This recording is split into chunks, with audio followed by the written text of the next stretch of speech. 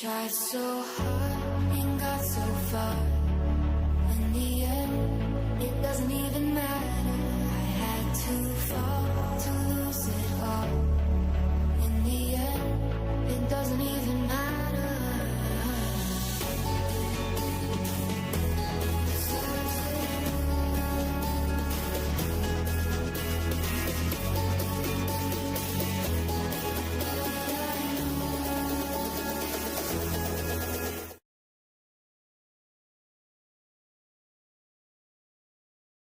Fucking embarrassing!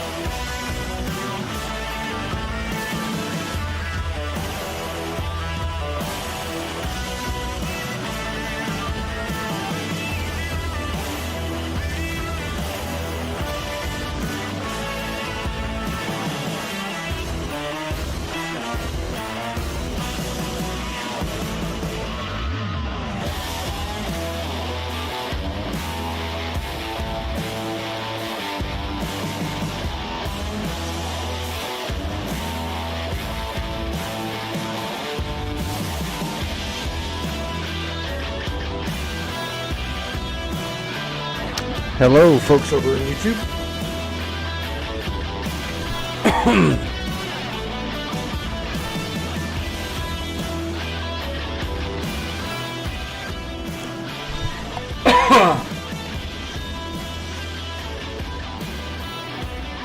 How's everybody doing tonight? And Twitch, how's everybody doing on Twitch?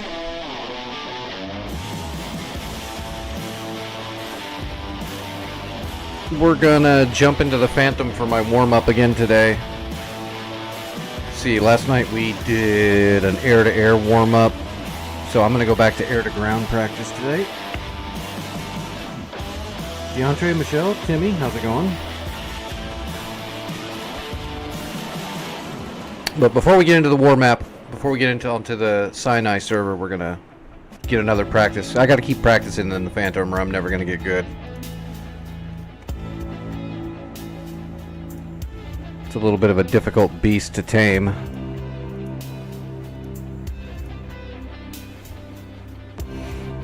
Alright, last time we did air to ground, I think I did Hobos and Mavericks.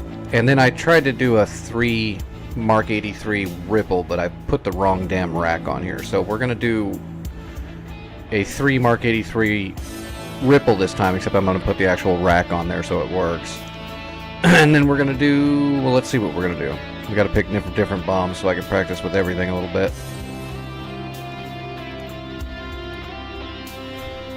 Well, we haven't done rockets at all yet in the Phantom, although there's not much to a rocket, but we'll do that anyway. We'll put some Zunies on there.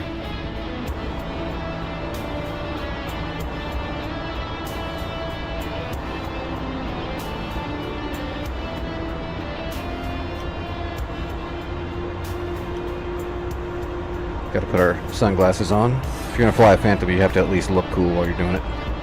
It's in the rules. I didn't write the rules, I just follow them.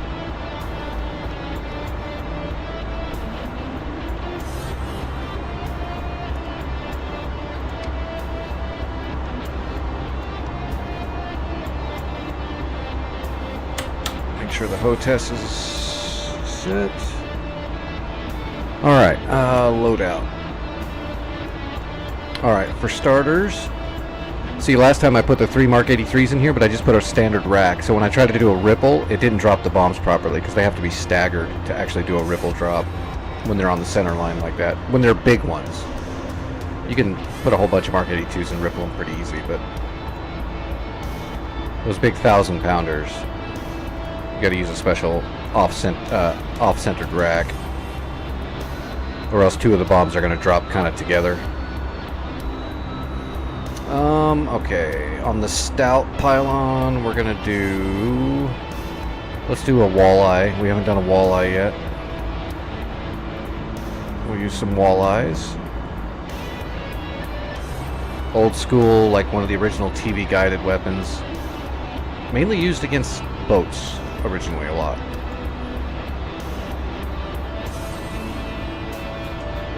Oh, okay, there we go. 127mm Zunis. Do they have a 3 rack? Yes, they do.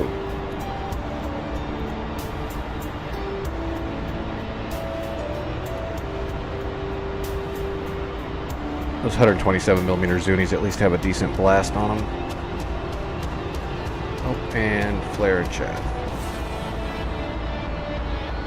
Request rearming. Alright, and this is the iconic F4E Phantom 2. So this is right on the cusp of getting a little bit more technology into our analog fighters, but it's still fairly analog.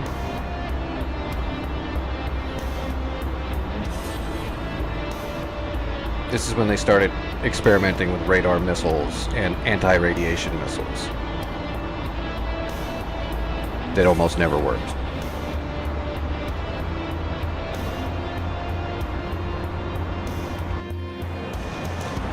Luckily in DCS, a lot of those old missiles, those are the walleyes. Those are those big, gigantic walleyes right there. They lock onto a contrast with the little TV in there, and then they guide themselves as best as they can to the target. Except we're not going to use them on a boat. We're going to put them onto a bait this time.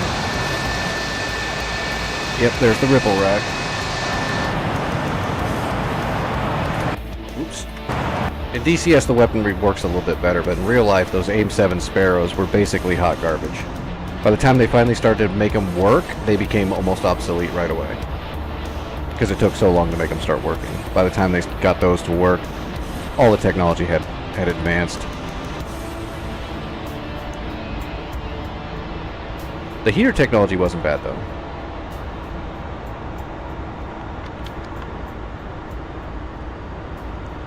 Alright, we'll get set up in the air. Where are we going to drop? Let's drop the walleyes on something big. If I try to drop it on something small, it's not going to get a contrast on it. Okay, we'll go to the base.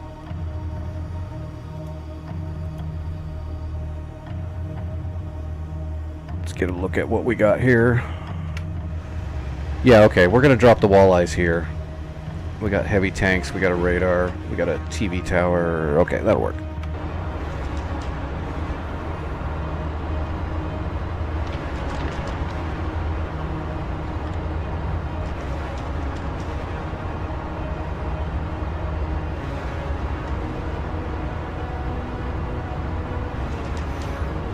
And if you're new to DCS, this is an actual military sim. So this is not like an arcade like War Thunder or something like that. This is the real deal.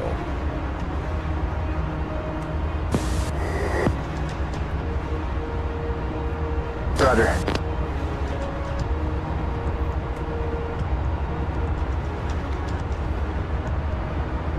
It's not completely one-to-one, but for the most part it's a one-to-one absolute replica of the actual aircrafts. The models, the switches, the systems, what they do, the whole shebang. So if you ever want to learn about aviation or military aviation, DCS is the way to go. And you can download it and try the T-model Frogfoot and the civilian P-51 Mustang absolutely free. And also, I believe the A model Frogfoot is going to be on that free list as soon as they're done with the retexturing of it. Which is good. That'll give everyone a free Cold War, really cool jet to learn with. I bought the A model Frog and I still fly it.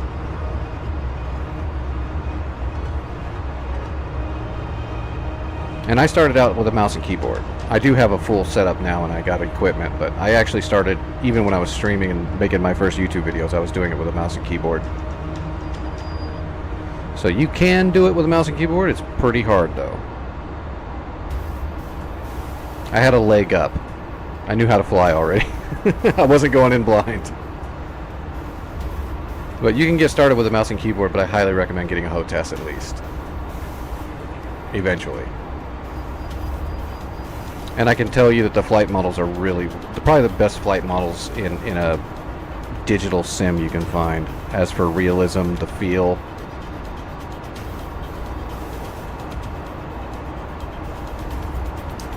Alright, we better get some flaps down for this. We're pretty heavy.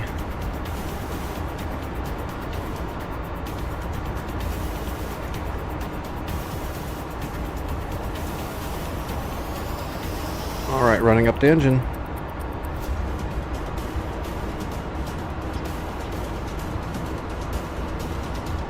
Alright, and away we go. Engine's good. Airspeed's coming alive. 80 knots. Rotating. 100 knots. I feel like flying. You feel like flying? I feel like flying. We're definitely heavy. Alright, gear coming up. Gears moving. Gear up. Flaps up.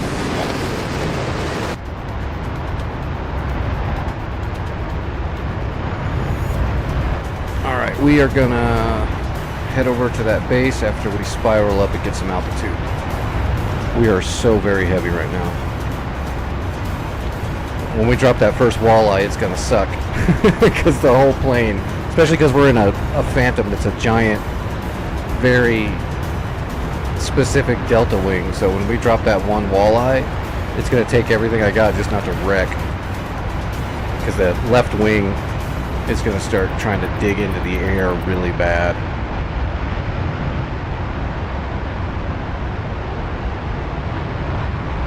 I'll try to stay on top of the ball with that and trim out the defect before the bomb drops. I'll start trimming it out before that. That way the slats don't pop out.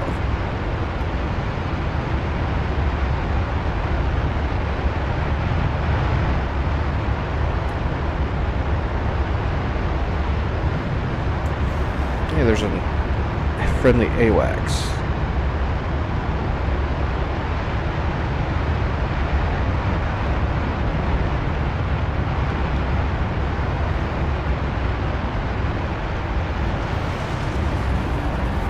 So we're going to arm all of our bombs nose to tail. First drops are going to be walleyes, so we're going to go direct and TV. Walleyes are on there. So we just have to wait. And when these two lights right here say arm underneath them, that means the walleyes are ready then. So it's going to take a few minutes, but it's going to take us some time to get to the target area anyway. We should get a bearing on. I didn't write down any headings or anything. Oops. So we'll go 075.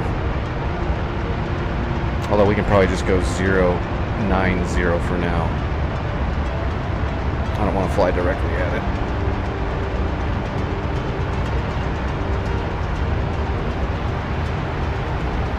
Climb up to about 15,000 feet. Oh, we're already at 17,000 feet, so we'll come off a blower. Start trimming. There we go, we're flying. Hand is off the stick.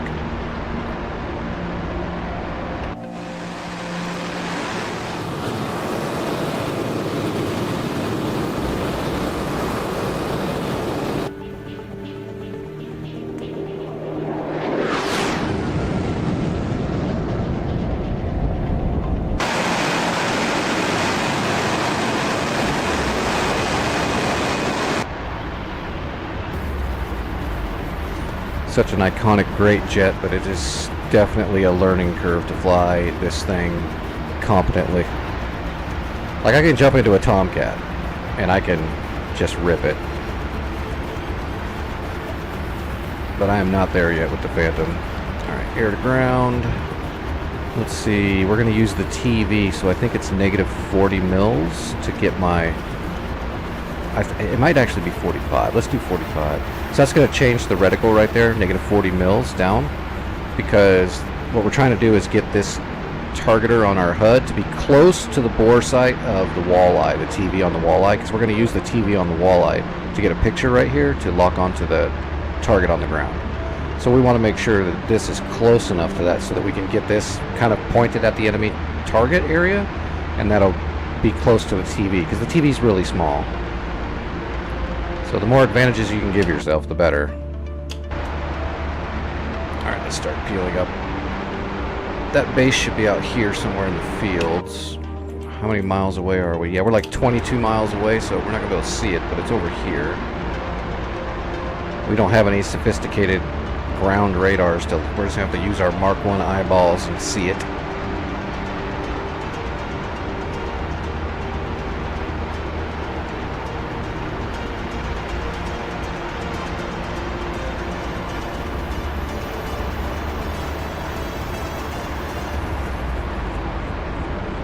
At least the cloud layer is nice and high right now. It can really suck if the cloud layer is really low but thick and you're using these old TV guided and analog jets, planes, and munitions, because the clouds will just block your view and you can't do anything about that. You can't lock a ground contrast through a cloud. Nowadays we got INS CDU computers with GPS.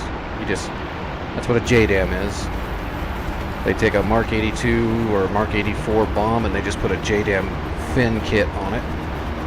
And you just put a GPS coordinate into your shooting computer, and then that transfers that GPS over to the JDAM kit. Then when you drop the bomb in the correct area, then the JDAM kit will do the rest and put that bomb really close to right on that GPS coordinate. Clouds be damned.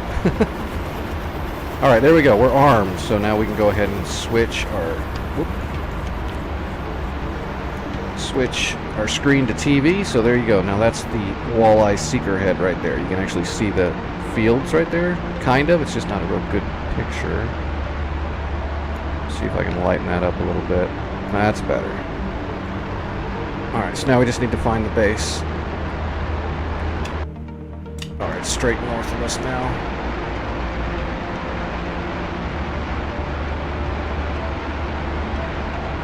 Hopefully we can see that tower sticking up. That's kind of what I'm scanning for.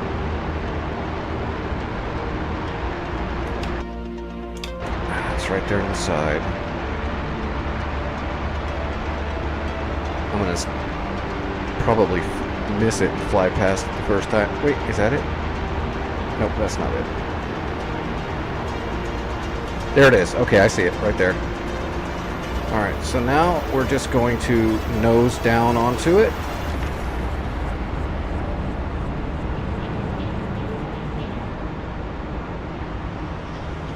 And now we're going to look at our TV.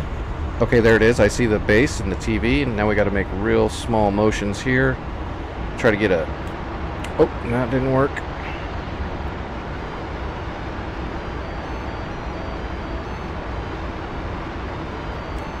There we go. We got a contrast lock. Bombs away. And we're trimming a lot. Let's see if this walleye hits. It looks like it's guiding pretty good.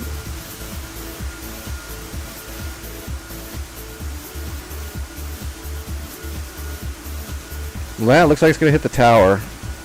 Yeah, it's going to hit the tower directly. So that's not bad, but the TV locked onto the big-ass tower. That's to be expected. It's a pretty primitive guided weapon. We got one more, though. So you can see right now, I've got the stick trimmed really hard to the left because of all this weight indifference now. Oh, there's the ripple rack, by the way. You can see that ripple rack. Cool looking. That was my mistake the other night. Alright, and we're trimming still. Alright, I think that's about as good as we're gonna get it. Yeah. Oh, the controls are so heavy.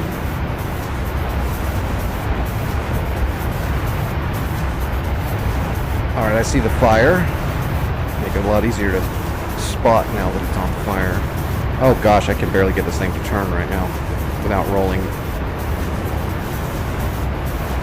Which, if we have this much weight on here, if we depart flight, I don't think I can be able. I don't think I'd be able to recover it. You gotta be real careful when you're this out of balance. As a matter of fact, we're gonna come out of blower now, because we're almost lined up. I would hate to have to fly around with a walleye still on one wing for an extended period of time. That would be rough. All right, where's the base? Okay, there's the base. Darn it! It did not give me a contrast.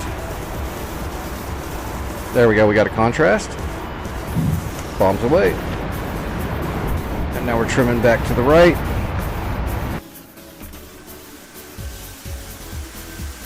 Oh, that looks perfect.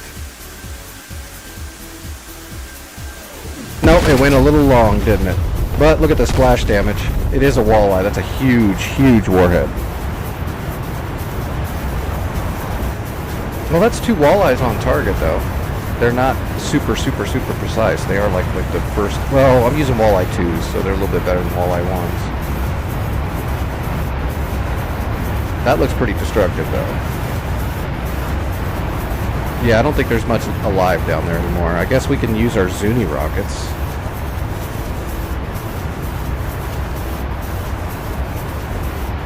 I'm gonna get my trim reset here.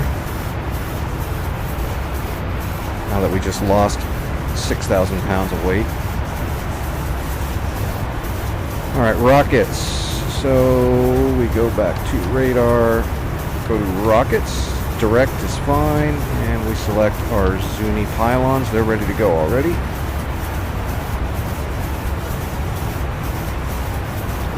Actually, I think the mills stay at about -45 for this.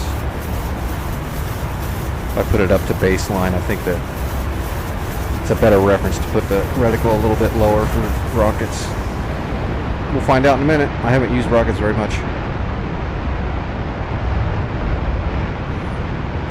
Go ahead and hit the blower. Such a big chunk of an airplane to fly around. It's really fast. It's not the best turner. It's not very agile. But it wasn't necessarily made to be. It was made to run everything down. It was made to kill MiG-21 fish beds, is what it was made for. It ended up being a really good bomb carrier, though, too, because it can put so much weight on here. It's basically a big, gigantic version of a A4 Skyhawk, really. Like 3 times or 4 times the size of a Skyhawk. Left 30 degrees, 13 miles, 5,000.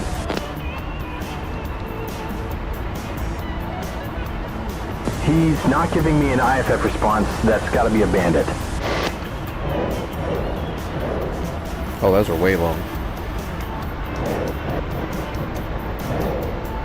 There we go. Alright, so it wasn't -45. It would have been better at about 35, I think. Maybe even 30.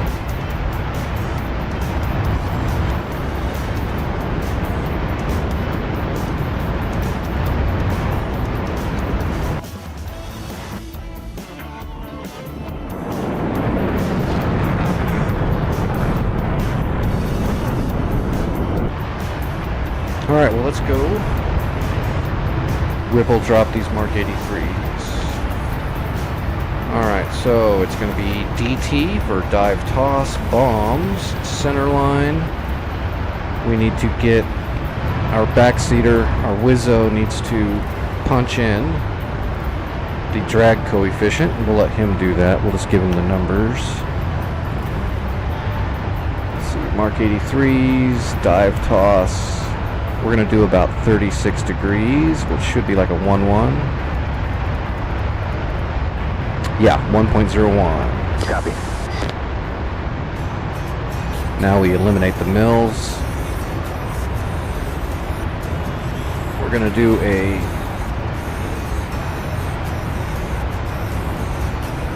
We're basically going to use the radar to lock onto the ground so we know exactly how far away the ground is. The jet knows how fast it's moving, and that's going to give us, plus the drag coefficient that he just punched into the computer will give us a good shooting solution to drop the bombs. This is before we had all these cool HUDs that had all that symbology to help, so let's do a Ripple 3. Let's go to about 1.5. These are 1,000-pounders. They don't have to blow up right next to each other. The blast radius is going to be pretty damn big. Here we go. There's some tanks on the river here. Let's see if we can drop them right across this armor. We just gotta find the river and then follow the river. We better slow down. What are we doing? Yeah, we're going 500 knots. We'd have to do a triple football field turn.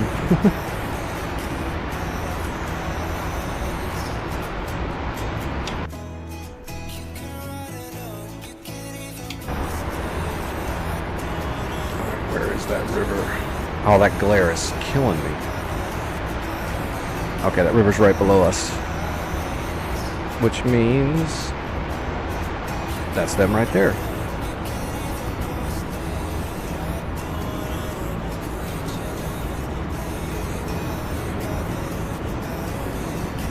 Alright. Now, Wizzo locks the ground. Okay, captured.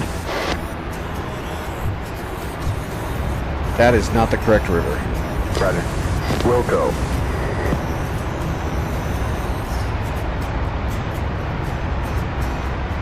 That was not the spot I'm looking for.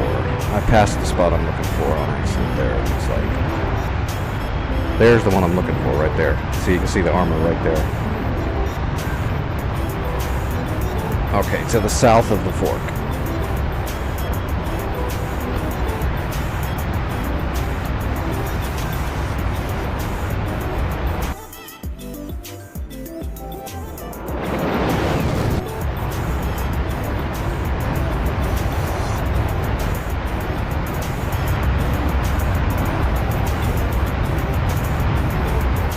Now. Here we go.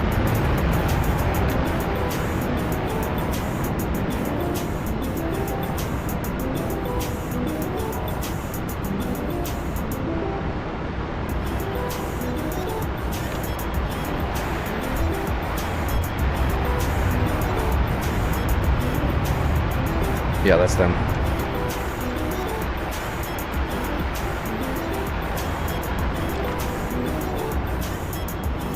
Alright, Jester. Lock the ground. Captured. There's our line of tanks right there. We're going to start right before them.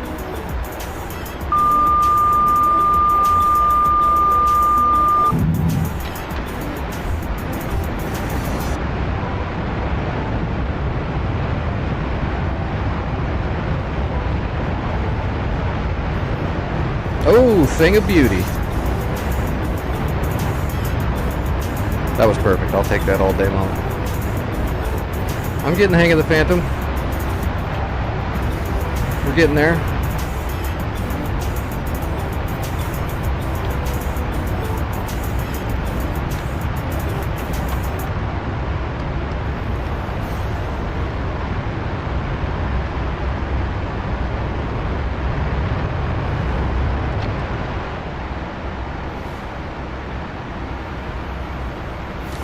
Makeup should be right up. Oh, there's the runway right there. We're just going to go straight in. We'll do our little mill trick. We're going to set our reticle to negative 225 mils, which sounds really stupid. It's an old trick. Air to ground mode, and then we're going to raise our seat up. Now we have a pseudo flight vector marker for AOA.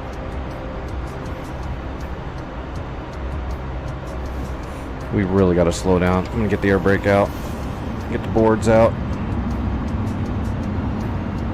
Because we're so high. Yeah, we're way up here.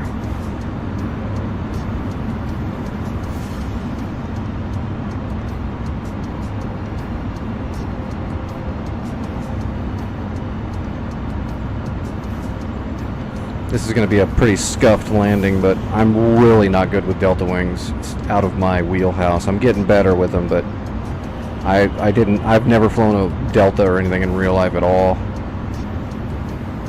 Not my cup of tea.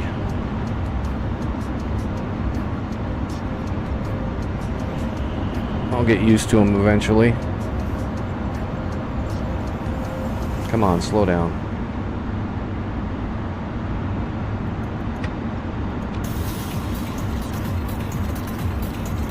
.200 knots, roughly. Okay, gear coming out, flaps coming down. The beeping is, that's what they would use as an AOA. It's basically an AOA indexer is the beeping.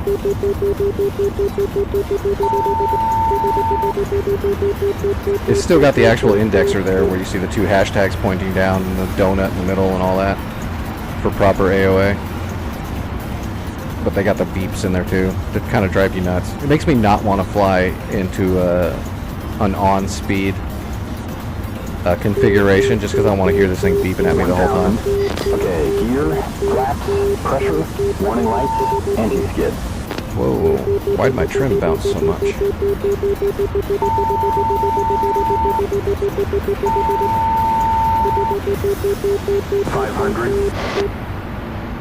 Watching our speed.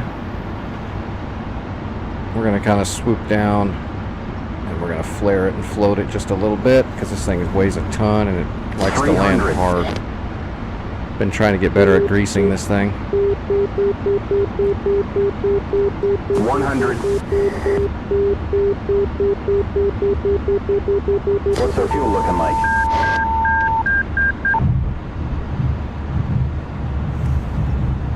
Yeah, when we first took off, we were badasses. Now we just have hard asses. Oh, shut up.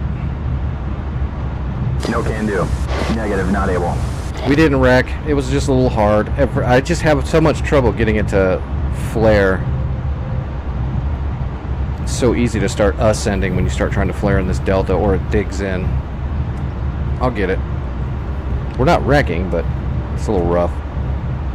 We didn't break the gear.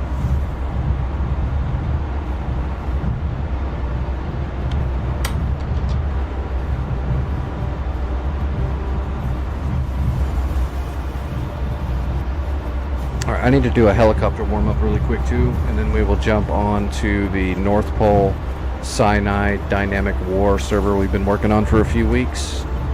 See how much Vic got done last night after we had to kill the stream. Vic should have carried on for a little bit. Hopefully he got some more done. We're near the end of that war. We've already captured like half of Egypt. We've already captured all of Israel, Gaza, Sinai Desert. The only thing left is Egypt, and the enemy's got boats out in the water.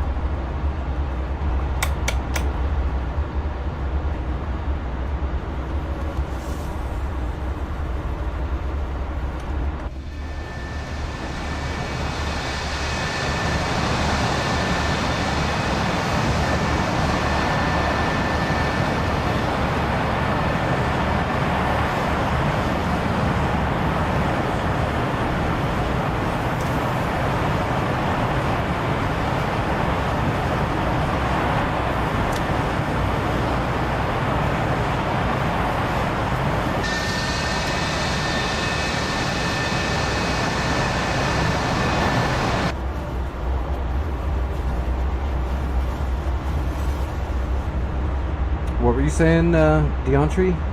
Are you on very, very what? Sorry, to see the YouTube chat, I gotta look over to my left on a totally different screen to see that chat, so sometimes it takes me a second to see it.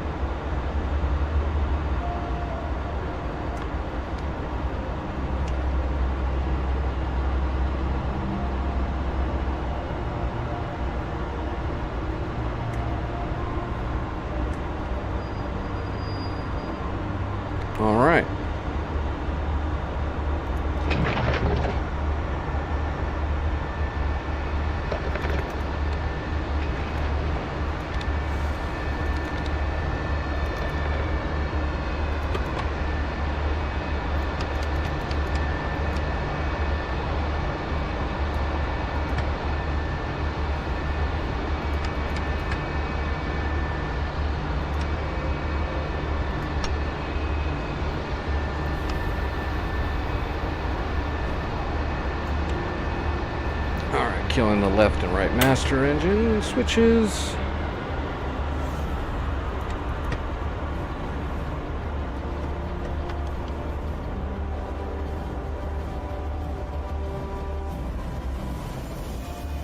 That's all she wrote.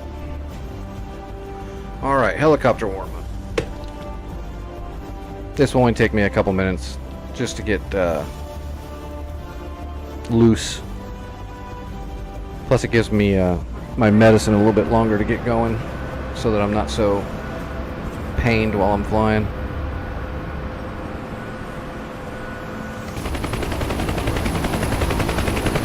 Do a Huey barrel drill or something really quick.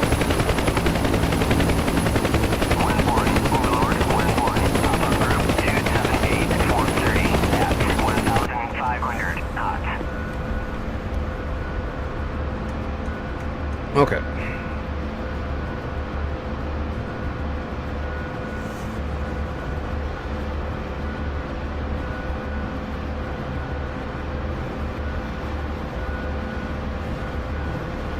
Alright, we're airborne.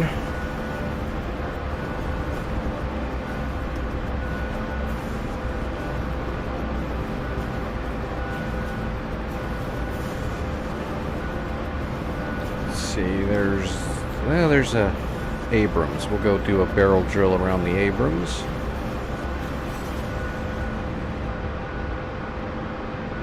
They love it when you do this. It doesn't bother them at all.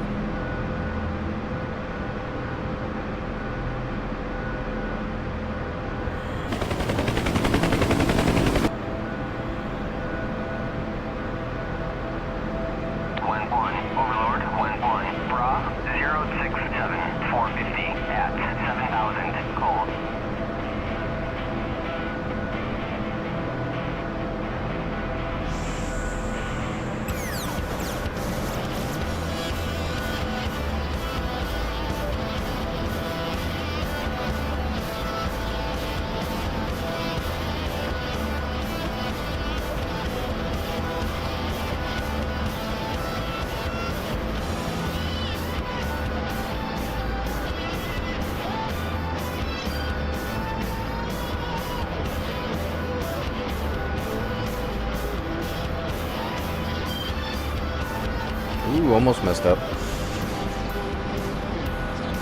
Damn unstable Huey.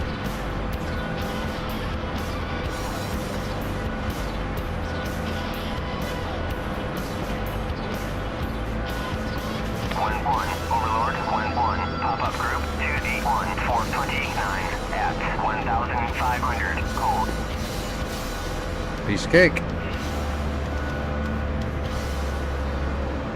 Well, I haven't lost my touch with the Huey, at least.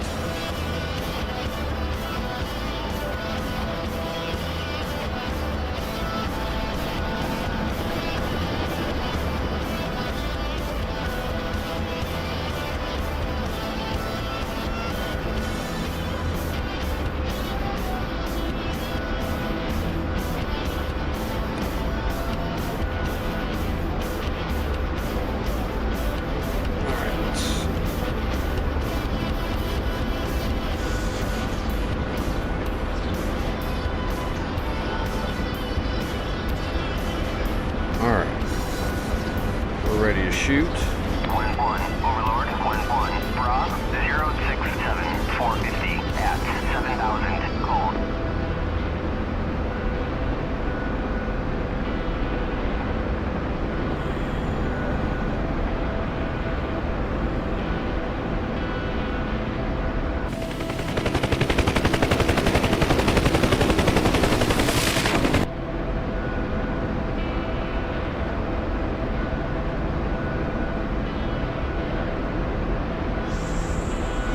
So wobbly.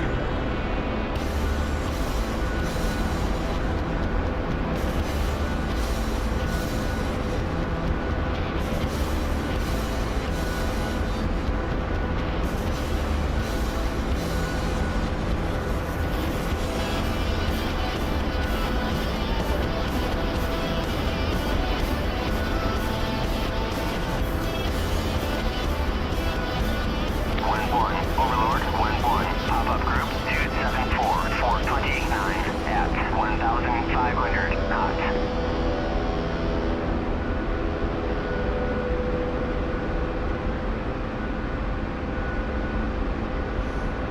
What do we bring? I should have rockets and the miniguns. Yeah, miniguns and rockets.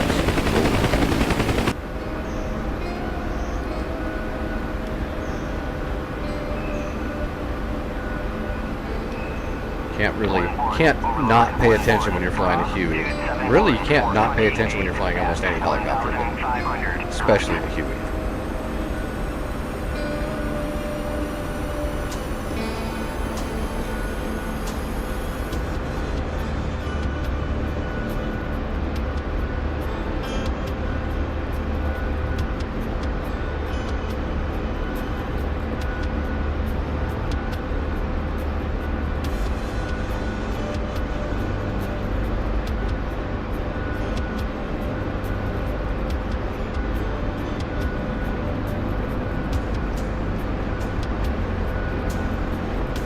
Let's go straight to the convoy once while we're here, and then we'll move on to the server.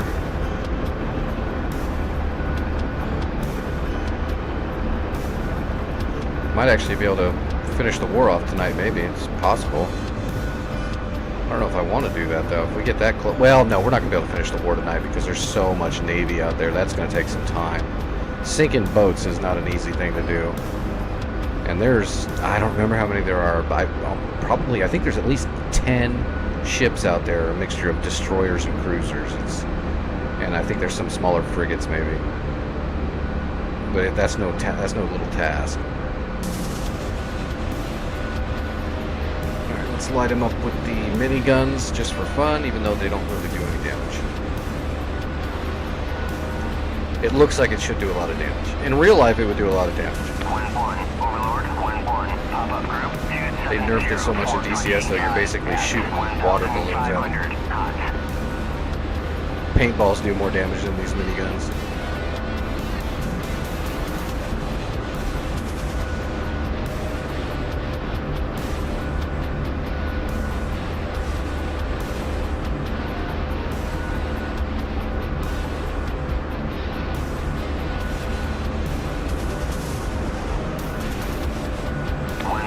Overlord, 1-1, Bra, 269, 425 at 1,500, cold.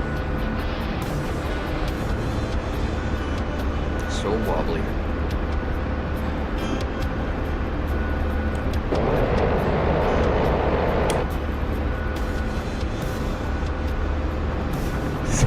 Damage. They're just driving off the road now.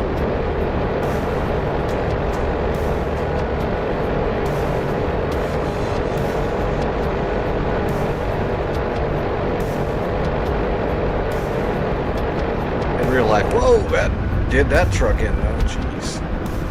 See, in real life, those things would be shredded getting that much bullets hitting them. Alright, let's hit them with the rockets.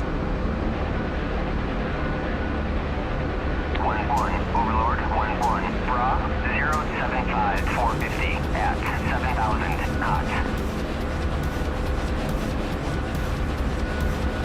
1-1, Overlord, 1-1, Bra, 076, 450 at 7,000 knots.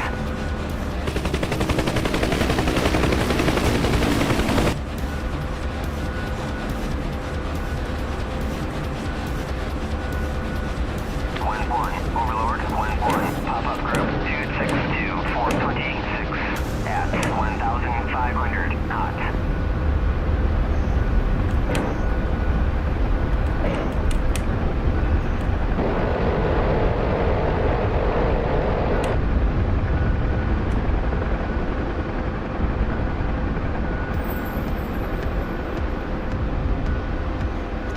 Not very effective, but fun.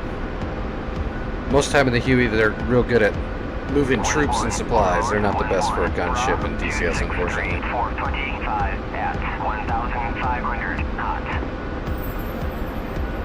And rockets are always touch and go, because they're unguided rockets. You're just kind of pointing them in the general direction. Alright, let's get ready to go over to that server. I think I'm about ready. What time is it? 10 o'clock? Yep. Let's do it.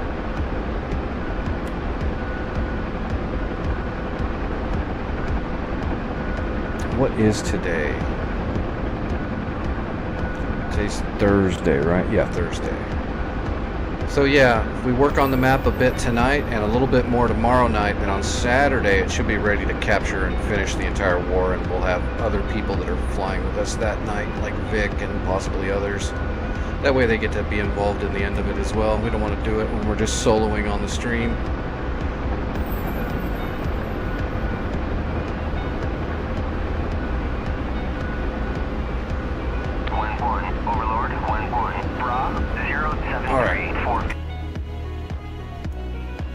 Or, well, before I jump onto the server, is there anybody watching on Twitch or YouTube that wanted to see something at all or anything before I get onto the war server? I have a decent stable of aircraft. If there's something you wanted to see demonstrated or anything like that, now would be a good time to ask it. Hey, Drop Bear, how's it going? I'm doing all right. I'm surviving.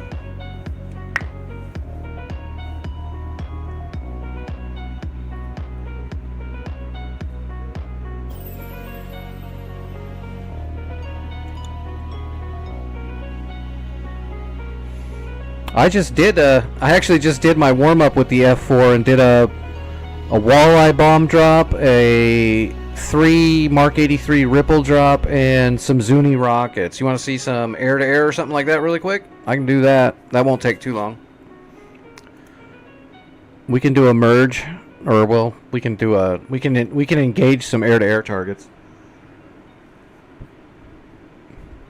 Unfortunately, I don't have any like analog jets to go after, so we'll have to kill something more modern.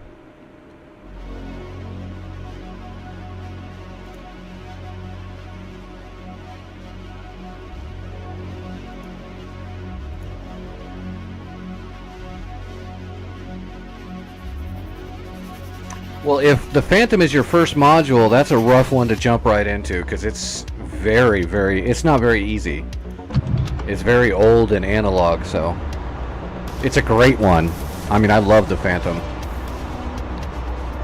But you're going to have your work cut out to you to get real good with it. But that's not a bad thing. Let's see. We'll just put Sparrows and Heaters on here.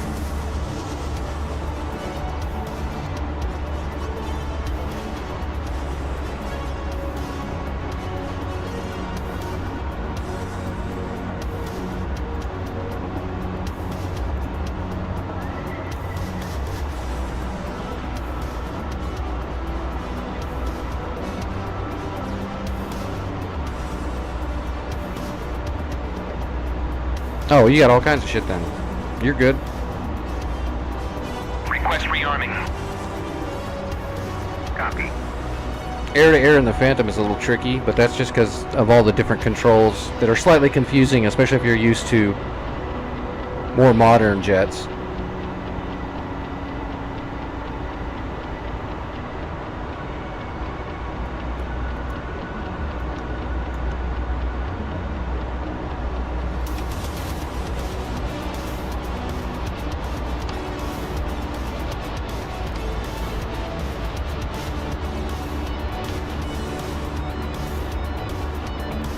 Rearming complete. Put the missiles on standby and let them start warming up. Make sure we got all of our sticks. Yep.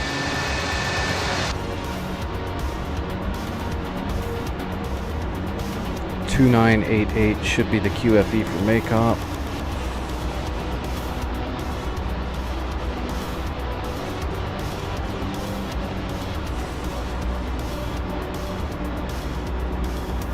We want B.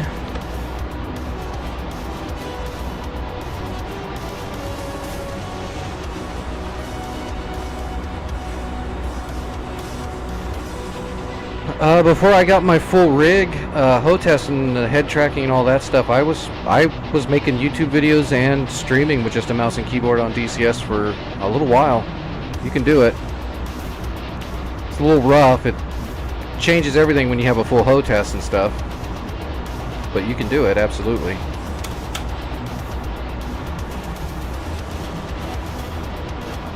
Let's trim that nose down a little bit more.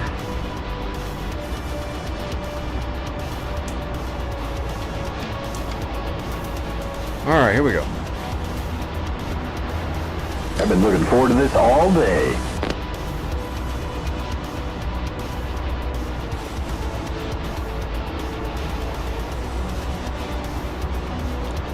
I think one of the coolest kills I ever got in PvP was with a mouse and keyboard, actually, because I used to fly on growling a little bit back then. But I didn't have fun in growling until I grabbed a, I would take a flanker. So, are we going to be down in the trenches, Visco? Roger. I would grab a flanker and I would just leave the radar off the whole time and just use the electrical optical sensor, and I was flying fast through all the mountains and Caucasus there, and I was just popping up and shooting ET extended range heaters at people using an electrical optical contrast lock to get the missile there, and that would piss people off.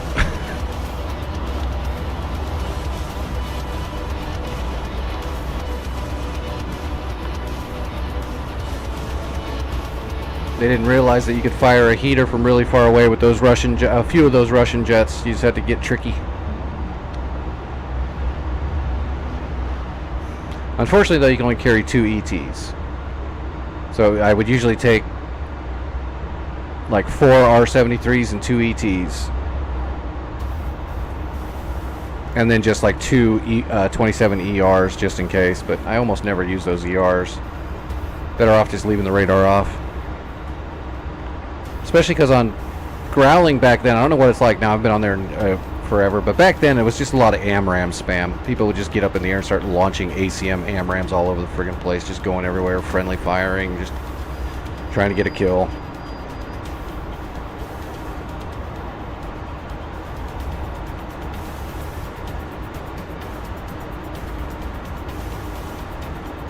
Alright, B. As soon as we get in the air, we'll turn the missiles on. Let's spawn a 2-ship.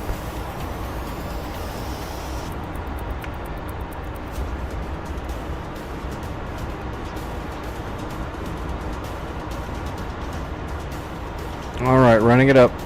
What's up, Supreme? There's 80. Everything's good. Here we go. Engine's good. Airspeed's coming alive. 80 knots. 100 knots.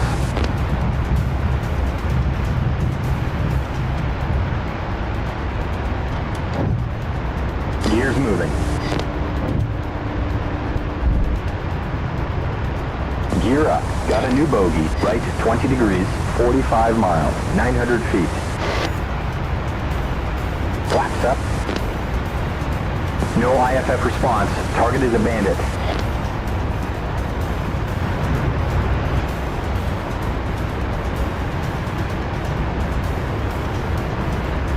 I've got the AWACS up, right? I'm pretty sure. Yeah, I've got an AWACS up.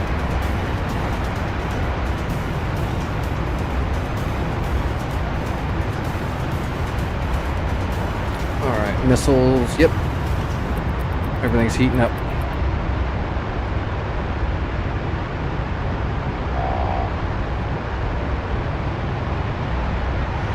So one of the tricky things to the Phantom in air-to-air is when you go into basically vertical scan, kind of like what you would use in Hornet or Viper. It's a little bit different in the Phantom, and some of your buttons are not what you expect them to be. Like the cage button. The cage button in Phantom is not a cage button. It's actually a bore sight caging for the radar, not an uncaged cage for a seeker head. So that can be confusing. The uncaged cage for the seeker head is actually your AARP button. And then your auto acquisition button is your auto acquisition button. So if you get into a merge, let me get my radar set here first.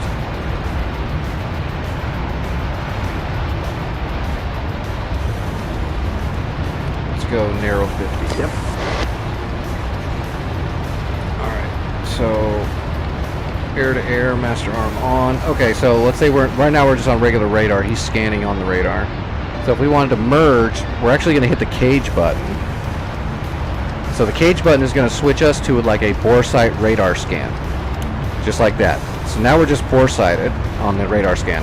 Then we're going to hit the auto acquisition button, and that's going to start doing an actual active scan. Because right now it's just bore sighted. It's not actually trying to radar lock. So now you see it's scanning off to the left. And that's now because we have guns selected. So now, once you're in cage mode and auto acquisition on the radar, now the weapon you select changes the way the radar operates. So you're not worried about what weapon you have selected right now. You're just worried about the radar. So we're scanning off to the left. If we want to scan up the middle, we have to switch to heater. So now you can see the radar is scanning up the middle. And then if to scan to the right, you go to radar. Now you see the radar is scanning to the right. Then once you get an actual auto acquisition lock, then you can go ahead and switch the weapon to the weapon you want to fire, whether it's the gun or a Sparrow or a heater. But when you're in vertical scan mode like this, auto acquisition radar mode, your weapon selection changes the scan type, and that can be really confusing for people at first. You see it there, heater center, gun to the left, radar to the right. Turn off the auto acquisition, and then tell Jester, double click your Jester contacts. Alright, scanning the sky again. And that'll reset the radar back to normal radar lock for a Sparrow shot, which we're going to go try to do right now. And then if you do get a lock with a heater, so let's choose heater. So if we have, when you get tone with it, to get solid, just like any other heater, you have to uncage the seeker head to get solid tone to have a good lock. So once you got tone, you have to hold down the AARP button, which, let me bring that up so you can see these buttons. So here is the cage. That's the cage uncage, which is the one we use to bore sight the radar. This is the nose wheel steering button, which is also the auto acquisition button.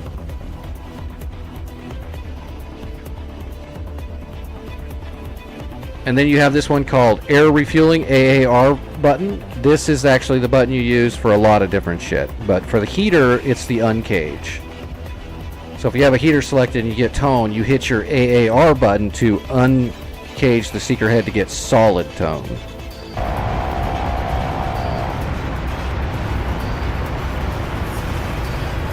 Before we had all that cool technology, everything was We have a friendly. super analog. 8 o'clock, 9 miles.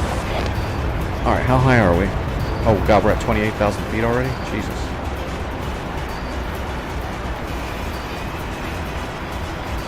Alright, let's get a bogey dope. See if we can find that 2 ship. Overlord, 1-1. In field, 1. Request bogey dope. Let's go to wide. Copy.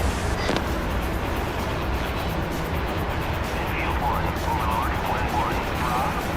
045. Oh, 068. 068. Overlord, 1-1. Passing waypoint 1 at 35,000. Alright, we should be nose on. 1-1. On station at Alpha 326. 150 at 35,000. You see our radar missiles are now up and ready.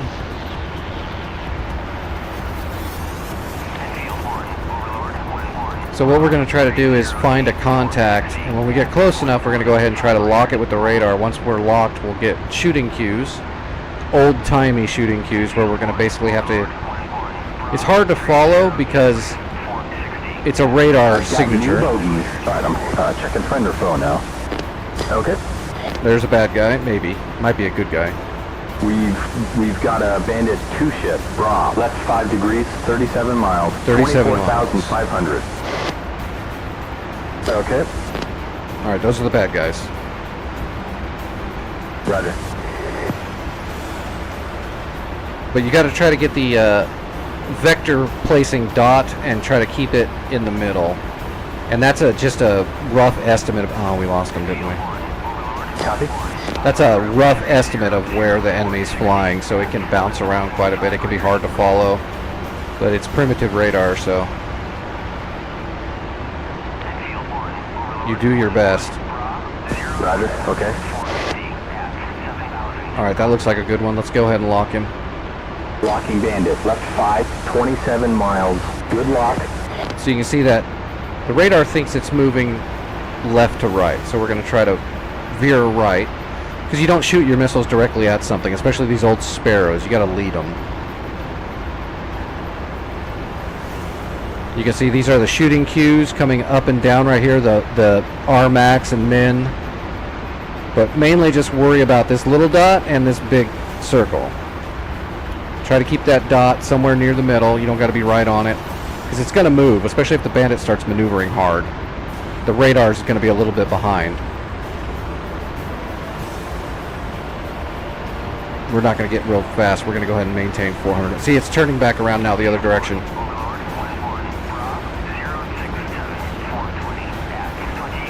And we're close to shooting range. I wonder if I can see him yet. No, I can't see him. We'll know where they are when we shoot a missile, because we'll be able to follow the missile.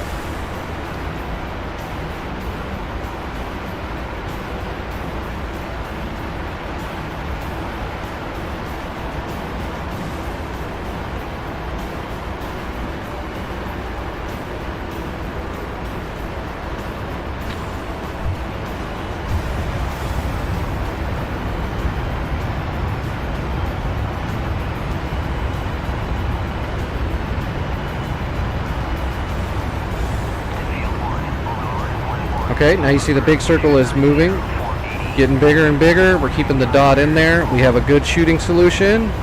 I still don't see him, so we're just going to follow the missile, and we're going to hold down the trigger till it launches. Fox 1. Oh, I see him. I see him. I see him right out there. And of course, it's a Fox 1, so you got to maintain the lock. You already know that stuff, I assume. Pull back. 12 o'clock. 7 miles. That looks like a good track. As long as Jester doesn't change the pulse on the radar, we should be good. Splash. All right. Focusing on your guy. Okay, I'm scanning again. Now we're going to go to Cage, Auto Acquisition, selecting heater.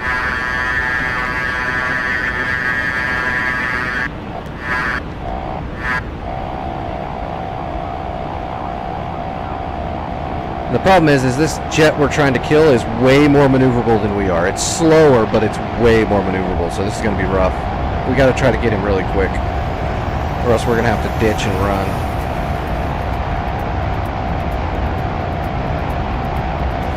He also might use a buttload of flares, which is going to make it really hard.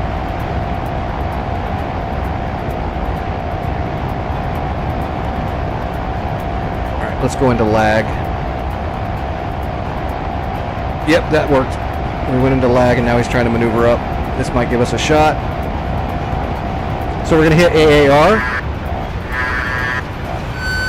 AAR. Fox 2. Splash. We got him. Flash! The bandit is down. So as soon as I got some tone, I held down the AAR to uncage that seeker, and that's when it got the really, really loud tone, which gives you the best shot you can get. It also allows you to pull lead more for your heater, so you don't have to, because heaters can't make these giant drastic turns. So once you got it uncaged on an opponent, you want to try to pull some lead to give that missile more opportunity to intercept the target and not try to steer into the target.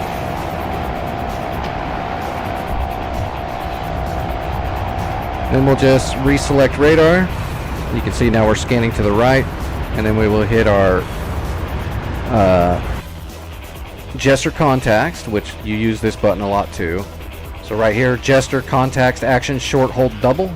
This is your button you use depending on what you're doing and how you use it. This button does a numerous amount of things.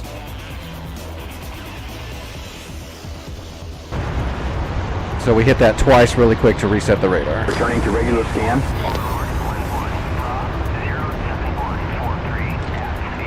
And there's an let me see if I can throw a link up in here for you. I've got a website here that has, let me active pause this. I should have it saved here, that actually is a really good website that just has the actual contacts menu button commands from Heatblur themselves. Should have it saved.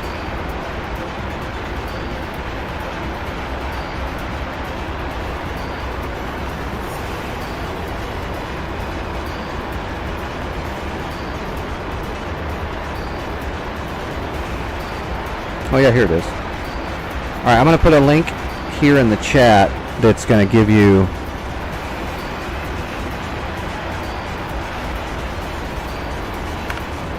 Okay, go to there and study up on that right there. That gives you a lot of the menus and context you need to use your Jester properly. Like all the stuff I do with Jester, it's basically one button. It's just either a one press, a two press, or a hold press, and it does different things depending on what you're doing. You know, if you're in air to ground and you're pointing down, one press down is going to tell Jester to lock the ground. If you're in air to air, one press down switches targets and does IFF. Two clicks resets the radar, and holding locks the current target that's selected. Gives you pretty much really good control of Jester.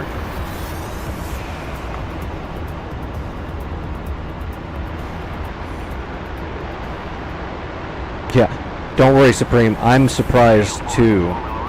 Trying to show somebody something with the Phantom, I'm surprised I didn't screw it all up and make it look really bad.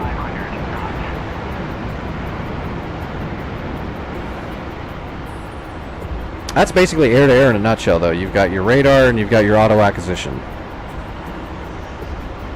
You've got sparrows and you've got heaters. Once you get used to the whole radar thing, it's actually not bad at all. Then it's just a matter of you're using primitive equipment, so it can be hard to find targets if you're not using AWACS or something. If you're just flying around, you know, good luck.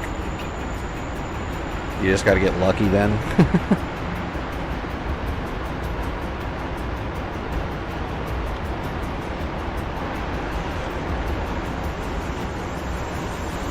Yeah, if you're on a server that has an F10 map, an AWACS map, then that'll help out a ton. If you're in a hardcore server, you better hope there's an actual AWACS to at least let you know there's, or an EWRS system, so that at least you know there's stuff out there in a general direction.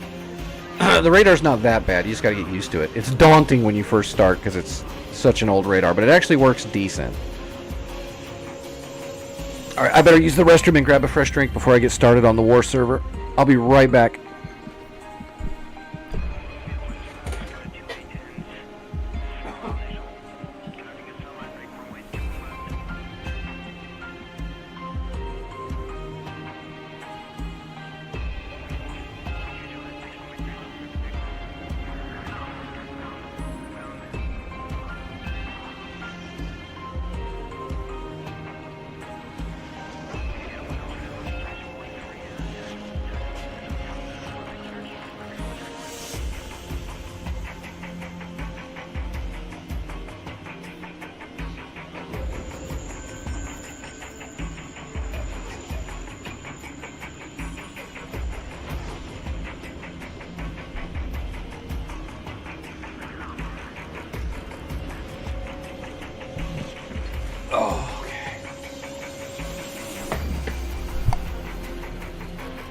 Well, if the map is almost complete, if Vic actually almost completed the map last night after I had to leave, we might not spend a lot of time at Sinai, or we might just go after boats, because I don't want to finish the war at the end of the week before other people can log in. I'll wait till the weekend. We'll just have to see what the map looks like. What's up, THC?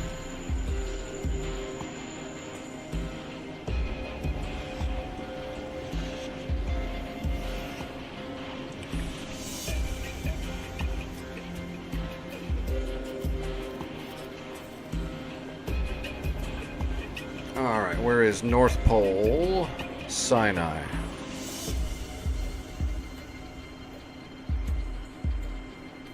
I don't know. I got no idea. Which Caucasus server? There's a whole bunch of them. Or are you talking about North Pole? North Pole? Maybe. I mean, I've never even looked at it yet. Me and Vic just jumped on Sinai because we both just got the Sinai map, so. And I like the Sinai map a lot. That's why we kind of chose this one first. We had just gotten the map, and it's a badass map.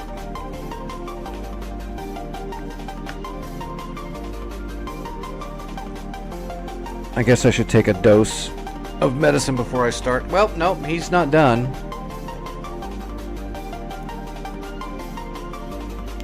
Oh, he didn't capture anything after I left. Maybe he didn't fly. He might have went on to Battlefield.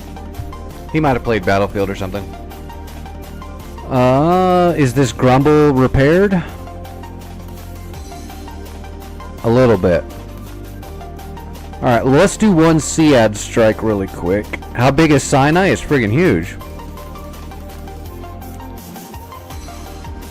So here's Egypt, Sinai Desert, here's Israel, Gaza, and southern Syria. There's Damascus. I mean, this is a really, really big map. You've got the canal. It is not small.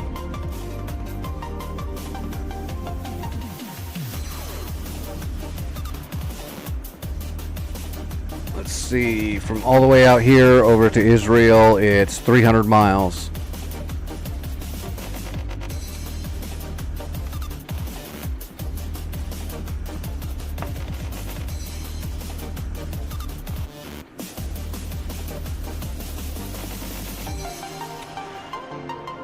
Burma has an SA-15. So there's a Tor Gauntlet at Burma. There is 2 Tor Gauntlets and 2 Tunguskas at Mansoura. Oh, I don't know how big it is on the hard drive. Let me see if I can look that up real quick. Give me a second. Let me open up my DCS folder and we'll have a look.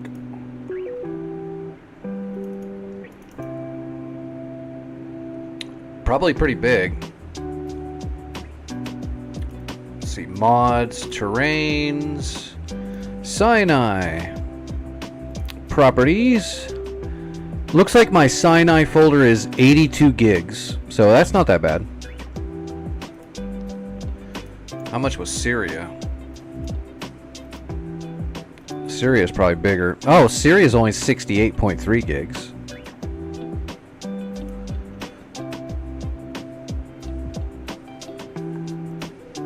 Afghanistan. I don't own Afghanistan, but I did download it because I trialed it. Afghanistan's 138 gigs.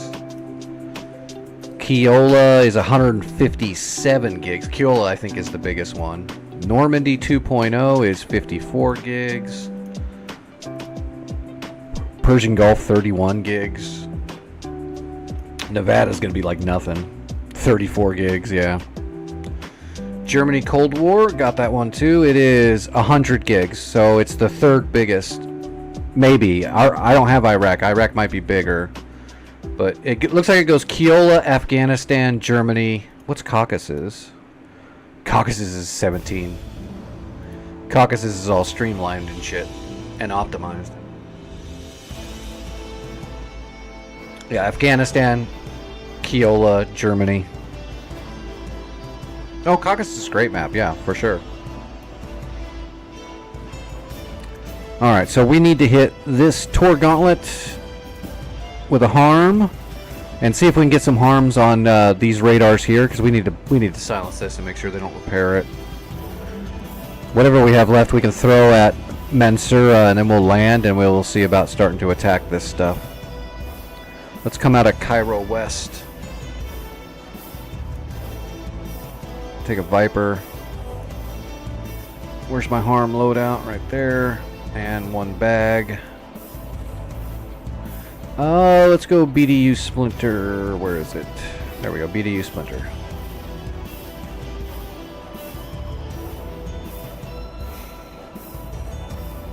And it's dawn.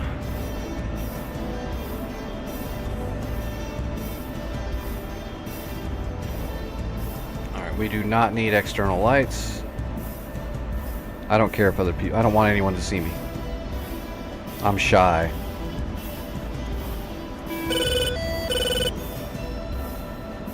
I guess we'll leave the taxi light on. Damn it.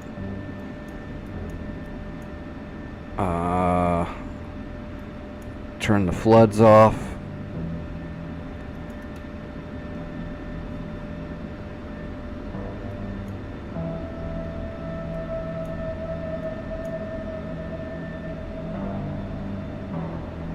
Alright. We should be good to go. Let's see where we are, though. Oh my goodness, that's not bad. It keeps spawning me like way the hell out here a lot of the time, and it takes forever to get to the runway. Alright, so we're going right and left.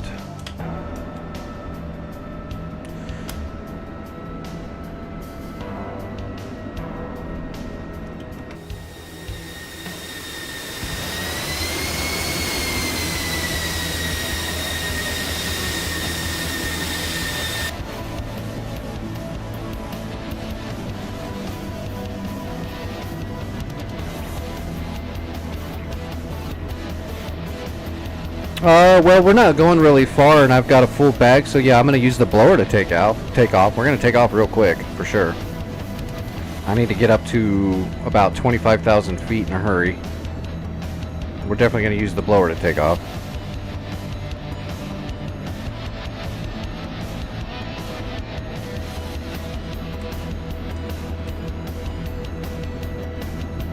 Yeah, you need to save up and get you a bigger drive.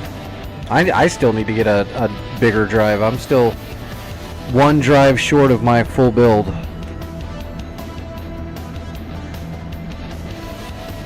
Now, some liveries take a lot of space, but yeah, 100 gigs of liveries, you might need an intervention.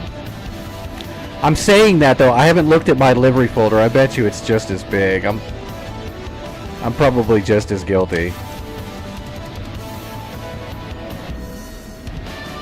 Oh, dude, my DCS folder is close to a terabyte without the saved games folder. Saved game folder is another whole shit ton, because that's where all the liveries are and stuff are, is in the saved game folder. But my DCS Eagle Dynamics folder is a terabyte.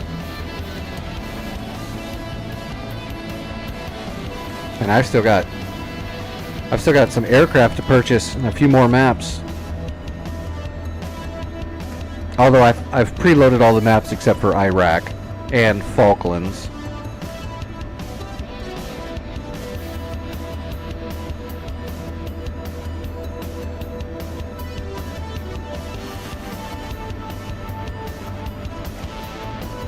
Oh, that's the core folder in the Eagle Dynamics folder, not the save game?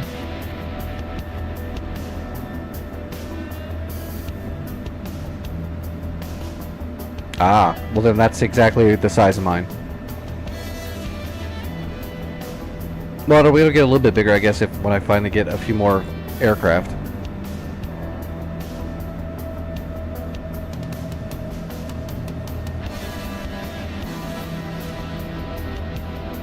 Yeah, it looks like the sun's coming up.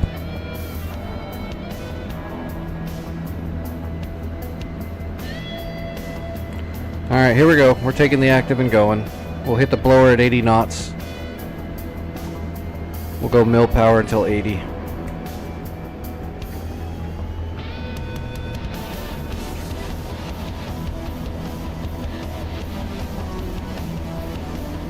And blower. Rotating.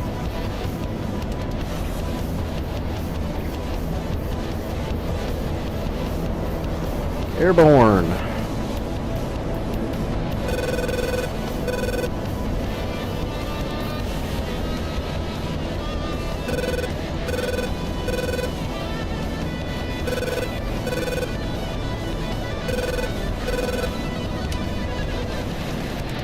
Alright, we're fenced in for air-to-air and harms. What's the heading? Oh, it's like straight north from us. So let's spiral to the south to get our altitude, and then we'll come back around.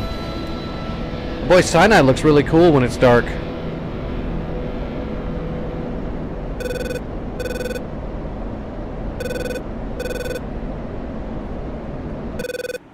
Jack Blair.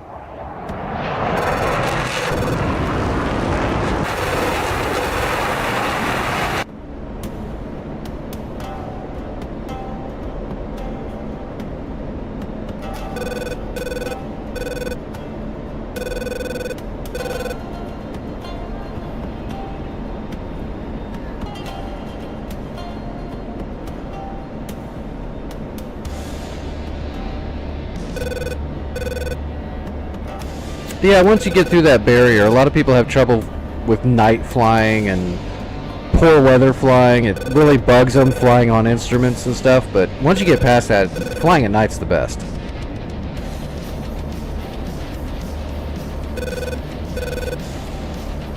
Alright, let's get nose on. Should be roughly north. Let's go ahead and go straight north and see. Well, the 64 is made to be flown at night. I mean, that's its original mission. It's a nighttime, you know, weapons platform. Literally, that's what the mission was. It was invented for.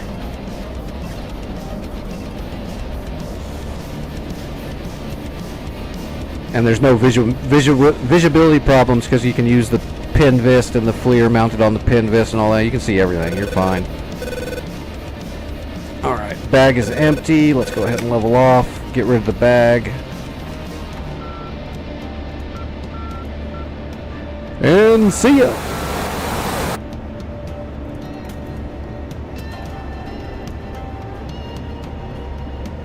Alright, we're fenced in and ready to fight.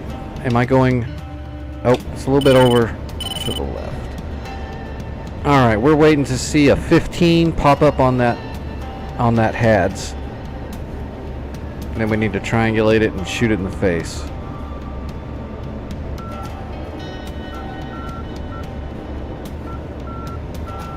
Stay on military power till we're ready to shoot.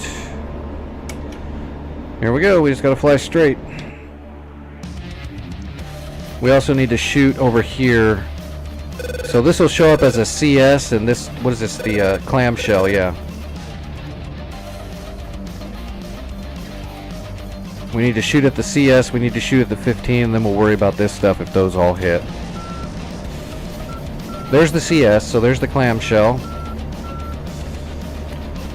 I'm not going to shoot at it yet, but I am going to go ahead and lock it to start getting let the ELANT pod start gathering information on it. That way when we are going to shoot at it, we've already got a decent track file started on the in the ELANT pod. We're waiting for that 15 that's going to pop up somewhere around in here. The reason why it hasn't yet is because that Tor Gauntlet doesn't want to turn on because we're too far away from it to shoot at us. We might have to jump down a little bit lower in altitude to kind of coax it to turn on. We might have to wild weasel it. Worst case scenario, I'll just jump into an A-10 if it doesn't want to turn on, and I will just smoke it with a Maverick.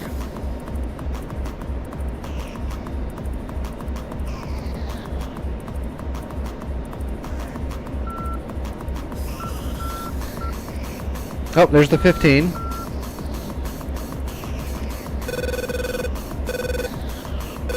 Alright, so now we got to triangulate. We've got a solid 15. We'll offset left. I do believe... I don't know if they have an actual ELANT style pod that does that for them. I think it's built in to their systems, like the old T-Frogs. I think. I couldn't tell you for sure, but so I think they basically get HUD information off of the seeker head. There we go. We got a PGM of 2 hitting the blower. We want to get about Mach 1 before we fire to give this missile some gusto. And there's Mach 1. Good solid lock. Magnum. Alright, locking up the next one. We have a PGM of 2 of it. Still Mach 1. Magnum, and we're going to fire on that CS if we have a good PGM. We do. Magnum. Alright.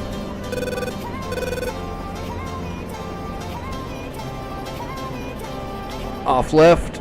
Now we're going to come back around and see if we can find either a Tunguska or a Gauntlet over there at Mansoura.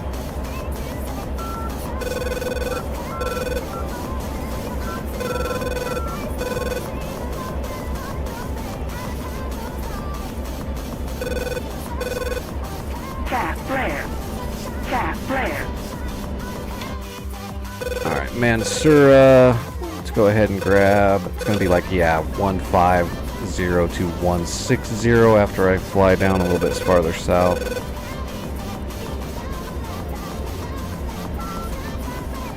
Let me go ahead and trim a little bit. I'm a little out of balance with that single harm left on here. Tap, tap, tap, tap. Okay, that's trim. That's good enough. Alright, coming around to 060.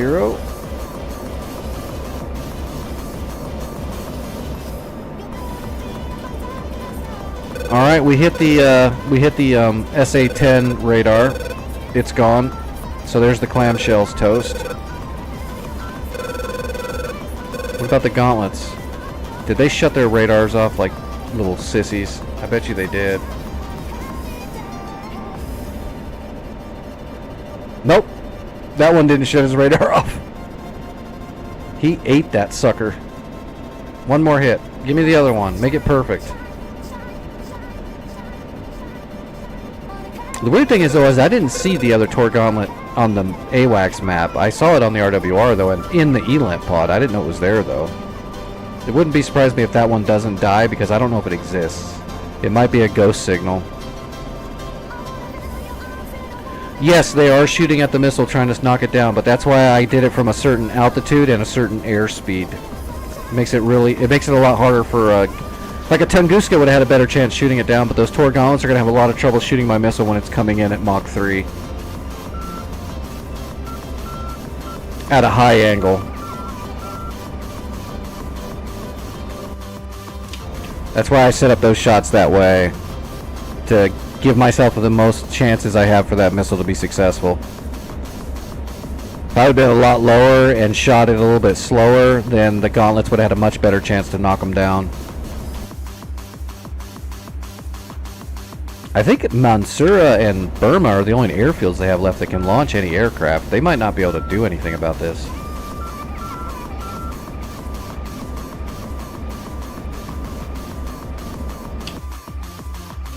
Alright, this airfield's got Tunguskas and Gauntlets, so the next shot's got a really low probability of being successful, probably.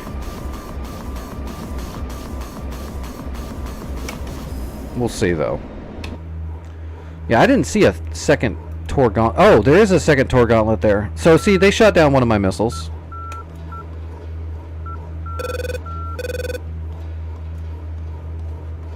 There are more Tor Gauntlets there. Damn. That's alright. I can shoot down Tor Gauntlets with a Maverick.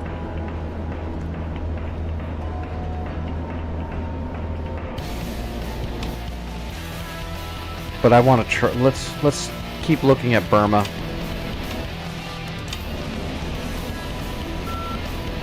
I want to silence that thing on at Burma so that I can come into Burma without having to bring in an A-10.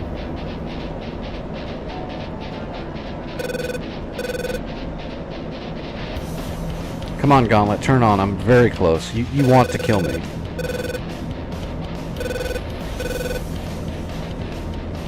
Where's that airfield? There.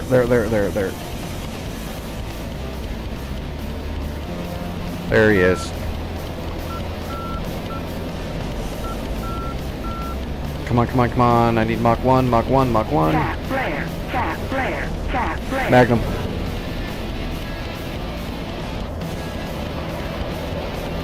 Switching to Cat 1.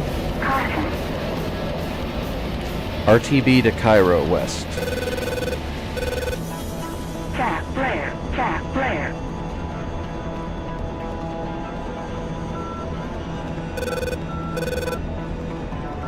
Counter. That's the Gauntlet. Cat flare. He shot. Cat That's flare. actually kind of funny. That basically sealed his fate, probably. Or he's shooting at the, Cat flare. Cat Oh my god. Cat flare. Cat flare. Cat flare. Cat flare.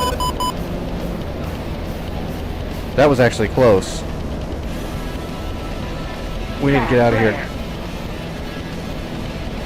Cat flare. Cat flare. Alright, yep, we're bugging out.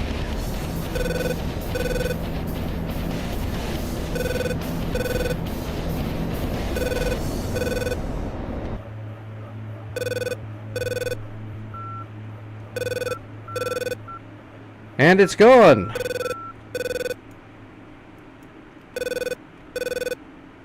That's the one that almost hit me right there. Barrel roll bug. I don't know what bug you're referring to. I don't know of a barrel roll bug. What's that one do?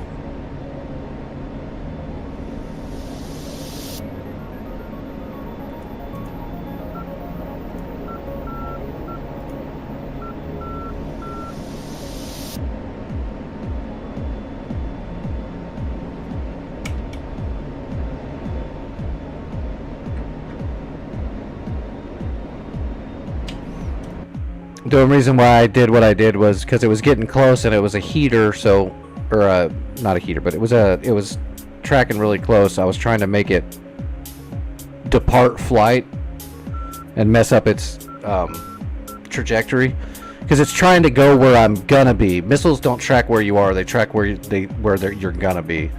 So doing that weird maneuver made it actually move really rigidly, really hard, really quick, and that can cause the missile to burn off a bunch of its energy really quick. Not that I know of. If you have a missile coming right at you and you just do a flat barrel roll, I'm pretty sure you're going to eat a missile. That I know of. What I did there wasn't really a barrel roll. I departed flight a minute.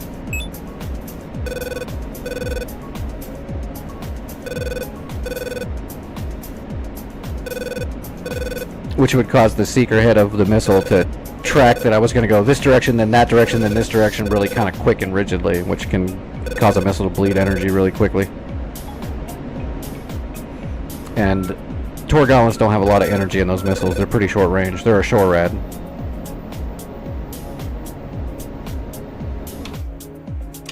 Alright, that's Cairo West right there, right?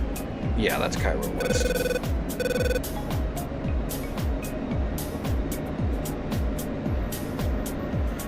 I've never even heard of that one. I'm assuming that's definitely not in the game, or else everybody in PvP would hate this game because everyone would just be flying around, barrel rolling, flying in a straight line.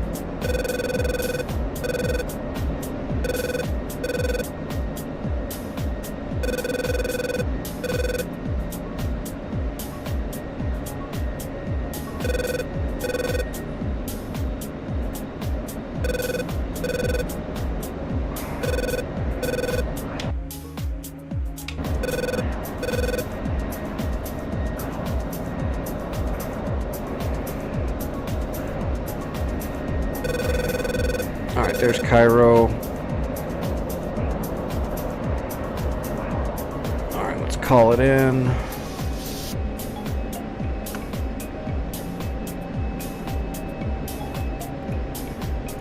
Inbound.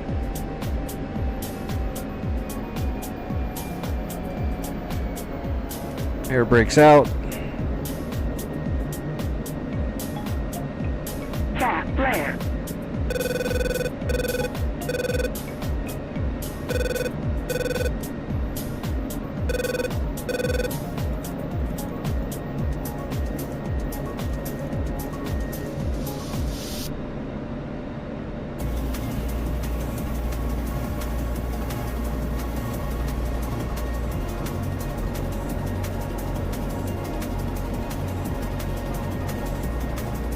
Altitude. Altitude. Well, we got 3 out of 4. That's a pretty good percentage for a harm.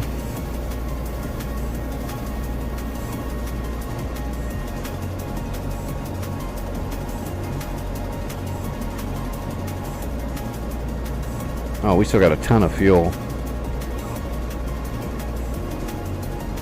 Should have used the blower more so I'd be lighter. We're coming in fat.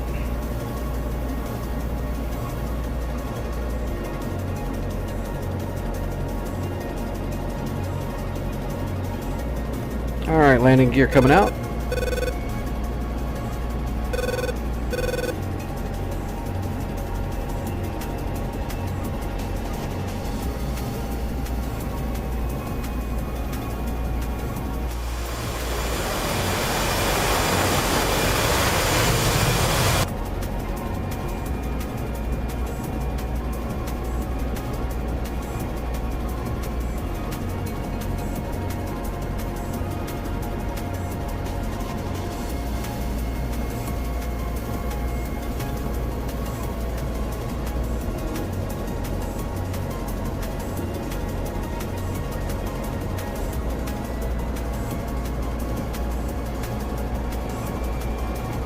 Alright, on speed.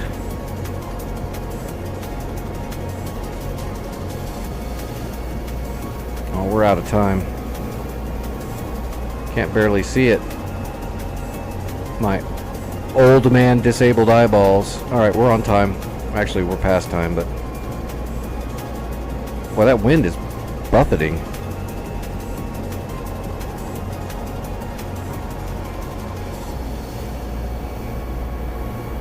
Should have come in a little bit lower and flatter just because of that damn wind. We're gonna have to crab it in there a little bit.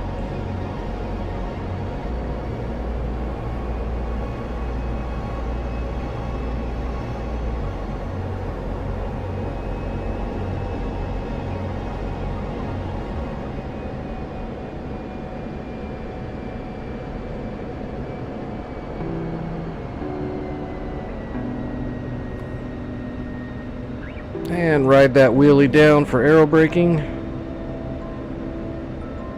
That's all she wrote.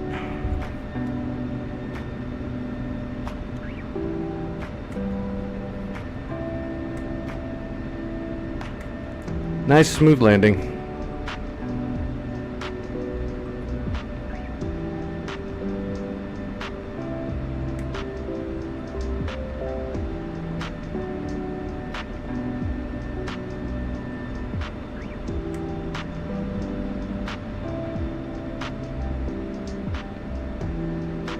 Alright, well, first mission successful. We took out some SAMs. We should be able to assault that airfield now. We'll go after Burma. I am going to have to go up in an A-10, unfortunately, though. We're going to have to do an A-10. That one Tor Gauntlet's still there, and I don't really feel like dueling a Tor Gauntlet and a helicopter right now.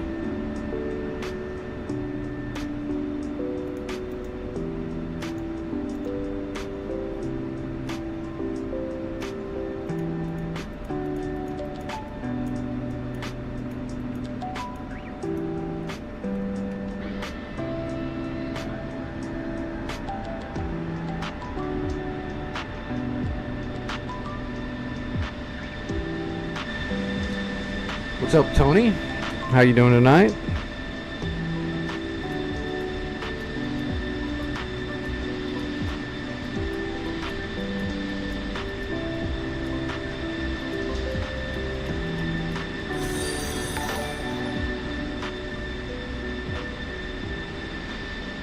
Griggsy, thanks for the follow. I appreciate that.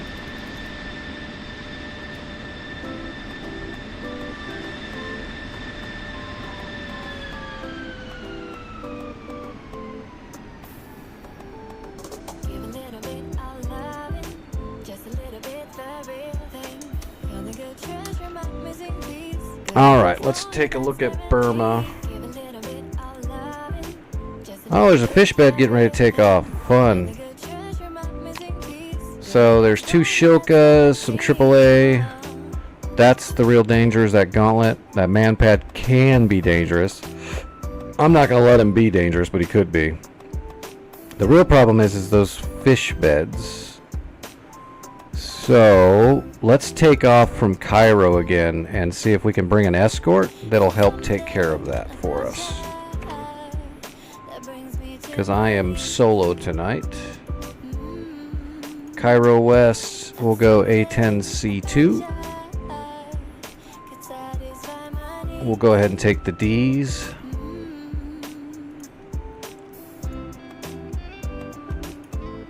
We'll take a set of Predator rockets for ballast. We're not going to take an ECM pod this time because we're going to take 4 heaters in case we have to defend ourselves against an aerial target. Let's take 105s.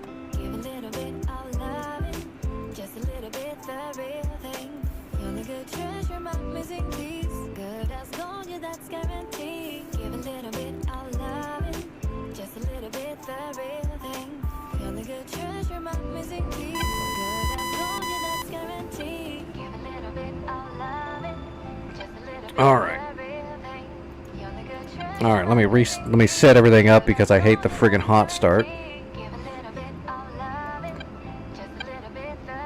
Alright, floods. Turn off the floods. Turn off all of the friggin' Externals. Just a little bit the real thing. Only good treasure, my missing piece. Good as gold, yeah, that's guaranteed. Alright, set the Jehemics. Just a little bit the real thing. Only good treasure, my missing piece. Good as gold, yeah, that's guaranteed. Okay, that's all good. We want E program. And we want manual. Put our TAD over here on the right.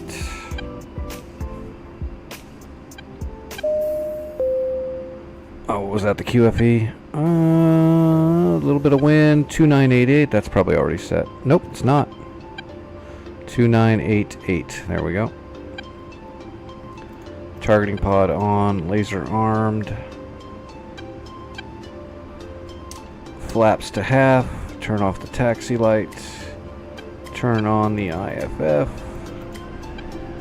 Alright. I think we're good to go. 4 105s, 6 Mavericks. Yep, we're good to go. What is that? Burma was number 40, what? 42. We don't have to put in our own GPS coordinates. We got it all set already. There we go, Burma. Alright. Hell, we're ready to go.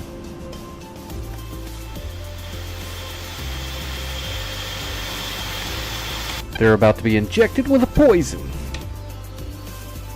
Oh, there comes that fish bed. We've got air defenses here, so this fish bed should get smoked.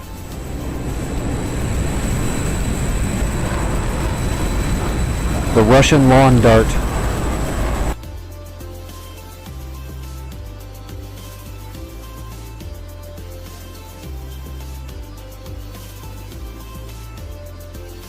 Oh no. All we have is some shore ads. He's gonna fly over him. I might still have to deal with this jack wagon. Stupid fish bed. Those things are tiny, by the way. I know they look really cool in movies, but I've seen a fish bed in real life. They are very small. They look like a big old jet, but they're tiny. Yeah, he's flying over all the shore ads. Do we have any long-range SAMs back here? No. Where? Don't we have an SAM system around here somewhere? Here we go. We got a Hawk system at Cairo International.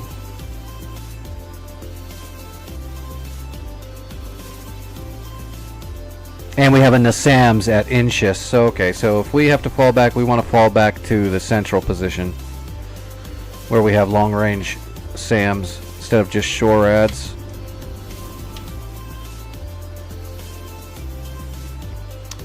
Yeah, download you a Chuck's Guide, Griggsy. They're really good. Or you can just actually get the manual, you know, get the actual documentation on the jet itself.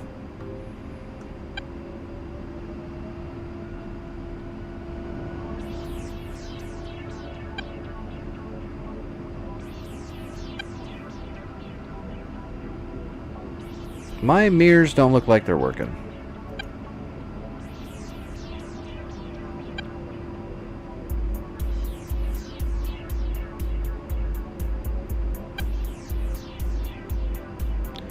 Chuck's Guides. He makes really well done guides for DCS that has a lot of the actual information on the real jets, which is helpful because DCS uses all the actual information off the real jets. So he makes really good guides, though. They're a lot easier to like absorb, especially if you're not like previously in aviation and stuff. They're very well worded.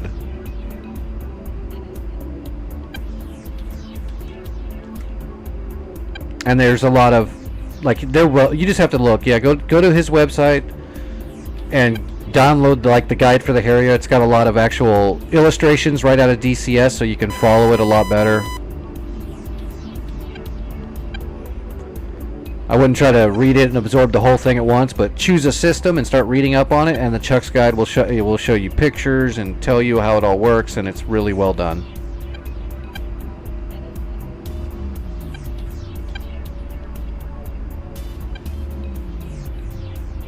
Where's that fish bed?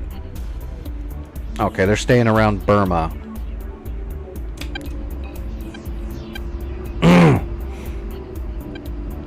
Alright, here we go. We're just going to take the active and go. I will call an escort of Hornets to help me out on this run.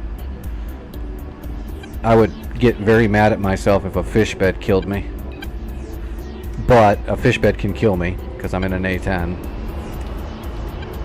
Oops. Nose wheel steering, thank you.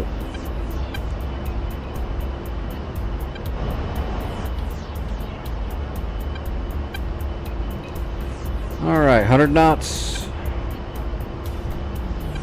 We're looking for 150 rotation.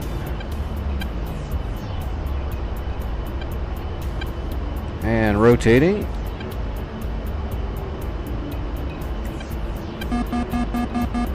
Gear up.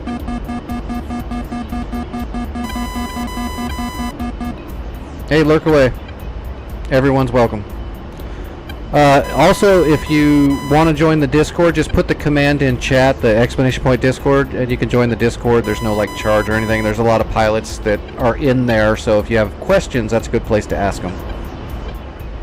If I can't answer it, someone else probably can. Most of them probably can, more than me.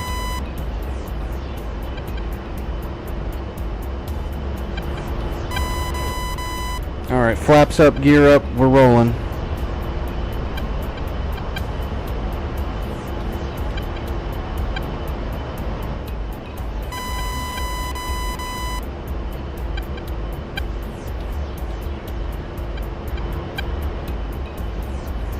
And Burma is, where's my cake? Right there. Oh, I can't wait to get my new head track puck so that my camera face tracking isn't so bad.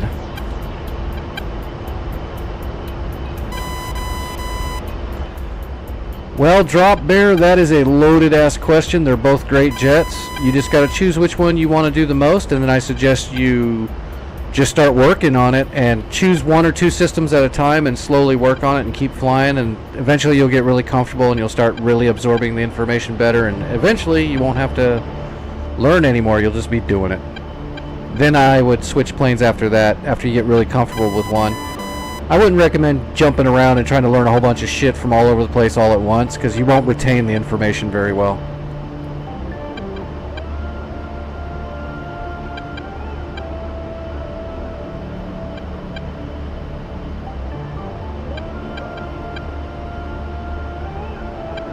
Alright, let's call that escort. Shoot.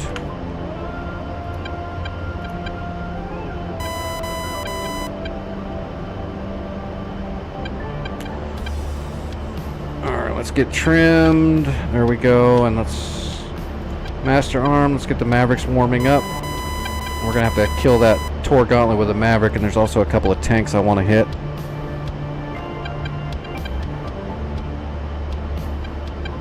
Oh, they're launching Havocs too. That's always friggin' fun. What did they give me? They gave me, yeah, 2 Hornets. Perfect. Go get them, boys. Do not fly right over the Tor Gauntlet and die like a special person. Alright. Targeting pod up. And slaving. We are looking for a Tor Gauntlet.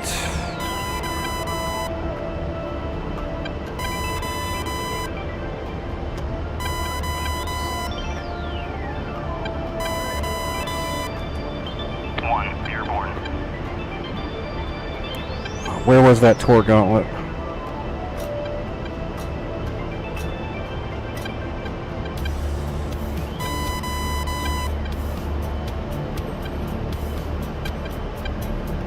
I need to get closer.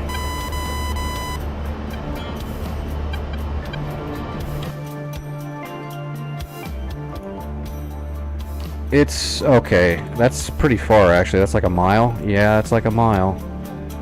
We'll just have to wait till we get closer.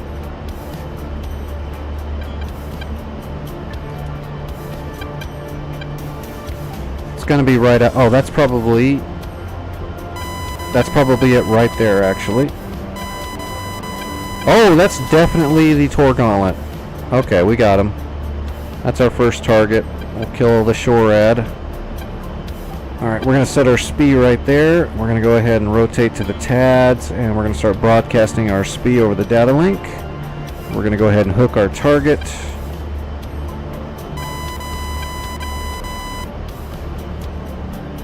Alright.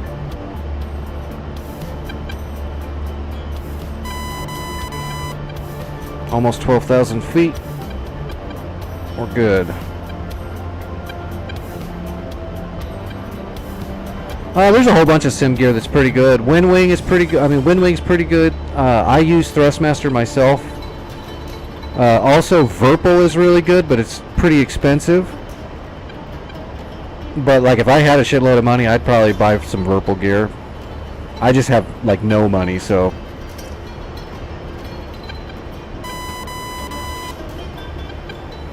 I'm still waiting on courts with my disability.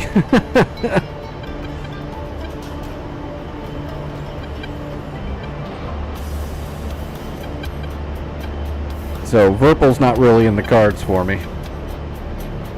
Windwing used to be like the most affordable, but I think Windwing is about the same as most of the other mid to high range stuff now.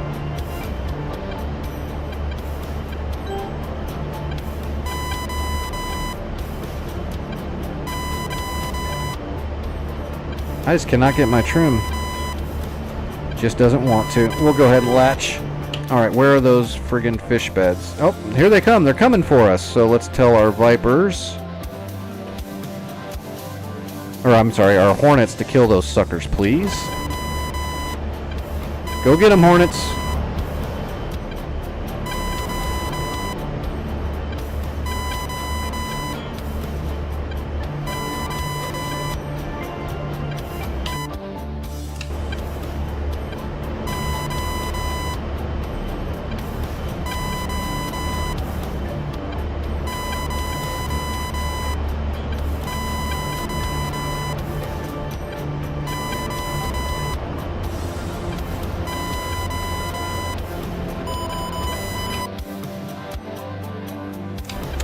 I just bought this new stick for $300. Brand new from Thrustmaster. I think the throttle body was about $350 or $400 and something dollars.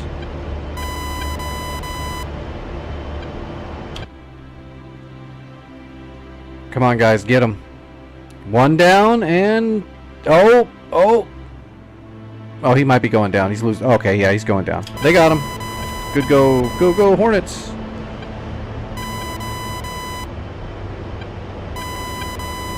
Yeah, the new AVA base, which is not, I did not get that. I couldn't afford that. Is a lot more. That thing's supposed to be amazing, but I actually like my original stick. It's very stiff. It's nice and stiff and hard like it should be. I can fly really well with it. It feels very natural. It is an A10 stick. It feels very natural. It feels correct because it is. It's actually licensed from the Air Force. So I definitely like it. When I go to get a new throttle body though, I'm probably going to get a Viper throttle. It's got a lot of axes and a lot of good shit on there.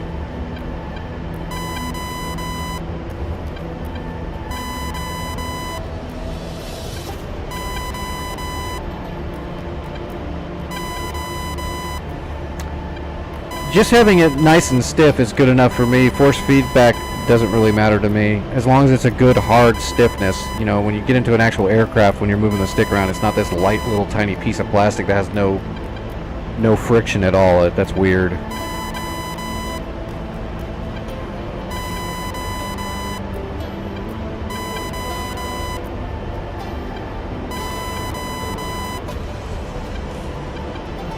Alright, 22 miles, and we've got the Maverick Seeker on target.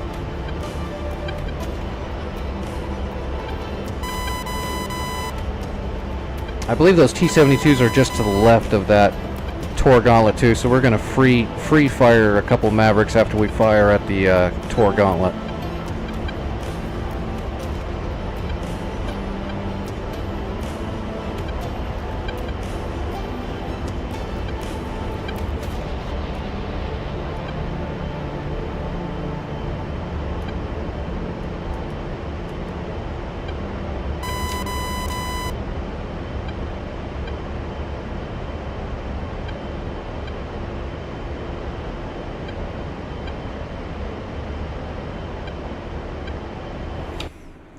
Hornets are still with me. Yep.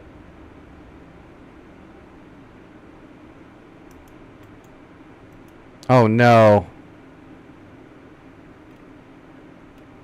Oh, you're fucking kidding me, North Pole. North Pole crashed.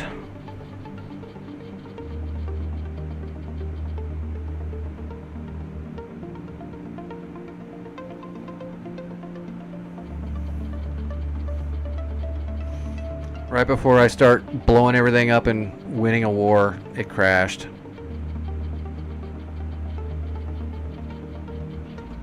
Yeah, it's gone. The server's down. I'm telling you, that server's afraid of me.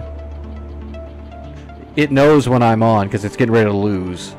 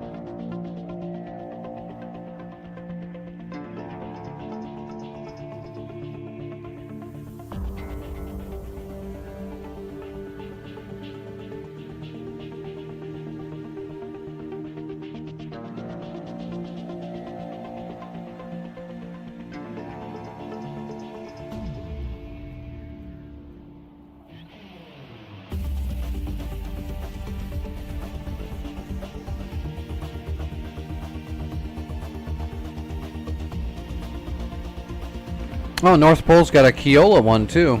That's interesting. They've got Caucasus, Iraq, Keola, Persian Gulf, Syria, and Sinai, sort of. They have Sinai every now and then when it's not crashing. Let's check out the Caucasus one. I've never been there. I've never messed with it. We'll have a look.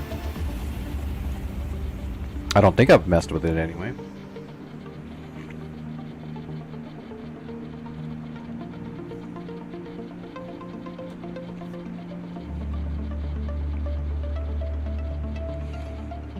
I don't know. I don't want to bug him right now. He's online in Discord, but I don't want to mess with him. It's not a big deal. The server will come back up.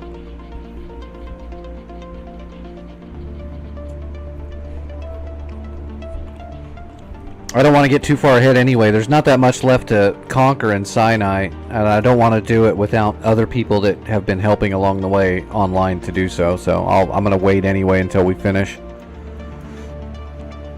Well, this is interesting. So you own the whole coastline, huh?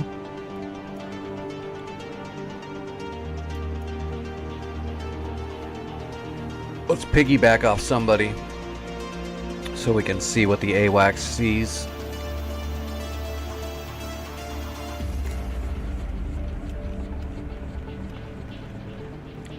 We're going to piggyback off George for a second here. What's the AWACS see? Oh, never mind. This doesn't have AWACS. Well, it doesn't have military. It doesn't have intelligence anyway. Well, we can just go up in the air and see if we can see anything at the fuel depot. Take off from Katusi. How many miles is that? It's like 30, 40, 50. Okay. Katusi.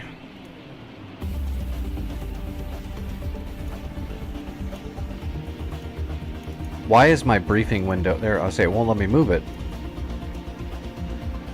Katusi, A10C2. What is this?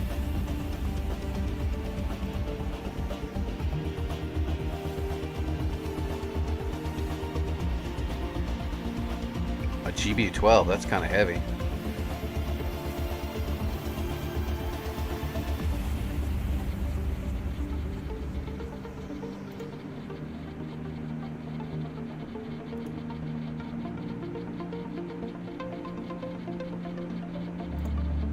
Switch these up for GBU 38 JDAMs because we don't know what we're going up against, so we'll take two 105s, two JDAMs, and Mavericks, some guided rockets. That'll give us a decent mix. And let's go delivering packages for sure. If I can find it. There we go.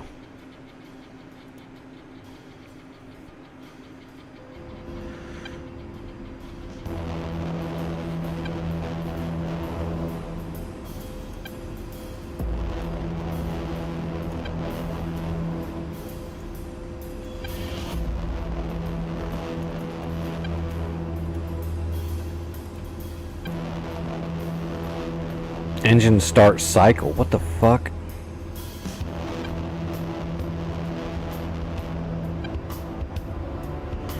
I have a feeling my hot start aircraft is going to be messed up.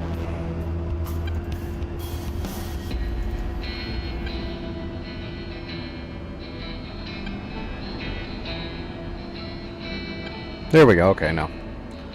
Ooh, dodged a bullet there.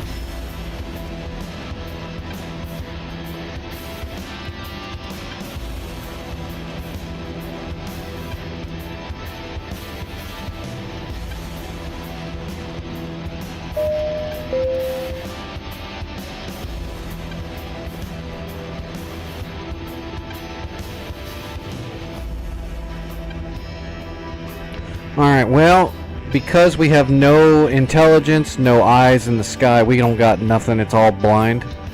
For one, we wouldn't run the mission. For two, we're gonna have to pull a GPS, and we're just gonna have to see what we can find.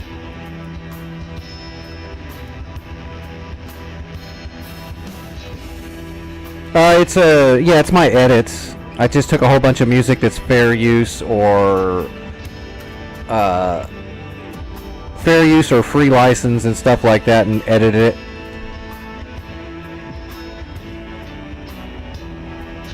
I was playing some normal music, but because I'm streaming on YouTube at the same time now, I had to stop doing that.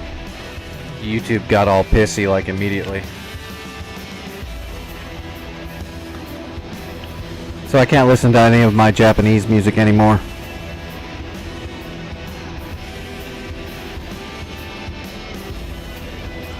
Poo-poo happens. Oh, Supreme, I put one goofy song in there just for you. I took it out like right away after I made you vomit. Alright, MSN 35. Decimal minutes 4201. 516 north. Easterling 04333029. Boom, we're in business.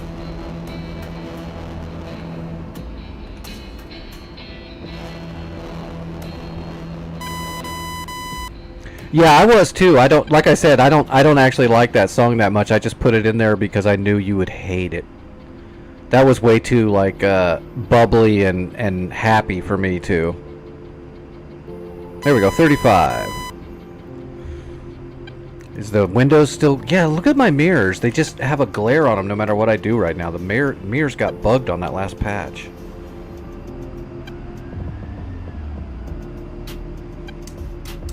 Alright, half flaps.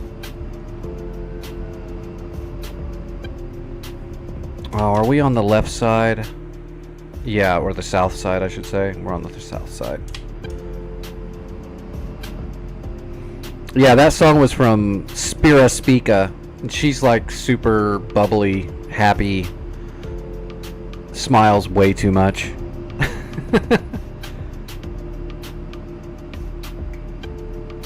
But I knew you would just love it.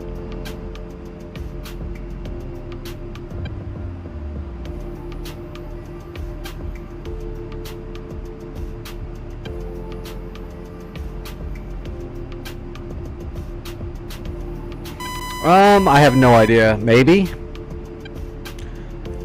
I know what some people were saying, that some of the music I was listening to is like anime music, and it's like, well, that's probably true, but that's not anime music per se. It's just there's only so many Japanese music stars, and any of their hits end up getting used in anime.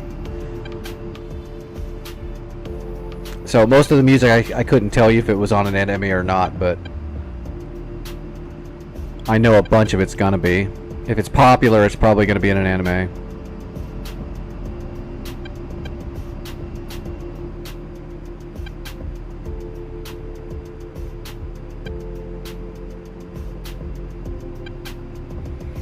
Oh, I wish Vic was on. Vic, one of my OG followers named Vic that flies with me all the time. He's actually in Australia. He would be able to help you with pricing.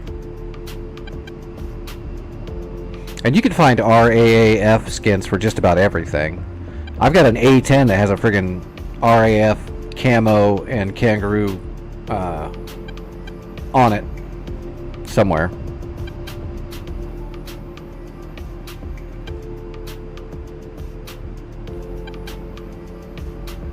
I always tell people this: the Hornet is a jack of all trades and an ace of none. A Viper is a jack of all trades and an ace of a couple. The Hornet can carry more munitions, but it's also fatter, slower. It just all depends. I think they're both great airplanes, but they each have their own strengths and weaknesses. The Hornet's strength is it's not super weak in any one thing, unless it's airspeed and gas.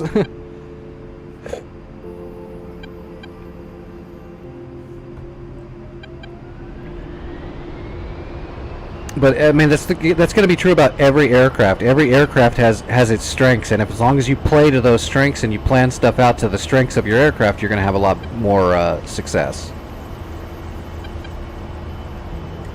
Oh, shit, I forgot to turn off my nose wheel steering.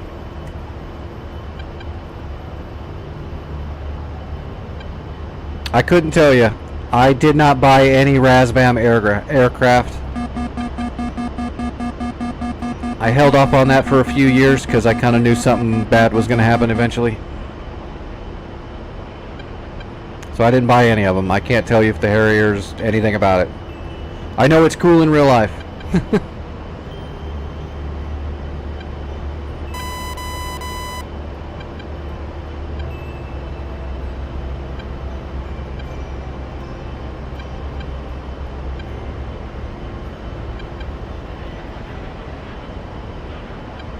I don't know what's easier or not.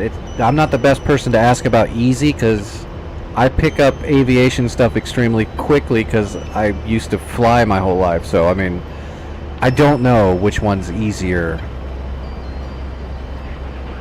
And it's all going to be a matter of opinion too. I'm sure there's people that think the Harrier is much easier, and I bet you there's people that think the Viper's much easier. So can't answer that one.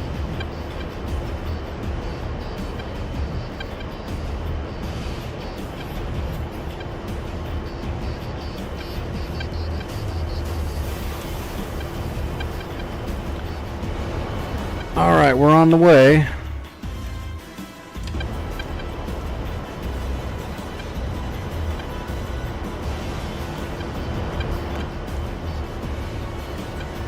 So we don't know what's there. We're just going to have to figure it out with our targeting pod and pick winners from a distance. Let's go ahead and get our stuff warming up.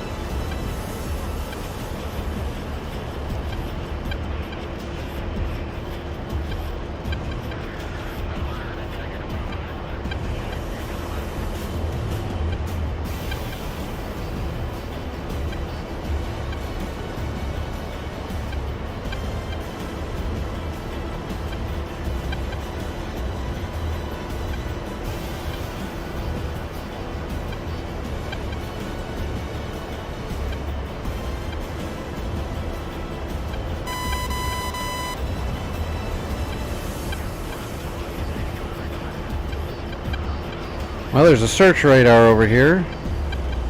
Not really seeing a whole lot of stuff, though. Do we have an EWRS or anything? We do have a EWRS. So we'll go detection range and nautical miles, and we'll go 60 miles. Actually, God, let's go up to 80.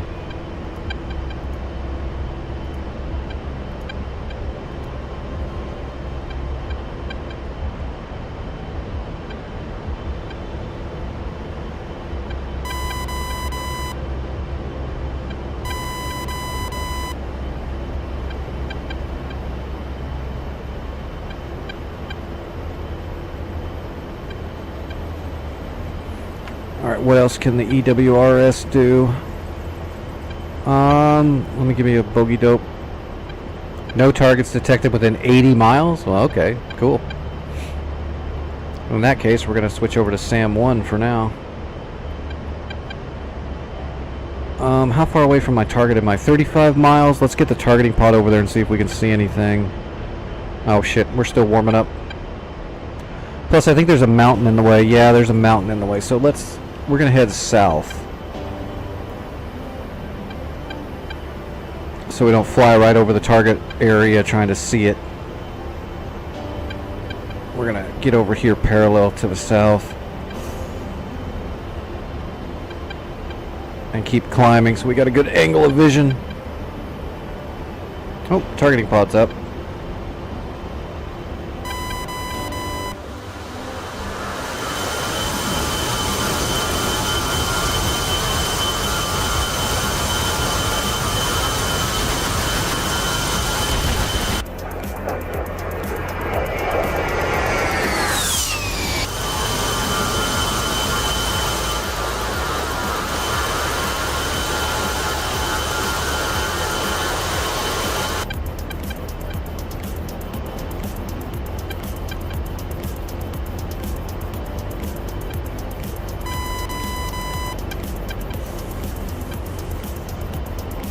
Alright, let's go ahead and latch.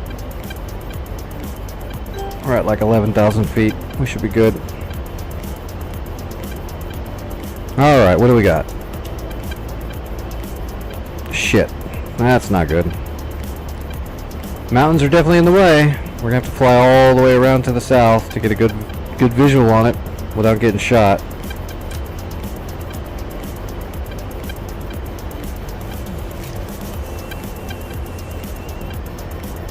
The things we do. So this hill right here is blocking my vision. I might get a little bit of vision right here, but we really need to get just over here and get higher.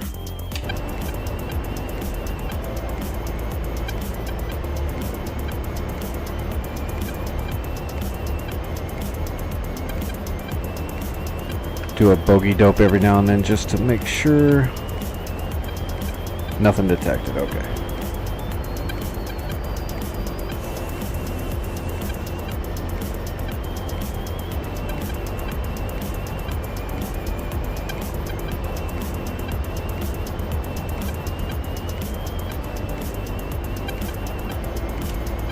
Hey, there we go. We can kind of see something there.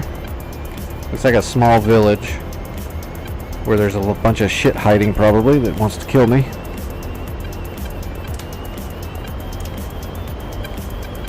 What is that? That is a fuel tank. There's another fuel tank right there. There's something there. Some kind of ammo truck, it looks like a ZIL. Except it's not a ZIL. Oh, here we go. What do we got here? Ah, now we're talking. We got armor.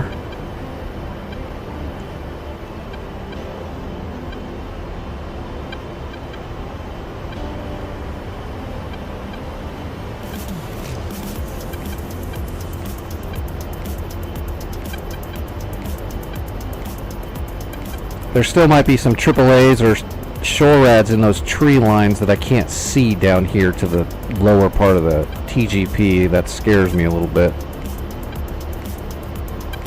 They've got 4 pieces of armor in the open over here, though.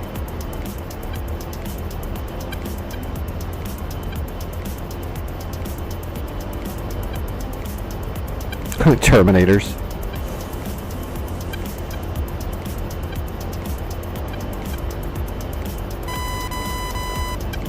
And we could clear that armor out with like a single 105 drop.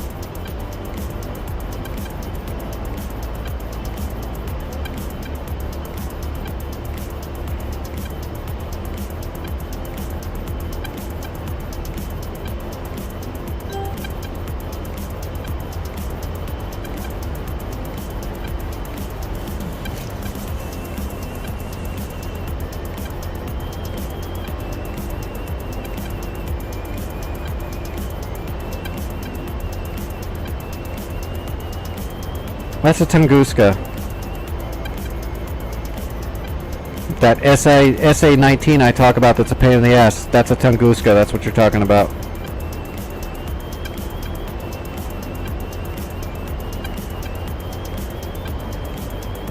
Is that just a building? That's just a building.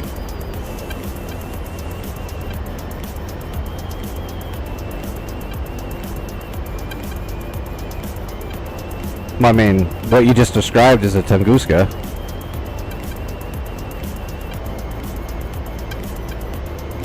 I don't see anything else. Is it really just that armor right there?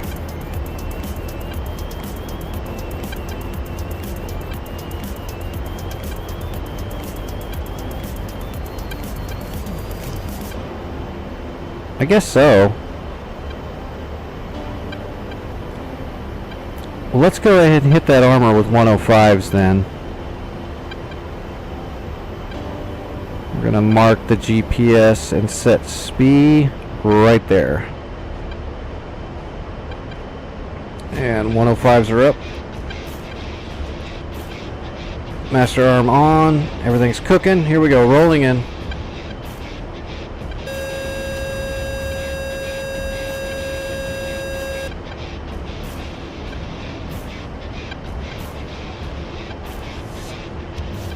I literally didn't see any AAA or shore rads in there, so we're just going to glide these 105s into here. And then we'll reassess after that. If something starts shooting at us. Boy, that wind's pretty strong on this server. I'll click on it in a second. If it's newer technology, it's not going to be in DCS. And if it is, it's not really in DCS, it's like a theory.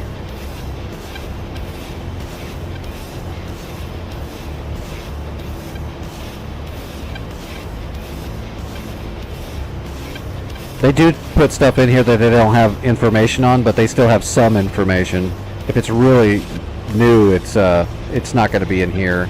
And if they did, it would just be kind of fake.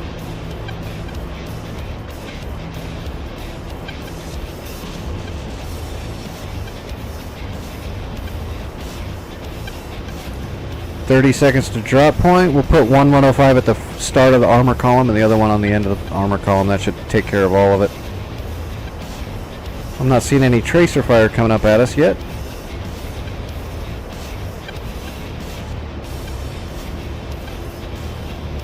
"10 seconds to the zone."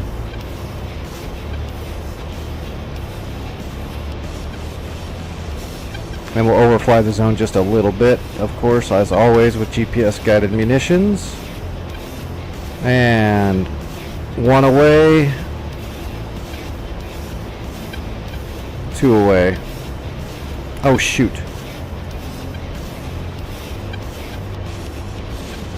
There we go, 2 away. That second one might go a little long, we'll see.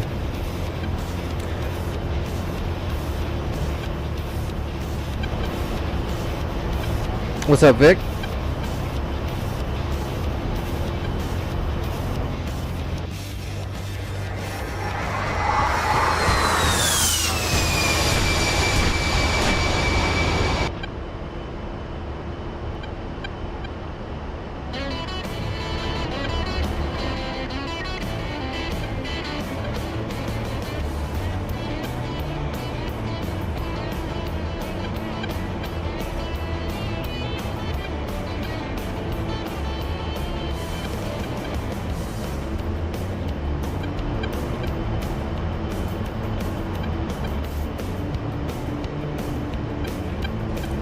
Alright, they're going off. And they're not killing anything. Perfect.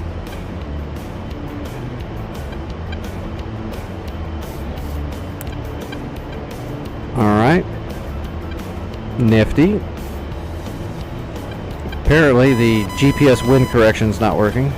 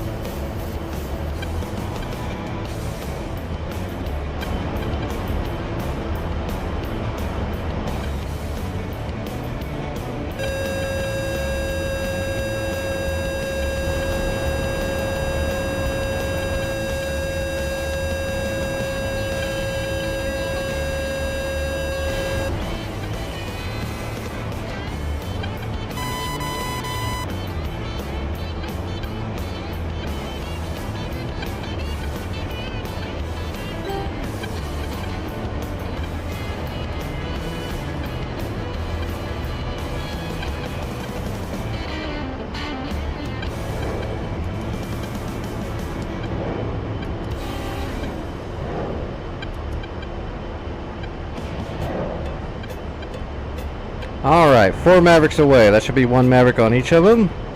Like a boss.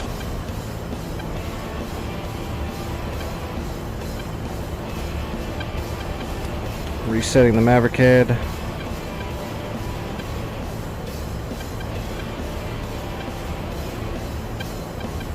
I didn't say you were talking nonsense. Stop putting words in my mouth, you chump.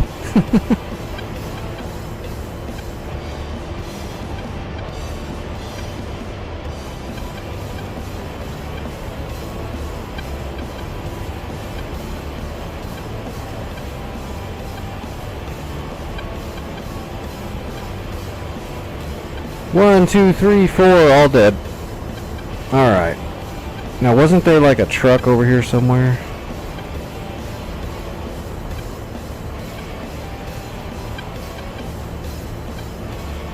I gotta get my trim reset. I really don't see anything else down there besides that truck and some fuel tanks.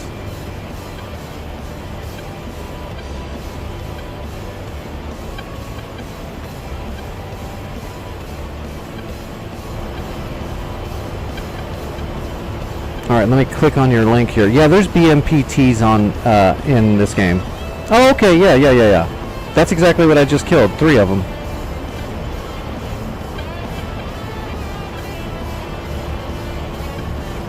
I didn't know it was called Terminator. I know what a BMPT is.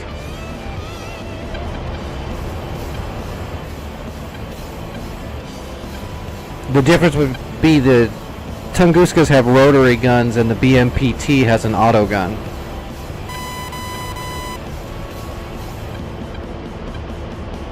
There it is.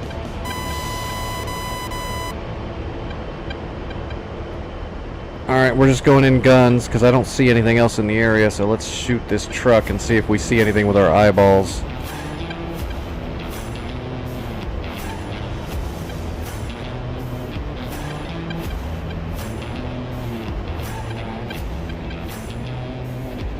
I guess we can gun the fuel tank there too. I'm wondering if there's something in this town, but I didn't see anything on the targeting pod. Let's gun these fuel tanks and we'll gun that truck on the way out.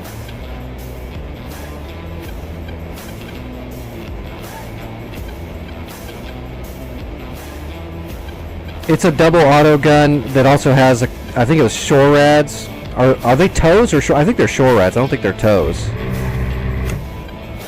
Pull up, pull up.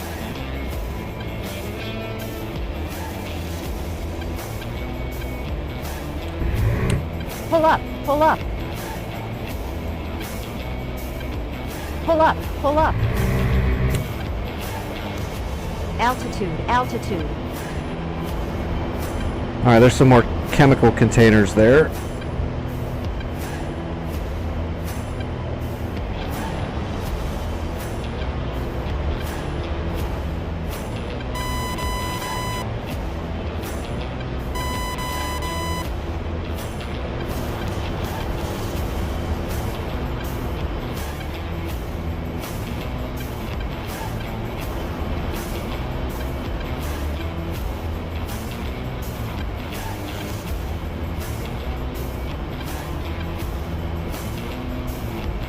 Oh, there's some more tanks up there too on the other side of that hill that I couldn't see.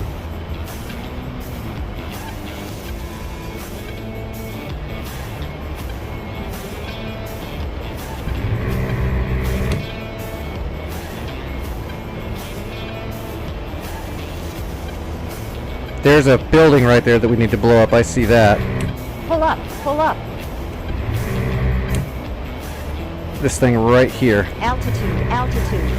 We gotta put our J-dams on that building right there.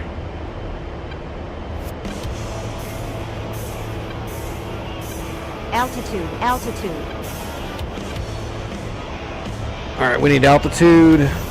So that's the target. Whoop. Damn it. It rolled. Okay, let me just set a new speed.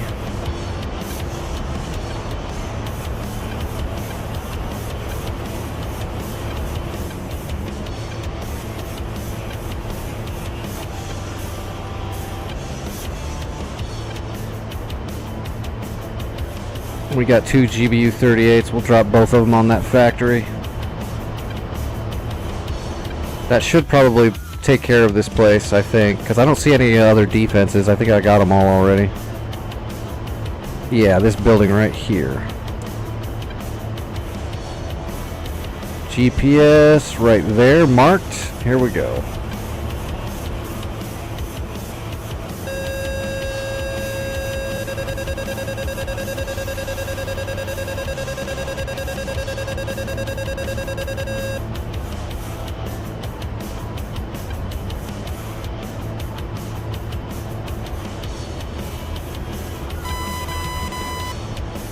Ten seconds.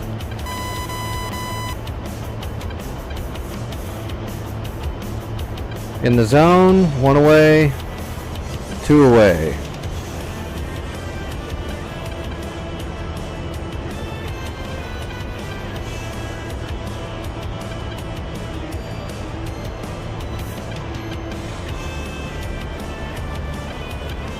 All right, buddy, disappear.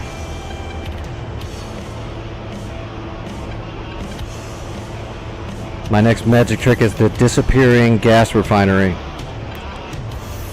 Ta-da!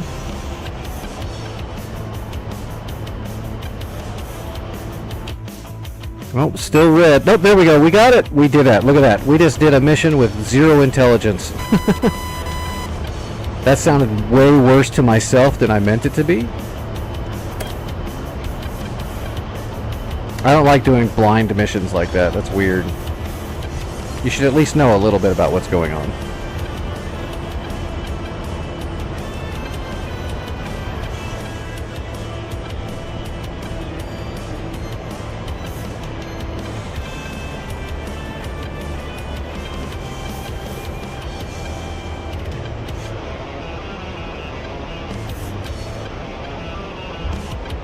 Alright, well I guess we're RTB to Katusi because we cleared out this stuff.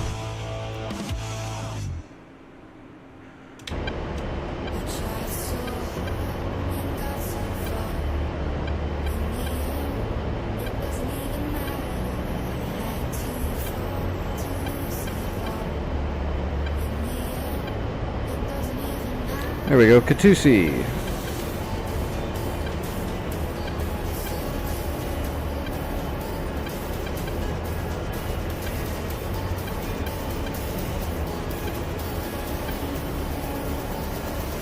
When we land at Katusi, we'll jump back off and see if we can get back on, see if Sinai servers back up.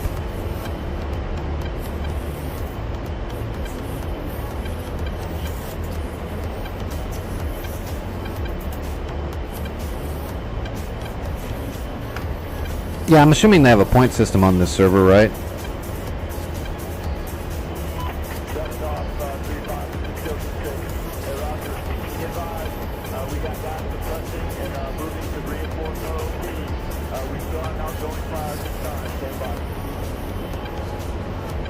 You can put a JTAC out there. Is there an AWACS you can put up? I don't see one, but they have an EWRS, so for air threats, they've got EWRS, early warning radar systems. We just don't have any intelligence for the ground. But you can put a Reaper drone over the area if you want to spend points.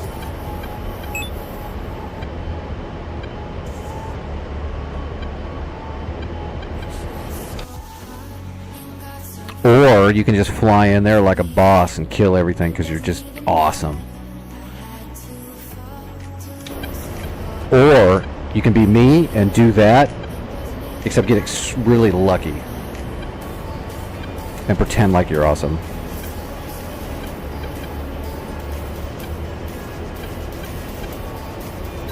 I didn't see the whole list.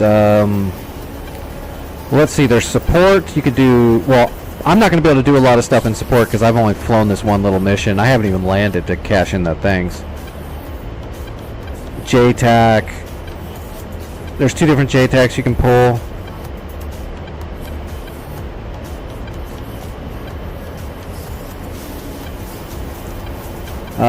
Yeah, you can pull in an MK9 Reaper, which will basically give you intelligence on the area because you'll be able to see all the stuff that's on the ground underneath the Reaper. Plus, you can also use it to laze targets. I don't like using the Reaper laze, but you can add air defenses, large air defenses like Nassams and Patriots, armor, air defenses, regular armor, dynamic bomb runs. Yeah, you can call in just about everything you'd want.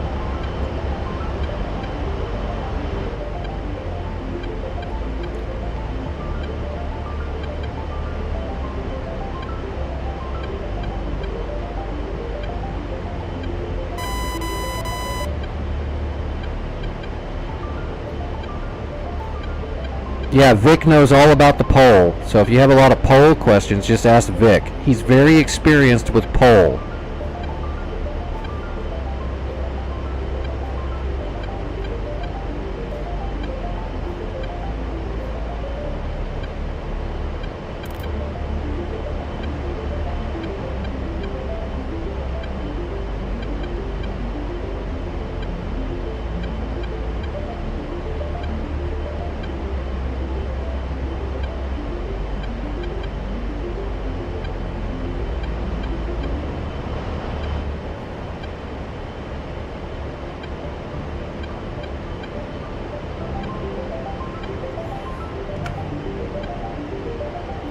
Are we still clear?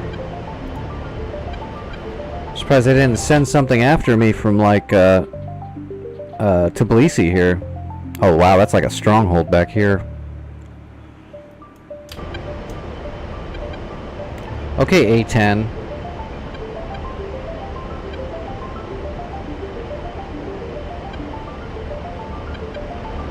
I'm starting to think I really did get kind of a buggy hot start aircraft here. The GPS didn't do wind correction and my trim keeps like moving itself.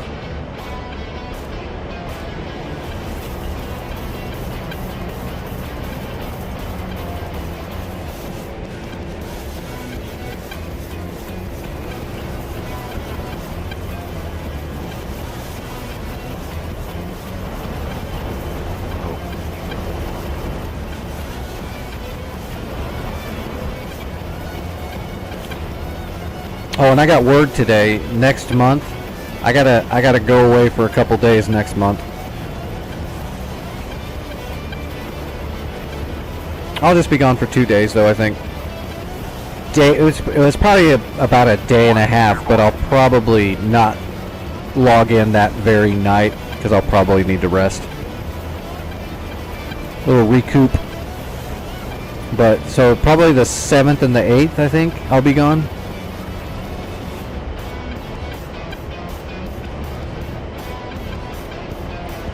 Not that nurse, but a nurse, yes. Not the exact same one, though, no.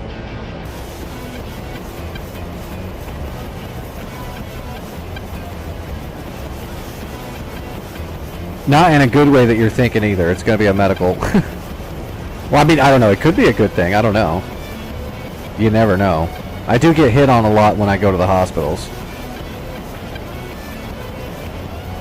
I am the best looking disabled guy.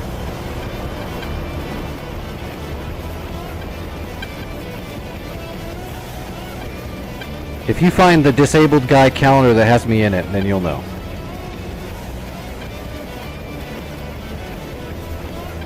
Alright, TGP off, laser off, master arm off, gun off.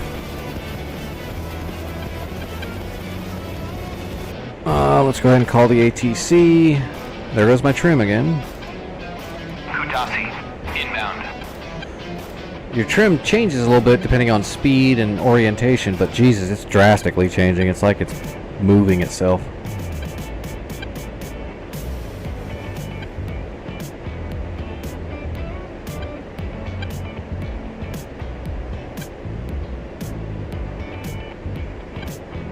Alright, let's get the boards out.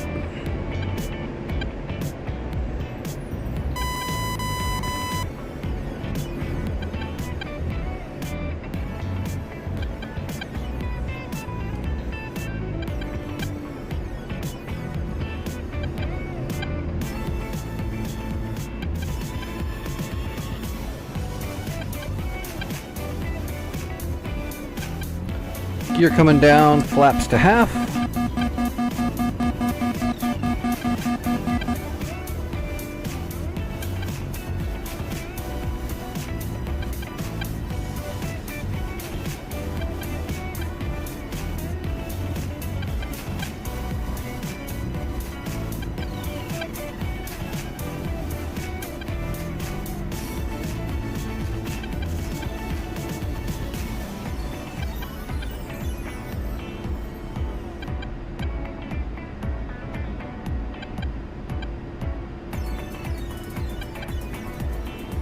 on speed.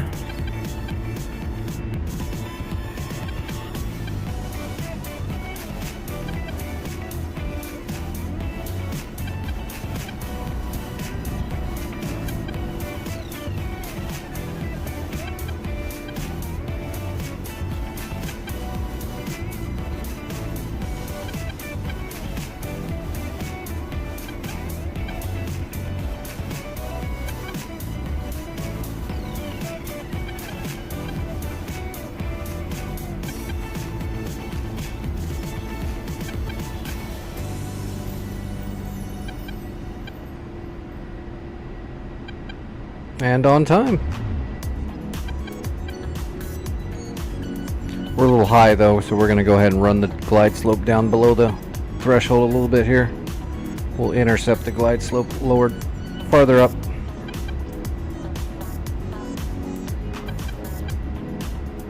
That should be Altitude, good. altitude. That should be good.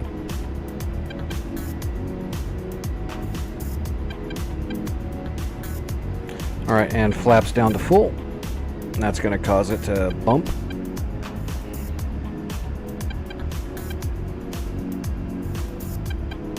And we're back on speed.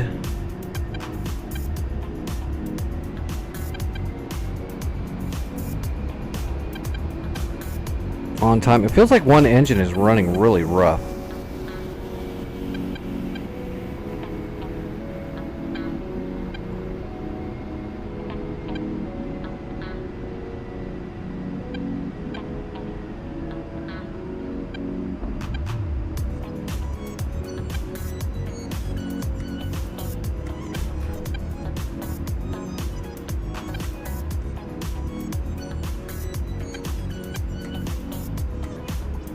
Gotta love that light breeze to the side and the no friction DCS ground. Just you start just sliding all over the place.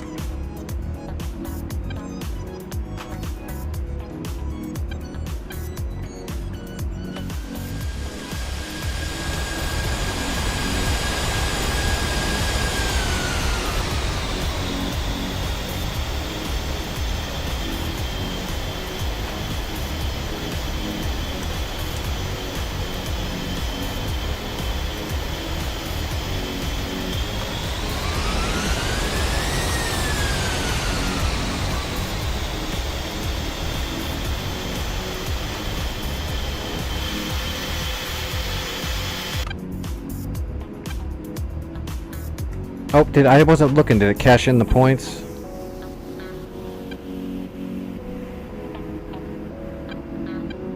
Okay, good. Want to make sure I leave something behind, so at least I helped the team out a little bit. I took out one fuel depot and cashed in some credits for the team. We'll get out and see if we can check on Sinai and see if that server's back up now.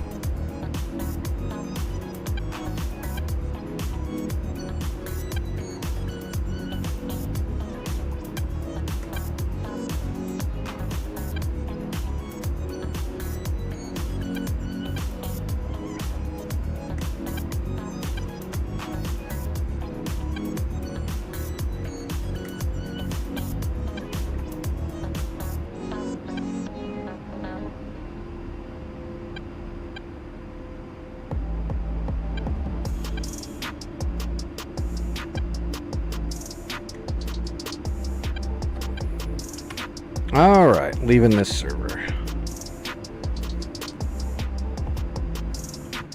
Yeah, once we finish the Sinai map, we might come back to Caucasus and beat it. Looks fine.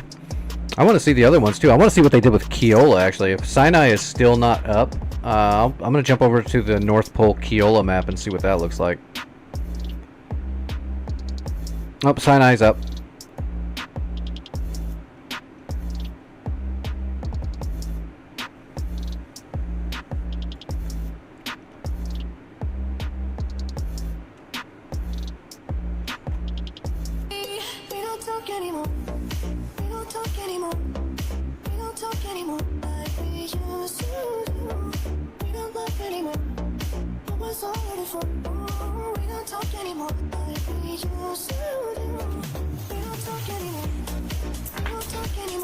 Yeah, I don't know what it is about them nurses, Supreme, but I think it has something to do with how messed up my body is. They all want to make me better.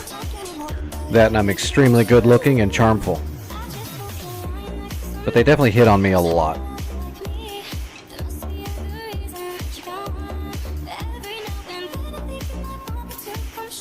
Alright, oh, stuff moved around a little bit. There's still just one Tor Gauntlet at Burma. Is the SA-10 system still completely gone? I killed all of it, right?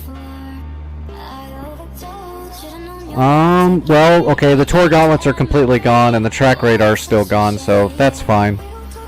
It's about the way I left it. There's some of the stuff moved around a little bit. So we took off in an A-10 from Cairo West to aggress Burma. If we succeed, we'll land at Qasina and take a helicopter to finish the job.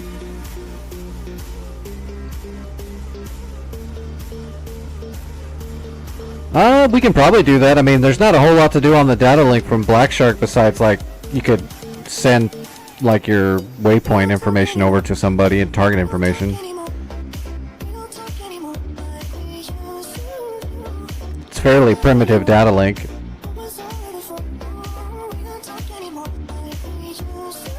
It would be something to do though and learn. It's just not used very often.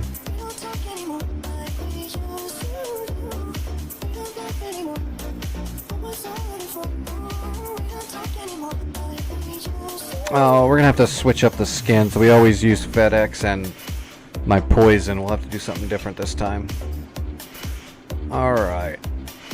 AIM-9 mics, Lightning pod. We're gonna do 3Ds for that gauntlet. We'll do Predator rockets. We will go ahead and take the ECM pod this time now, and we're gonna take some 105s.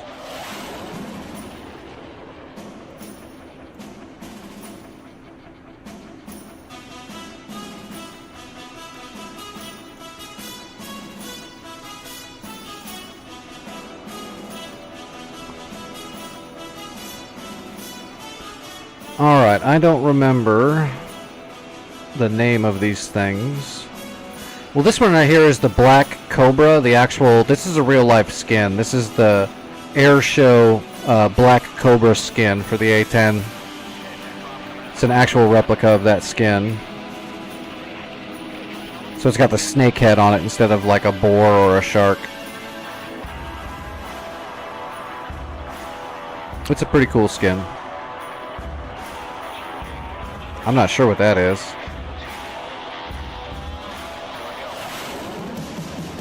Blue Angels A-10. That's just funny. Here's the RAF Gulf War skins. I had a really good RAF that's not... Apparently I don't have it anymore. They had the kangaroo patch and the good worn camo. It looked great.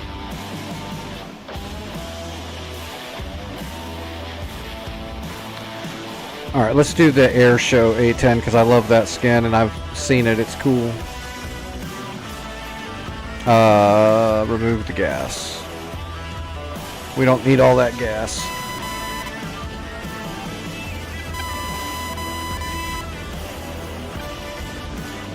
Looks like it's dawn again.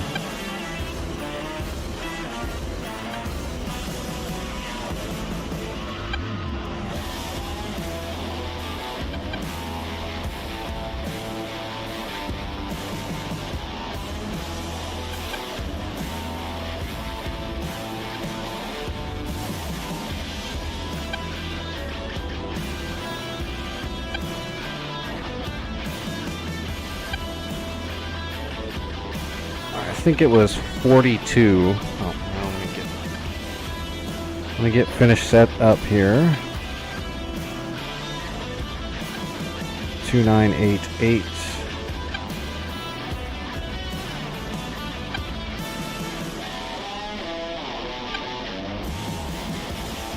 .42 right there. That should be Burma.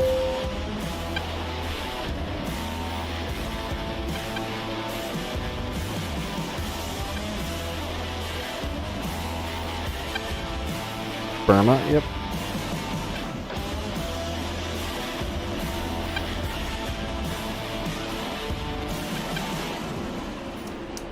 Half flaps.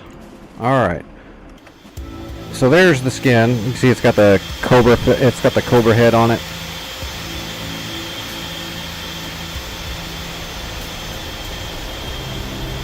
The 285th.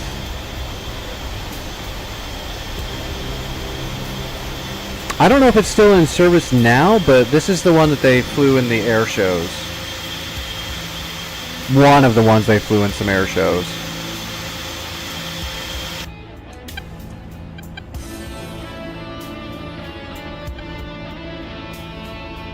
Alright, let's go ahead and hook. And let's broadcast. And where do we got to drive? Oh, wow, it spawned me right ready to take off. Perfect, love it. That doesn't happen very often.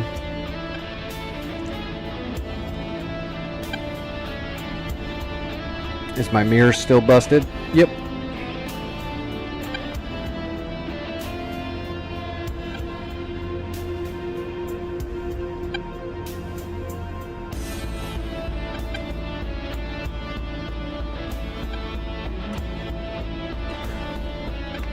Get our nod ready in case we need it, but I'm pretty sure this is dawn, not dusk, so we're not going to need the nods.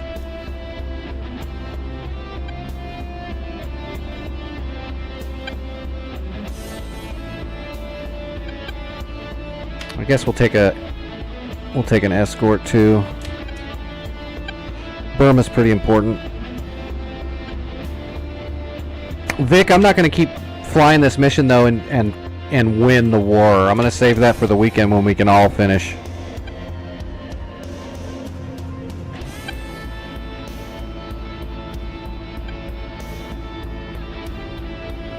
Alright, taking the active.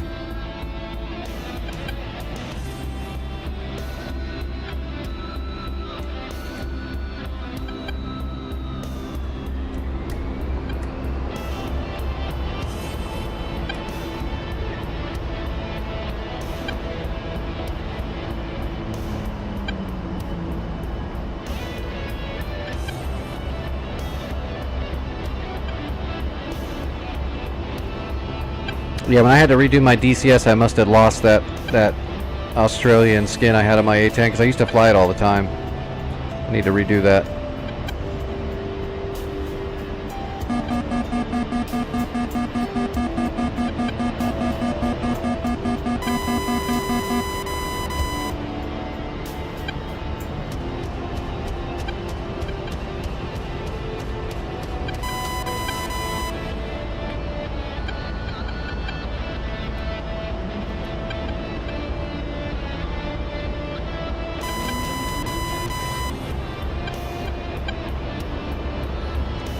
Get the Mavericks warming up.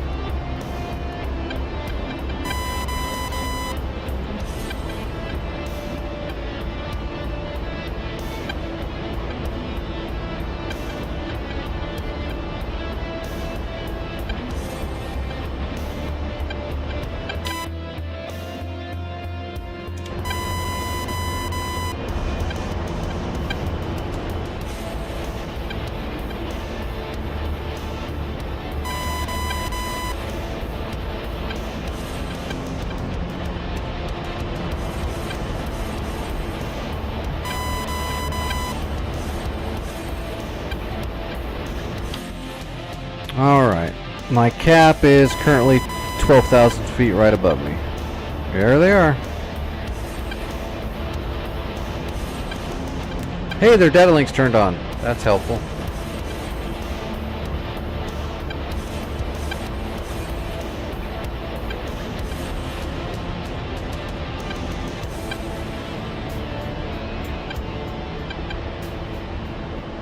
Alright, we want a good 10, 11,000 feet for these Maverick shots. Seems how we're going after that Tor Gauntlet. Oh, which is not in the same position as it was before the server blew up, but it's close to the same spot. We'll find it in that field again. Also, there's a man pad near the Dishka in that same field. We'll have to remember that. We're going to put a Maverick on that Dishka. That way we smoke that man pad with the blast radius and the secondaries. He's standing way too close to that Dishka. That's going to be his mistake. That Maverick's going to get him.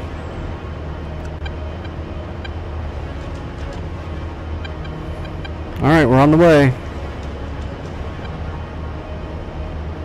Mavericks are heating up. Targeting pod's probably warm.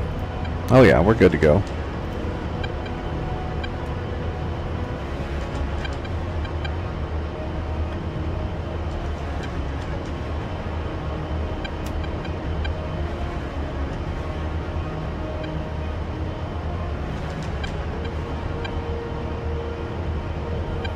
Do we have any enemy air? Nope. Is there EWRS on this server? I don't even remember seeing it. Yeah, there is. Set detection range, nautical miles, 60.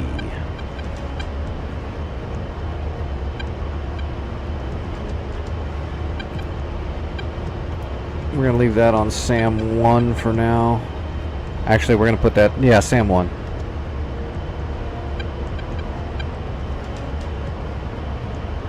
Okay, so that's... I can see it already. That's the Tor Gauntlet right there. And just to the south, you can see that cord right there in that truck. That's not the one where the manpad's standing, but it's close to there.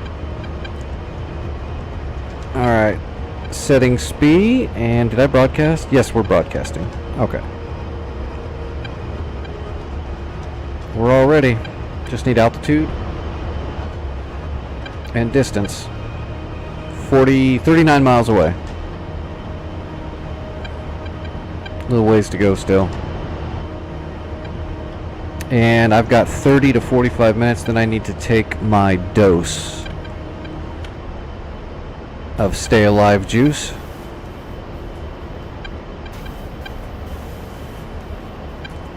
Which is not juice.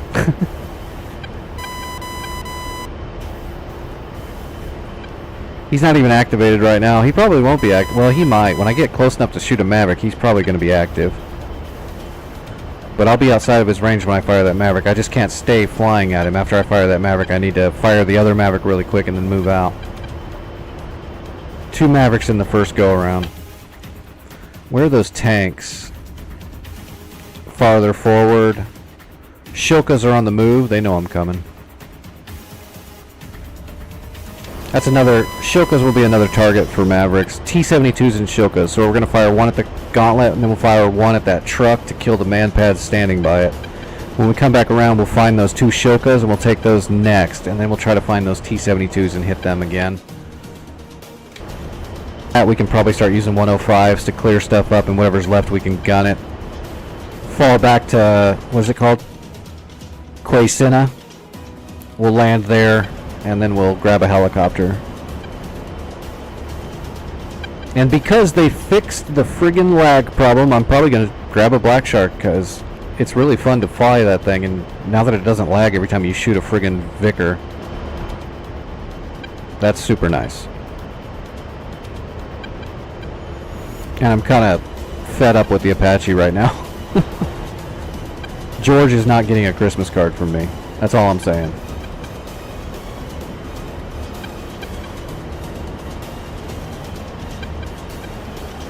Well, that Gauntlet's searching now.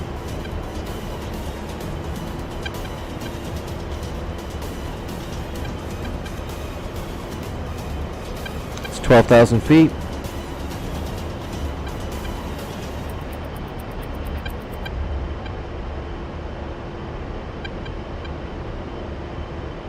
We'll go ahead and latch at 12,500.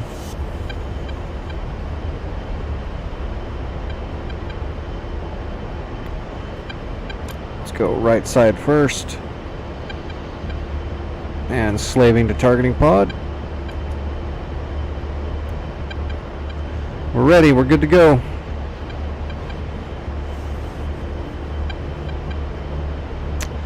I like them both. Neither of them are used in enough servers, I'll say that, but I like them both.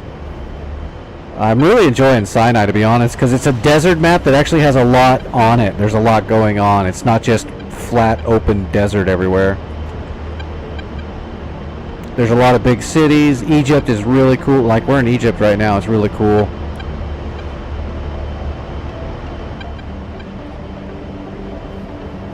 Yeah, Syria and Caucasus get used the most. I'm hoping more maps will get used, but the problem is a lot of people don't buy all these maps because they're kind of expensive, so a lot of them, people don't make servers out of them.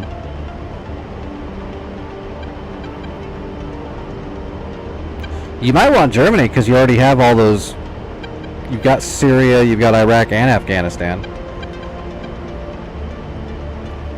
Germany's, you know, green and has a lot going on with it too, but it's green. Might be nice to have a green map.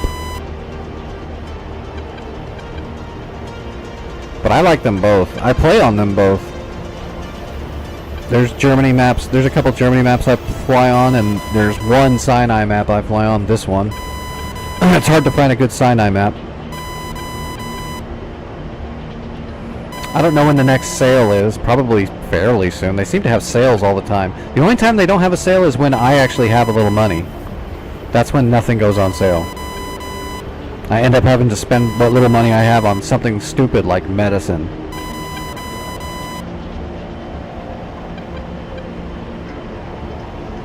Yeah, probably.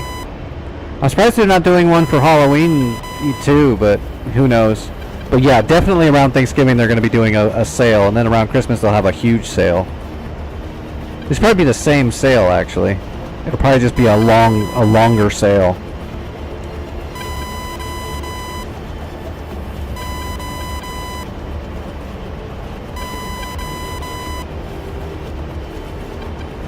Alright, are we getting close? 15 miles. We're getting close. So that truck right here is probably the one we're going to hit for the man pad. Yeah, that's definitely the one we're going to hit for the man pad. This truck right here, that means that man pad's standing like right here, so we'll put a Maverick right here. 12 mile, or I'm sorry, that's 13 miles. No contrast yet.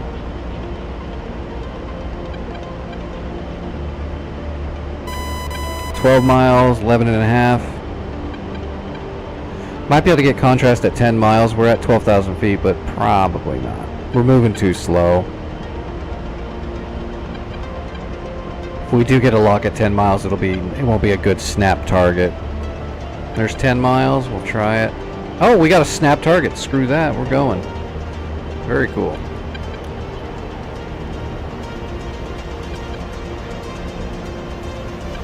Gotcha.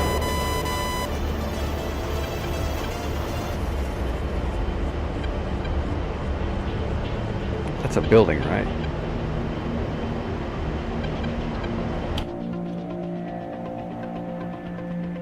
I don't know what the hell that is. Anyway, we're off left. We'll come back around. I don't want to waste any Mavericks. That should be the Tor Gauntlet down, and it should be a truck and a man pad down with possible other secondaries.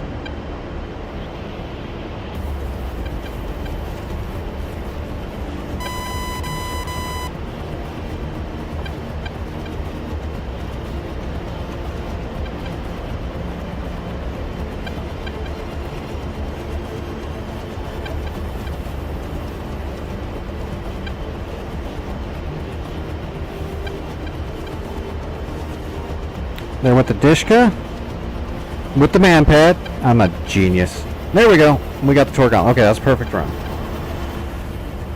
We'll come back around and go parallel here and spot our next winner. We need to find the Shilkas would be good. Which the Shilkas were up here on the front side in this field. Let's just move the targeting pod over there.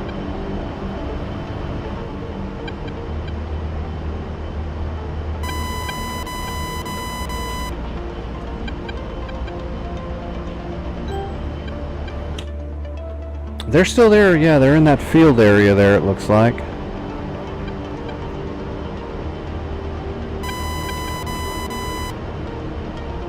Oh, I bet you that's them right there. There you go. There's the two Shilkas. So, marking speed. God, I wish they weren't so parked so close together. We got the first one marked as speed. Have to get some distance, come back around. Might be hard to get this second Shoka to snap on target. I'm probably going to try to just keep snapping the first one, whichever one is closest. It'll be kind of a pain.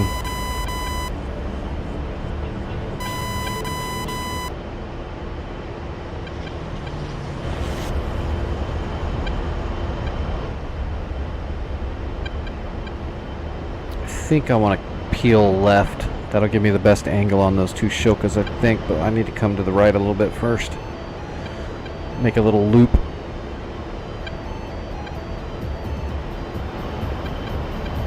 Yeah, there we go. There's our target directly behind. Alright, coming back around.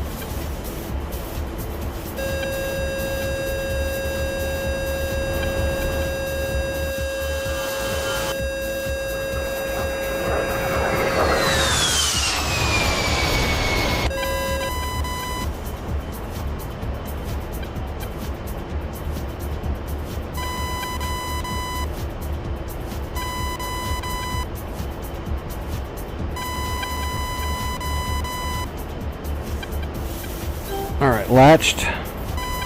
We're up. And slaving.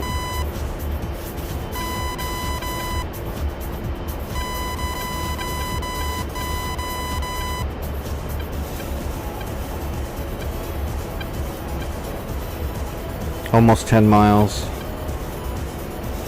Give me that one on the right now. It snapped right onto that one to the left, which is what I was worried about. Alright, we're going to fire on that one just to make sure we get him. Oh, we got it. Perfect. Gotta love it. Alright. And reset. Now we got 2 Mavericks left, and we got 2 T-72s down there that need to go away.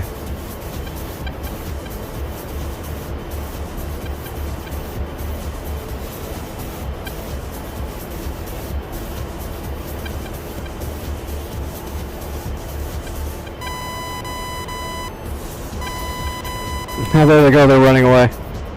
They know there's something coming. They shouldn't, but they do. That's some Aya Sauron shit. There's no RWR for a Maverick shot. They have no idea. Let's see if I can get a point track on him. Got a point track. You can run, but you cannot hide.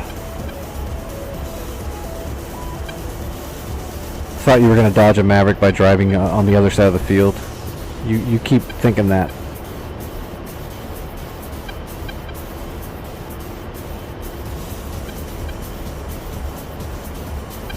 Oh, they hit simultaneously too. That's great. Alright, what is that? That looks like a couple of BTRs maybe.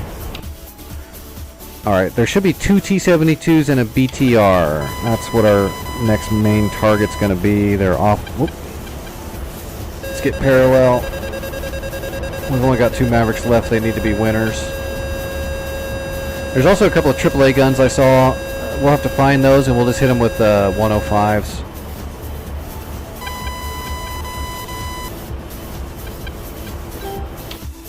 Okay, they're on the back side.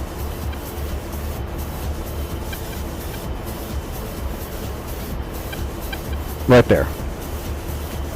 Okay, 2 T-72s and a BTR. There's the first T-72 right there. And SPI is set.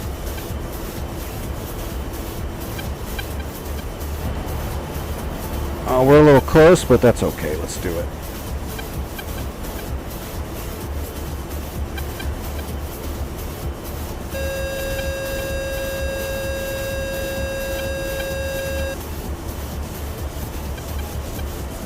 And we are slaving to targeting pod.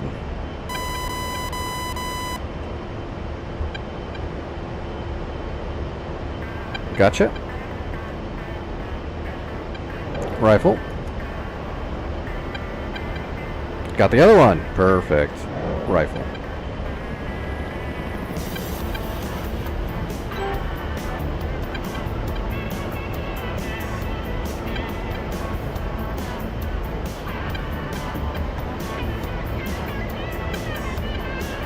Alright, we're looking for those 2 AAA guns.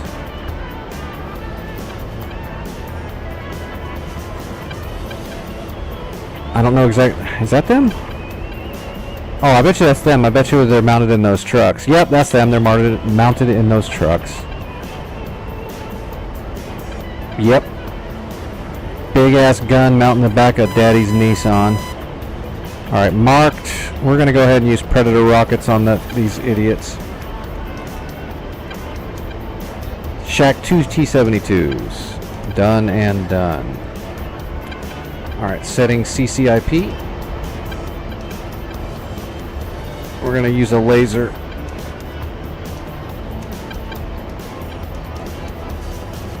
Yeah, if I find a way to make some money between now and when they have the next sale at Thanksgiving, I think I'll try to get the Chinook and possibly either a map or maybe a Warbird or two. I still need to finish off my Warbirds. I've got to get the Dora and the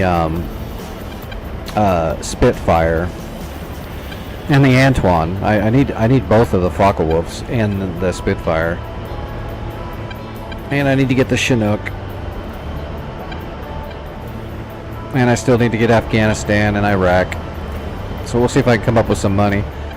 I'm getting ready to get a payment from Twitch, but it's very small. It's the minimum. So I'll be able to order my new IR puck sensor for my head tracking. That way I don't have to wear this hat anymore, and I'll have a better head tracking unit. Because that's only $50. And I've been kind of needing it.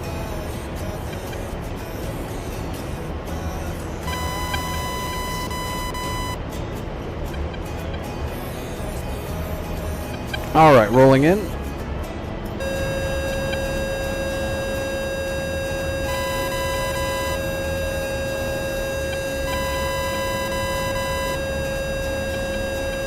We're gonna shoot that laser right in the back of his head. At 4 miles we can fire.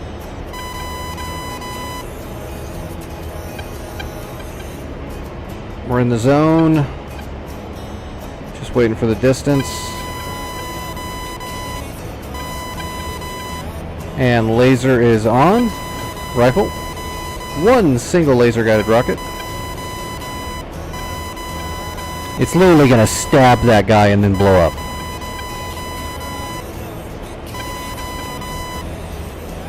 Just gotta hold the laser on him. See ya. Laser off. And there's the other one. We'll get him. And marked. Coming back around.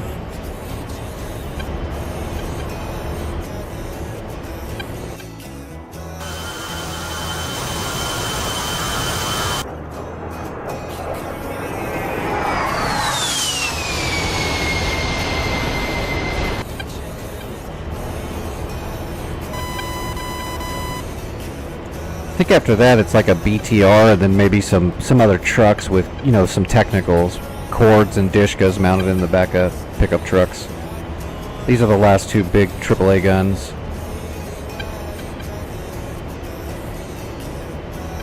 Alright, rolling in. We can lose some more altitude now.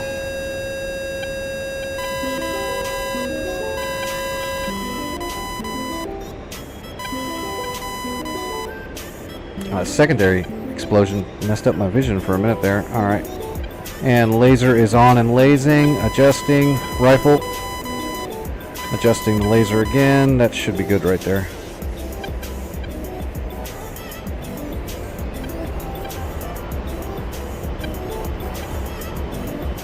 Oh!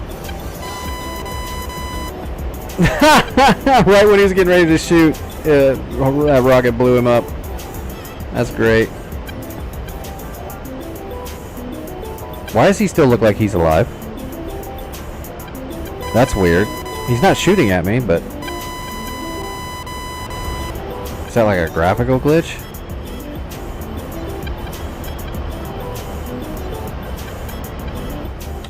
No, he's dead.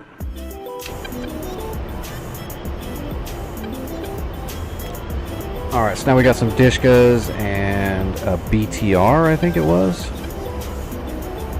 Let's go find them.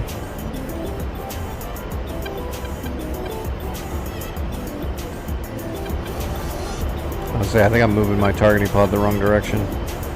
Right over here somewhere should be where those trucks are. Yep. Oh, there's the BTR right there. Let's go ahead and get him. I guess we can hit him with a Predator rocket too. We'll give him a couple though. BTR is not heavy armor, but it is armor, so we'll give him a couple. These Predator rockets are penetrator head rockets, so they should penetrate. We got a good flank shot there too. We should get him. But we'll go ahead and fire a few of them just to make sure.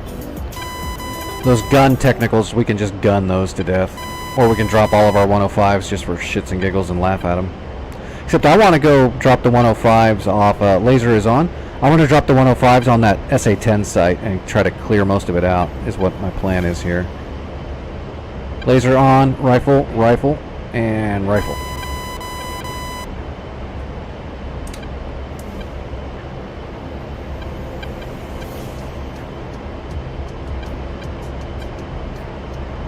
See you later, Mr. BTR.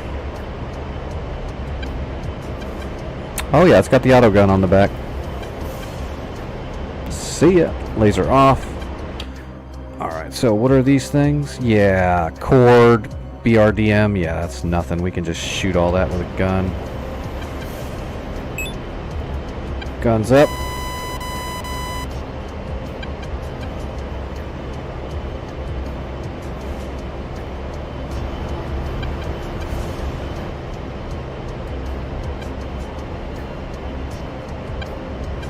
We got tons of fuel. Yeah, we got plenty of fuel. So yeah, we're gonna clear off Burma, and then we're gonna go hit that Sam Juliet so they don't repair that SA-10 Grumble that I've had to shoot like 3 or 4 different times now. We'll drop all 4 105s. We'll spread them all over Sam Hill here.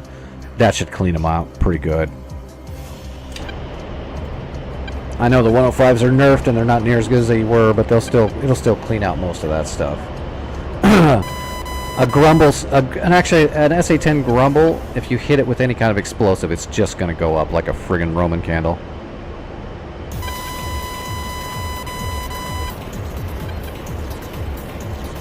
There's the runway. Shit, I don't see him.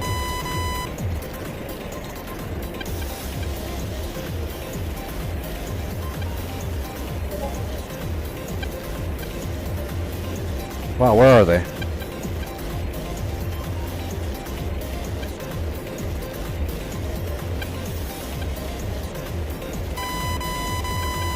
They should be like right around in here somewhere. But I'm not seeing them.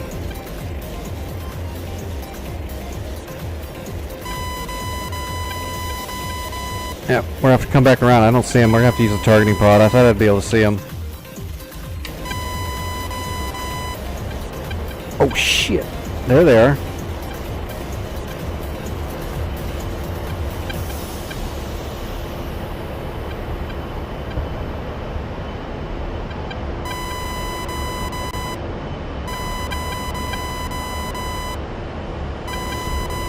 Okay, is that them? 1, airborne.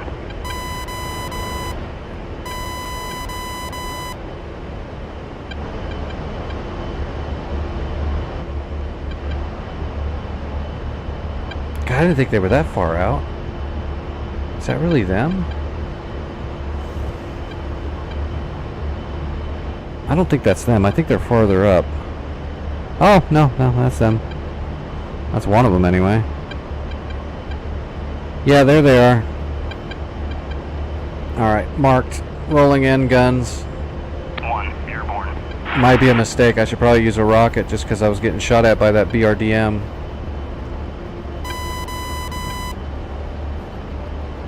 But here we go.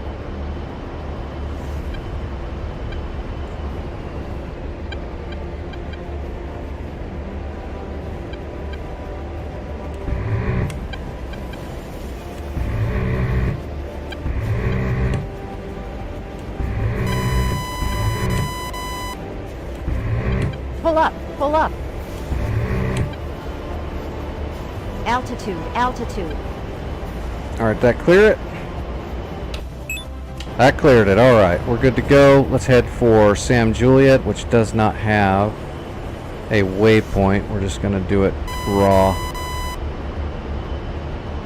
Let's stand by.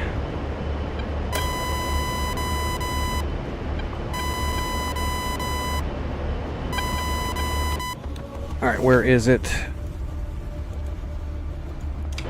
Alright, so it should be like 0, 1, 0 to 1, 0, 1, 5, maybe, something like that. Let's just get a heading on it. Start climbing up. We'll just use our Gehemex and put a SPI on the ground from here. The Sam hill should be pretty recognizable. It's actually not even that far, is it? No, it's not.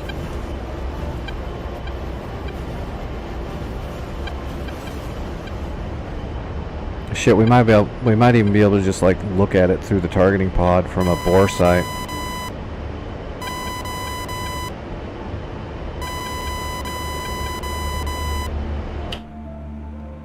To the right of that big city right there. So what we can do is actually we can just pull a marker off our HUD here and just set it like right here and make it SPI, and then sling our targeting pod over there. Do it old school style, before we had all these crazy Gehemexes and shit.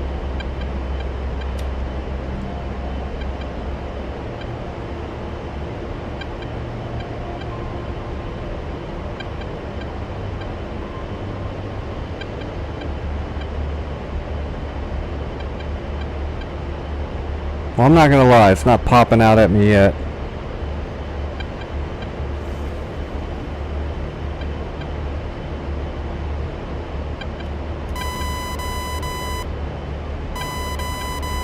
Alright. That didn't work out as good as I'd hoped it would. Let's pull the marker back up.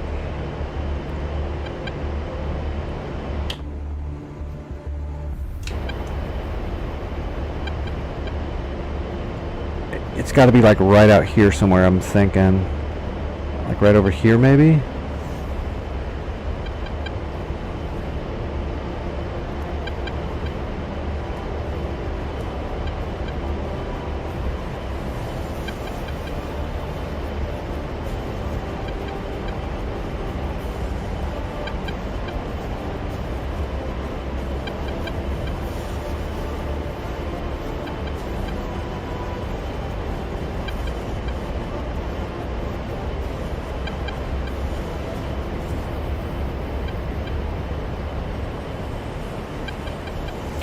Interesting. I just don't see it yet.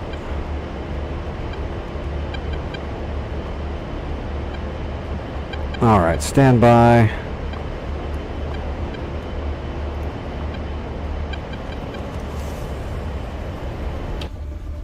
Oh, I'm looking way too far away. We're right over the top of it almost. Alright. We're gonna soy our Gehemex. We'll pull a box. See if we can just see this thing. Oh, that's it right there, huh? That's it. Alright, pull a box. Set that right in the middle.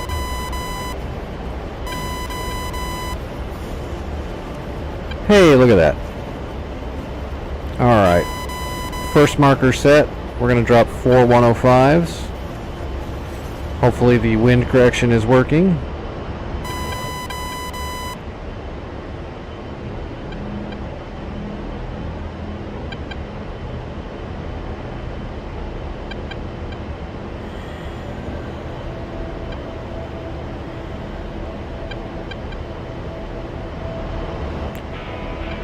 There's 3 miles. We need a little bit of mileage here. Although we're pretty low altitude, so these 105s, we're going to be flying almost right over the top of them to drop them. As slow as we're going and as low as we are, we're not going to be able to glide these things in very far. There are some shilkas there, so I don't want to fly directly over the top, but we might accidentally do that a little bit.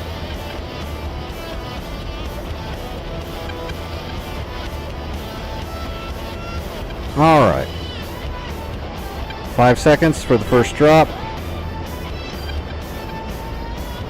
Pickle 1. Adjusting. setting, pickle 2. Adjusting setting, pickle 3. Adjusting setting, pickle 4. Alright, 4 105s inbound. It's going to be a bad day for them. We need to peel off. Those Shilkas will absolutely shoot at us.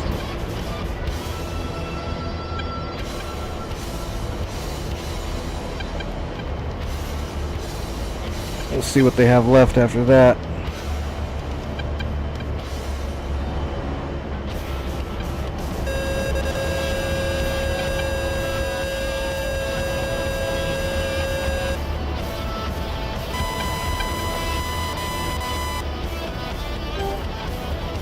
There we go. Oh, look at those kills. Look at those kills. It's a thing of beauty.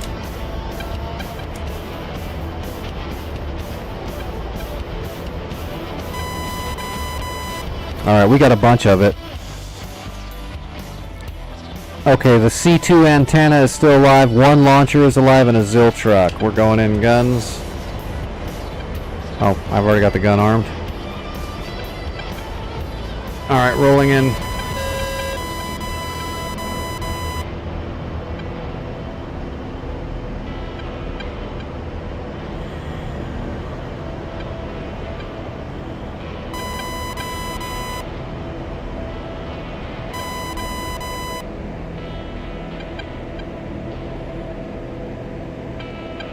I should have turned the gun pack on just to put them right out, all right in the pickle barrel, but that's all right.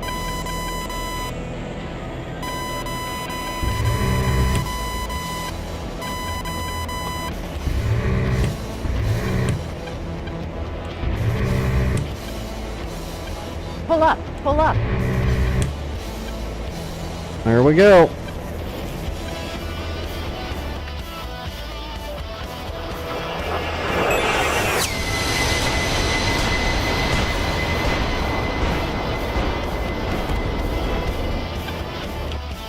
Sam Juliet is now neutral. Alright, so now we are RTB to Quincenia. Like, quickly. Oh. Stand by my targeting pod. Alright. Oh, did I miss it? There it is. 43 Quincenia. We need to go there and land, and then we need to capture Burma and Sam Juliet like as quickly as possible before the enemy recaptures them. So we need to jump, we need to land and cash in our points because we just earned a lot of credits for the team. We'll leave those credits in the kitty. We'll try to save that money because we might need to do some spending when we start hitting when we start trying to take out the enemy navy, because that's going to be a task. I'm thinking. I'm assuming it's going to be a task.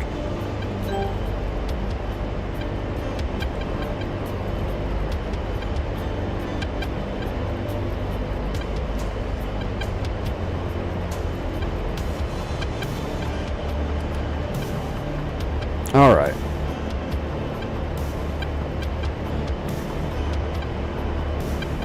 Well, we used our munitions up for the most part. 2 rockets and a little bit of gun.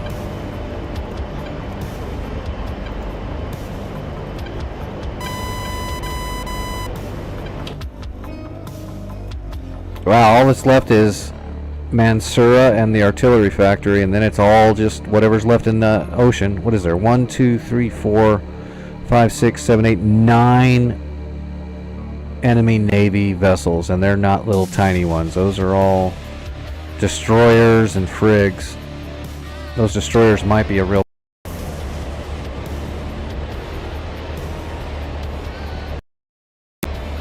Oh, thank God. I was like, I'm not going to get those points if it boots me again. It's got to be worth some score, taking out those 2 points in a single flight. That's got to be 400 and something credits, maybe 500.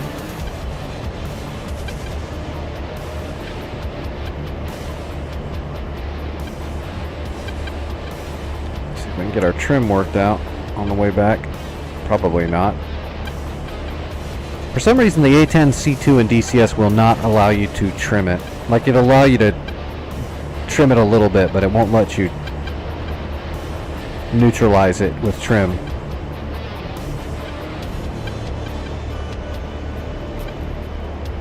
See, it's always going to drift it. Now, if I hit one little tiny tump of trim to the right, it's going to start, like, flying and rotating over to the right now. See?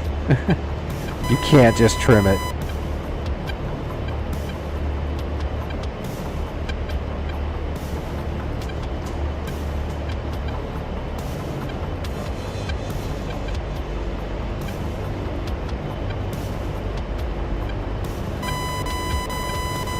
Two Havocs. Those must have come out of Mansura. Yep, they did. Those Havocs are a pain in the ass. Alright, airfield looks like it's north to south. Call it in, but I don't think it actually responds. 1, Splash Bandit at Bullseye 273 for 160 at 2,500.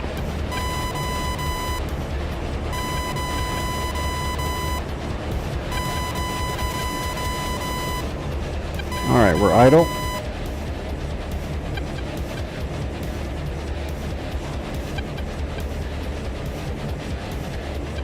Engaging Bandit at Bullseye 271 for 170 at 700.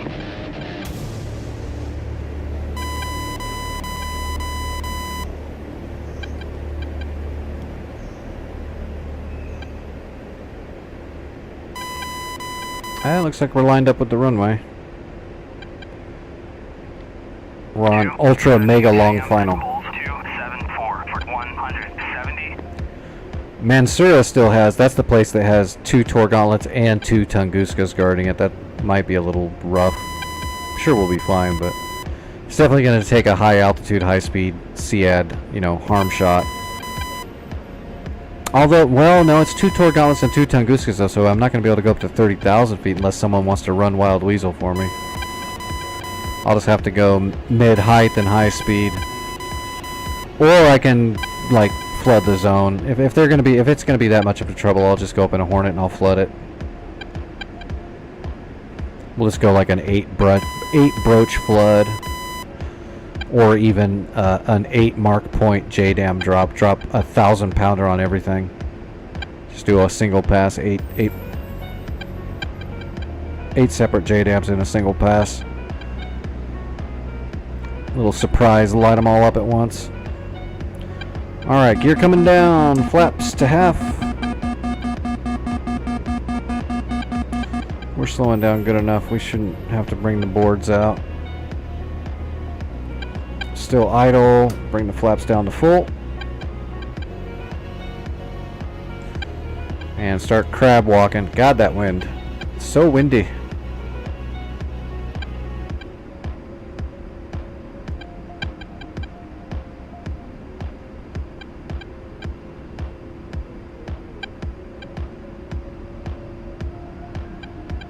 Altitude, altitude.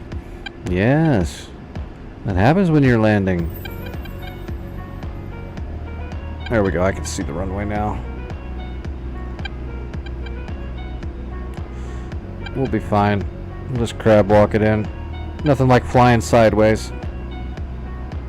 Pretty normal. On speed, on time. Actually, we're a little out of time, but that wind is doing it. Having trouble getting on time. Damn wind. Might have to tweak the airframe a little bit with some throttle. Yep.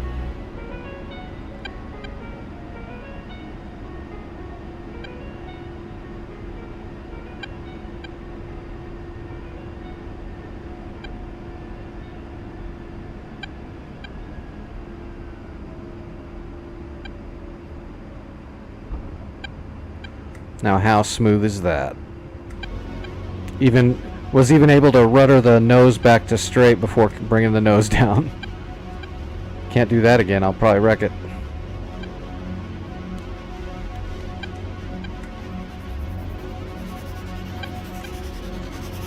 Oh, can I pull up here? Come on, come on, come on, come on. Am I gonna have to drift this? Nope.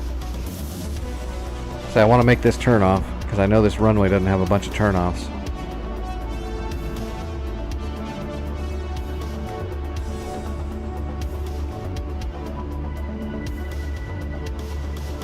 Alright, let's just park it. Alright, so we're going to launch from Kuwait Sina and go straight to Burma. We're not going to be attacking, so we're just transporting. So I'm going to just grab a Gazelle with some Mistrals in case somebody does something like launches an aircraft at me. I'll have some Stingers. Want to do this quick.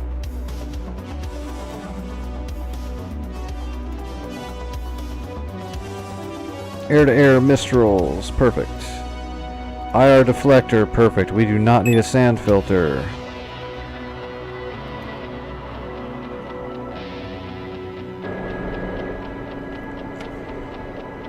Oops. Hey, AK's in the server.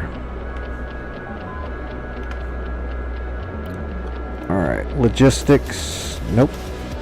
Logistics. Load supplies. Yep, take it easy, Supreme. I should be back tomorrow night.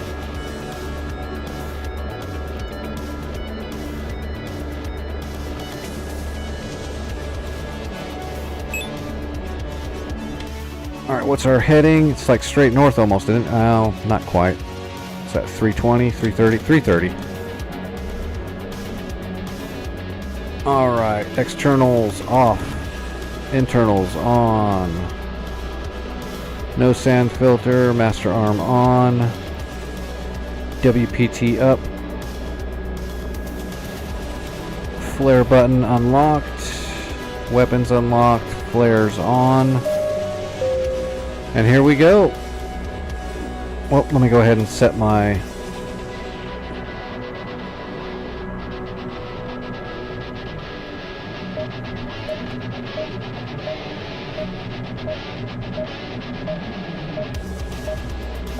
Perfect.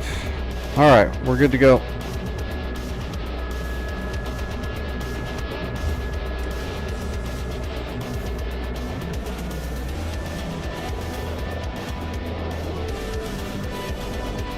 Alright, 230.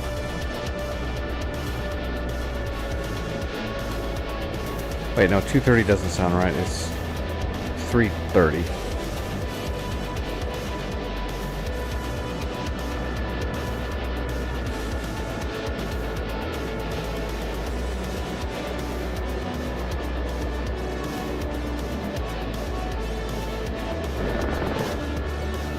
Shit, I forgot to take my medicine. We're going to Burma first, and then I'm going to take my pills and use the restroom really quick, and then we're going to grab supplies, and we're going to go capture Sam Juliet, and then we're going to be done with this map for now. We're going to save it for Saturday. That way Vic can be online and help finish the war. He put a lot of time and effort into this war.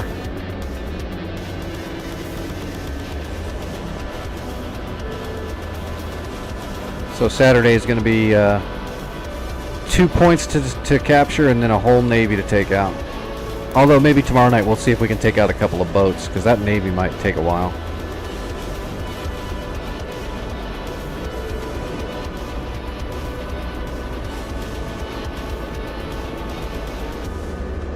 Go Gazelle! One of the coolest friggin' helicopters to use.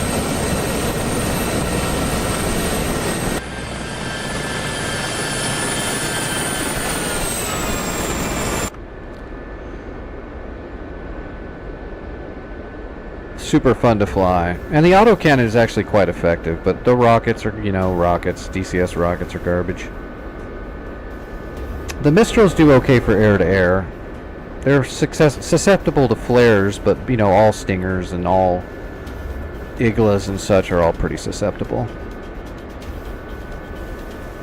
I just love how they shoot, because they shoot like the old original Stingers. You know, they propel out of the tube, and then they ignite.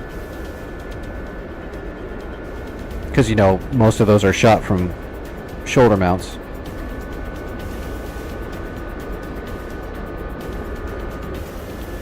You're flying tomorrow? Alright.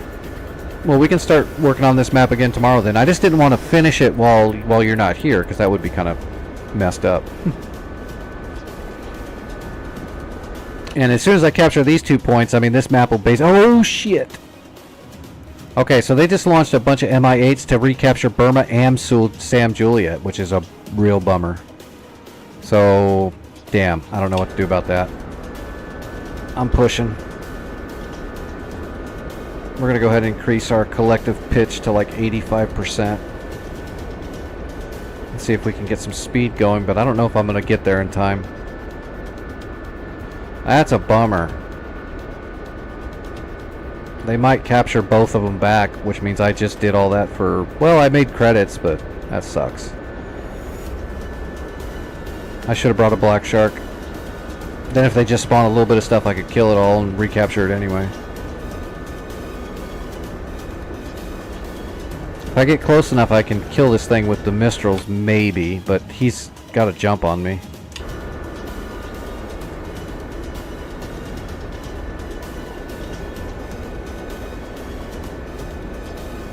Oh, I should have lowered my fuel too. I'm heavy with fuel.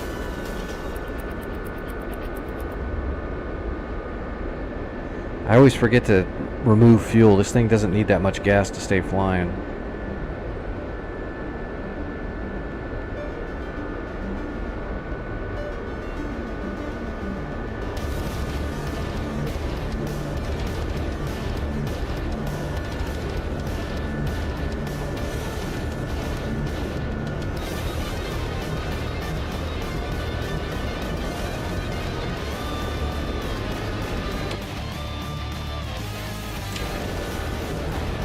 $115, 16 knots. Come on, baby.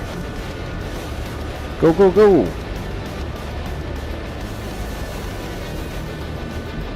Make sure both of my Mistral tubes are up. Right side's up. Left side's up.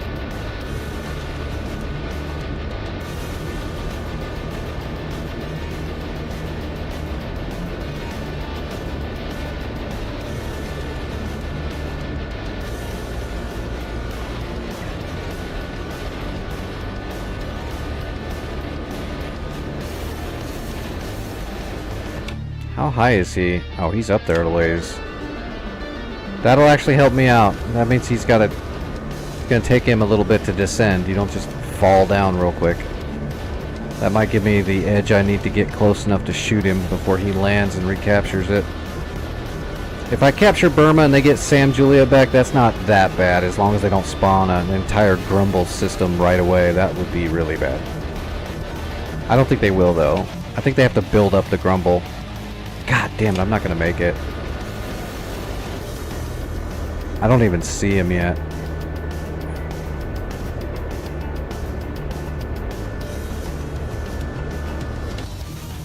Man, this sucks.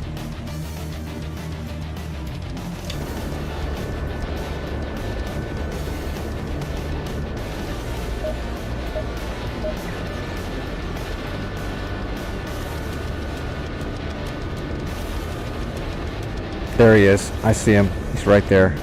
Little speck right there. That's him.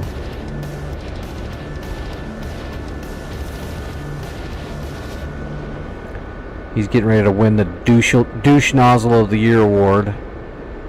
Man, he spawned fast too. That guy, I didn't even know he was there, and then he was already a quarter of the way there. All of a sudden, just bam.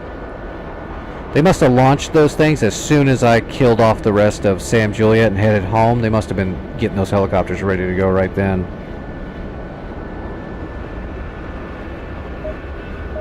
Yeah, we're not going to shoot from here. There's no way.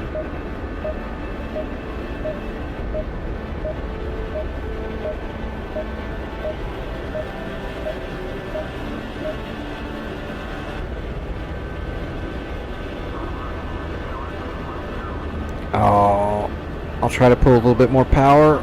Oh, that's right on the edge. I'm going to get torque warnings really quick. And if I maneuver too hard, I'm going to probably mast slap. Come on, baby. Give me some speed. $120 knots. It's pretty fast for a helicopter. In DCS. The helicopter speeds in DCS puzzle me a little bit. the Apache speed is so weird because Apaches cruise at about 140 knots. That's Apache speed. And for some reason in DCS, even when you're light, man, you're pushing it and you're like barely getting 120 knots out of it. It's quizzical.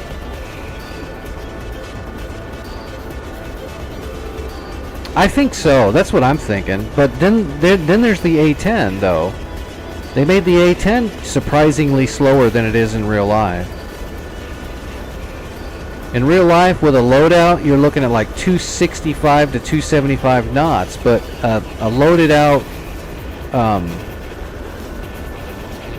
A10 is gonna probably cruise, depending on like air conditions, somewhere around 300 to 330 knots. You got to be completely clean, low on gas, and diving in DCS to get up to like 330 knots. So that's a little weird too. Hey, Snuggles, what's going on, buddy? Shit. Yeah, I didn't make it. They're gonna spawn on top of me. I don't have any weaponry except for my Mistrals. I just got done clearing these places and they're capping it before I could get there to cap it after I killed everything. I'm getting hosed. Little hosed. Ah, he's on the ground now. It's over. I was hoping he was gonna circle around a couple times before landing, but he's going straight in. Oh god, yeah, look at that. I gave it a little anti-torque and I started getting torque alarms. Son of a bitch.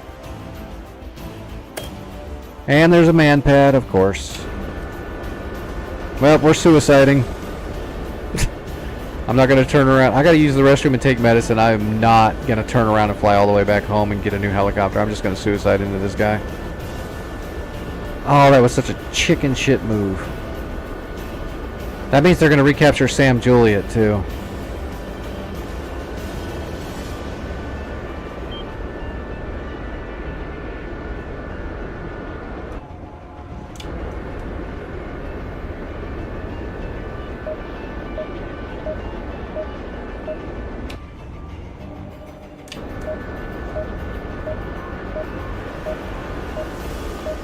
There they are. Too bad I can't shoot a heater at them.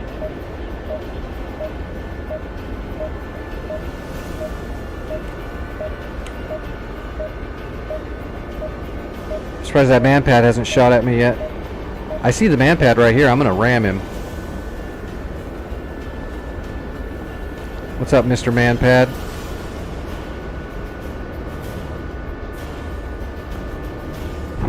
Oh, I missed him.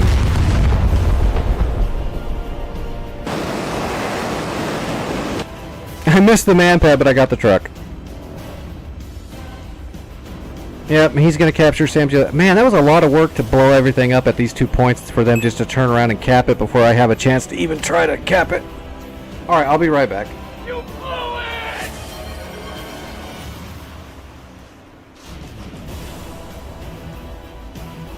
Fucking embarrassing! He keeps kicking me in the dick. Why? Why does he keep kicking me in the dick? Alright, I'm going to grab my medicine and use the restroom, and then I'm going to come back and grab a black shark, and we're going to capture Burma. That's going to happen.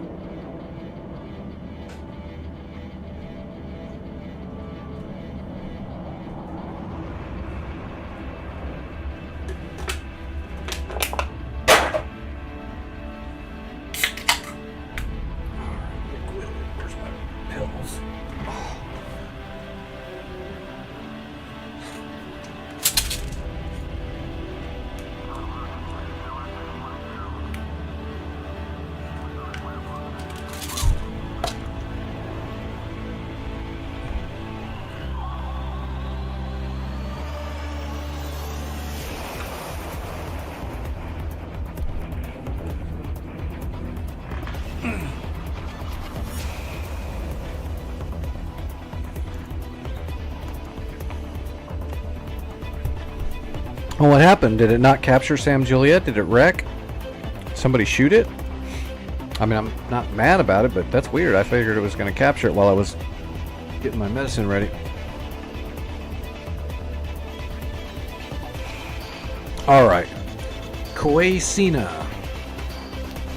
One black shark out of Quaesina and we can solve all these problems all at once. I gotta turn the heater on my legs too. My legs are rebelling this whole friggin' week. Alright, black shark. We'll use my custom 222 loadout right there.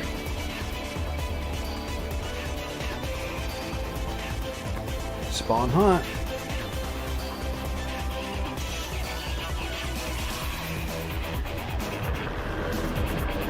Reset the head tracking. Okay.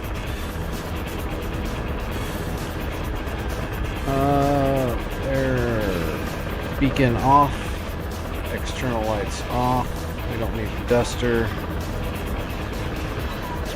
Gun cyclic rate low. Weapons armed. Bring up the nav. Alright, there's Burma right there. Let's grab logistics. We're gonna kill that man-pad with a friggin' tandem round.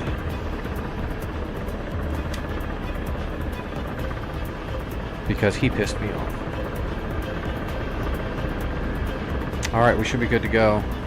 Supplies loaded, yep. Brakes off.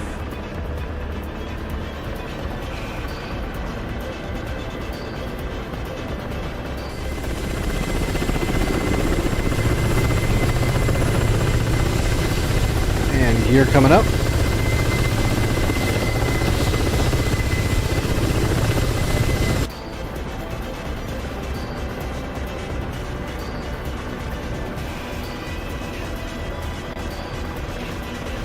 Alright, we're on the way to Burma.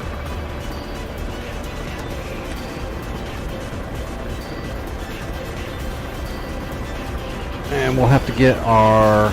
We'll set up a little bit of a hover on the outside of Burma, and we'll just pick off that stuff. That was not what I wanted. There we go. So it's a man pad and like some trucks, I think? Man pad. Oh, there's a BRDM and a cord. So yeah, we'll have to shoot a couple of tandem rounds. Not a big deal. We'll fire about 2 or 3 tandems and then we'll clean up with the gun. Piece of cake.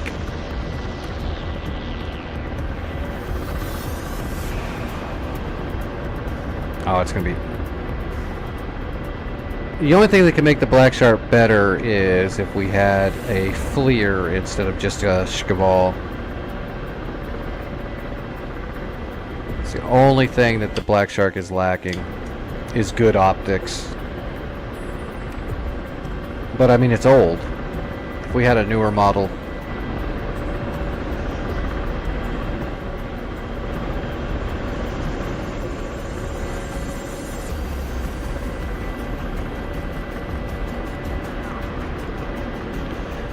What does Burma look like? Well, it's going to be like a straight up runway. Alright. We should be able to see that once we get closer. I don't think I'm going straight at it though, to be honest. Sliding at it a little bit. Should be right around in here though.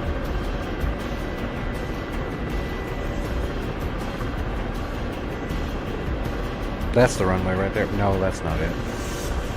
I don't know what that is.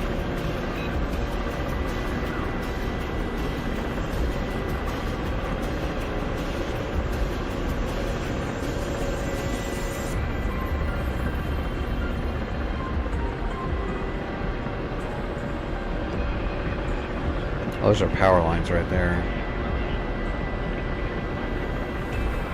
Burma runway runs kind of south to north though.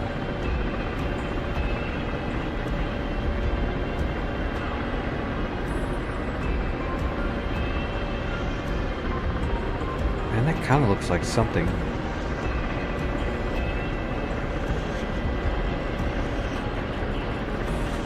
There, okay, there's a runway right there, right? Nope, that's too short. That's the same thing I was looking at earlier. Damn. I just gotta get closer.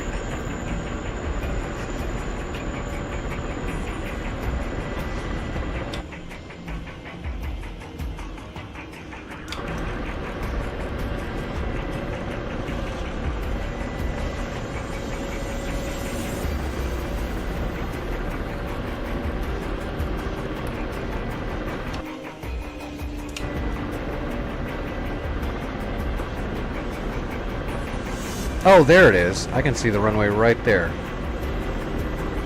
That's the runway we're looking for right there. Okay. Off to the left should be some trucks. There's 2 trucks right there. I gotta get closer to really get a good view. Turn the laser on. 23.5 kilometers away. We won't be able to see that man pad till we get closer, but now we know where they are.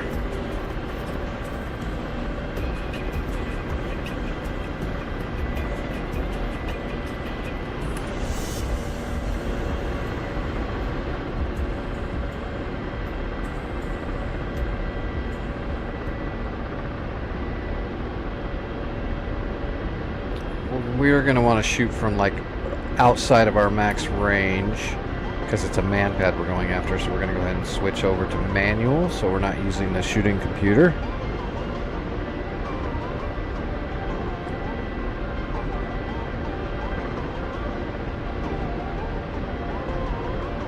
Alright, Vickers are up.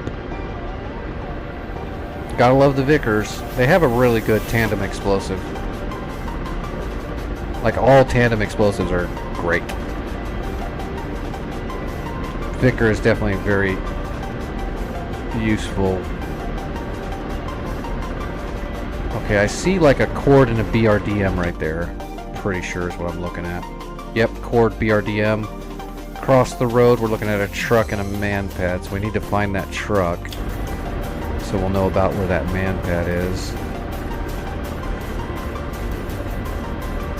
I want to say that's a truck right there, maybe.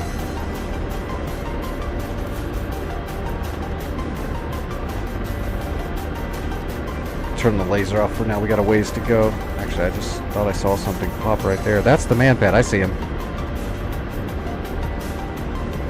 He's right there underneath the reticle now. That's the man pad. That'll be our first shot. Doing it manual, we can probably laze it and fire from about 8.5 kilometers, I believe, is going to be good at this altitude. That'll be right near max range. That's definitely him. So we can't actually lock onto him, but we can basically just point right at his feet and have that tandem explosive blow up right at his feet, which is going to definitely smoke his ass. Alright, 7 more kilometers.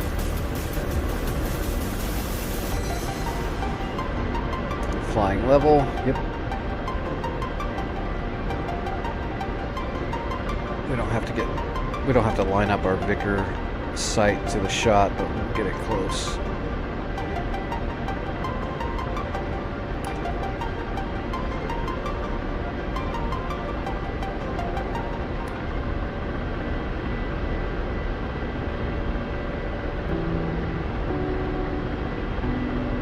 And then to the right is the BRDM and the cord, which is, we need to kill those two because those are dangerous. We don't want to get too close. We can gun that truck right there on the road. We don't have to waste a Vicker on that. Is Sam Juliet?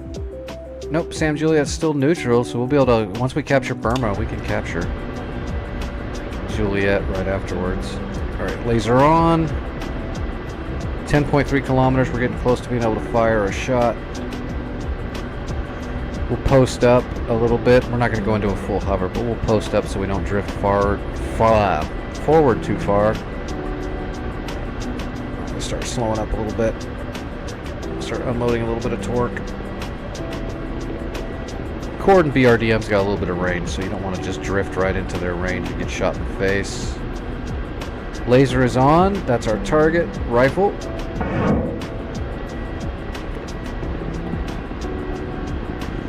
Just keep running that laser right into him.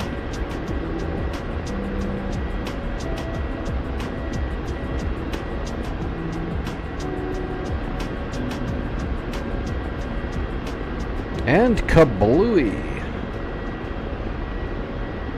There's the BRDM. It's got very light armor vehicle. Alright, solid lock. Rifle. Posting.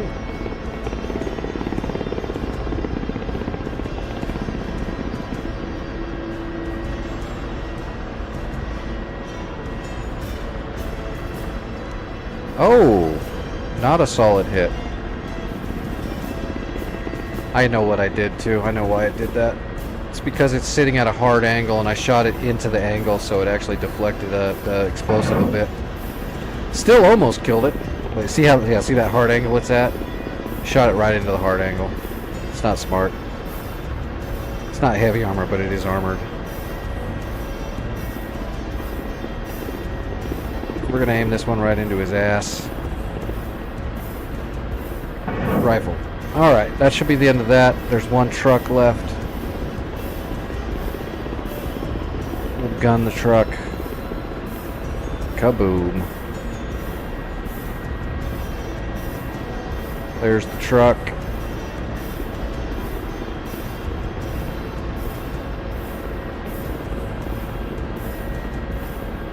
Give me a laser lock. Gotcha. Alright. Going to guns.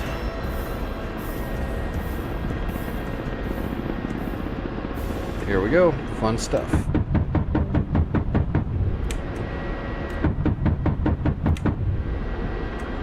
That's all she wrote.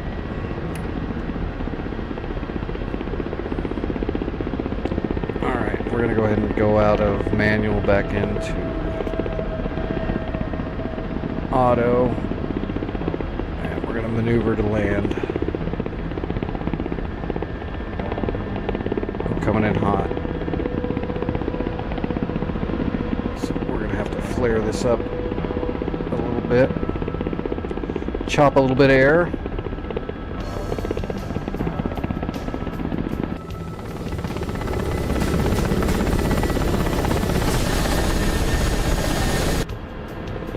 Good stuff. All right, gear coming down.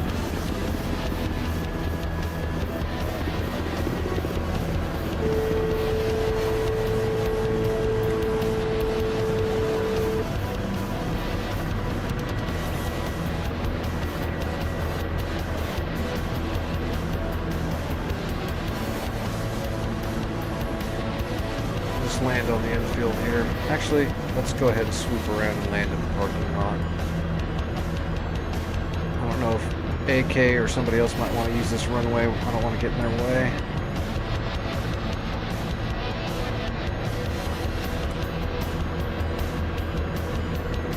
Plus, we're pretty decent with the Black Shark. We can go wherever we want.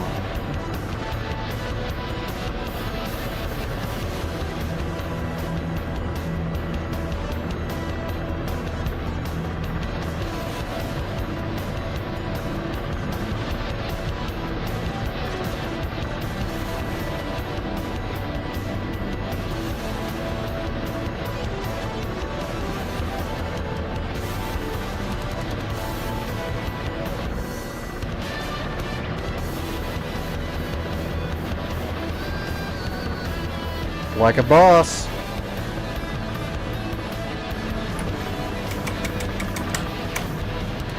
Alright, controls wiped, parking brake on, and unloading logistics.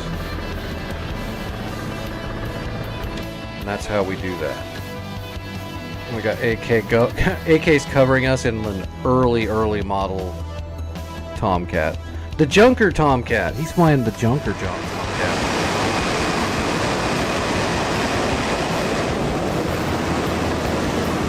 Tomcat. Alright, can I get resupplies from Burma? Yes! Okay, we're gonna go straight to Sam Juliet and cap it then. 2 Frogfoots taking off from Mansura. And 3 fullbacks coming to strike Cairo West.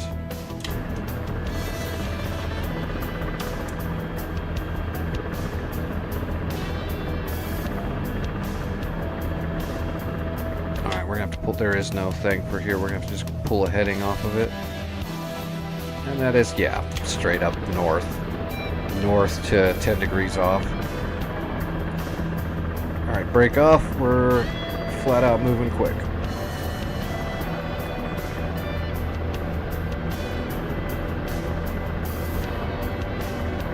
And gear coming up.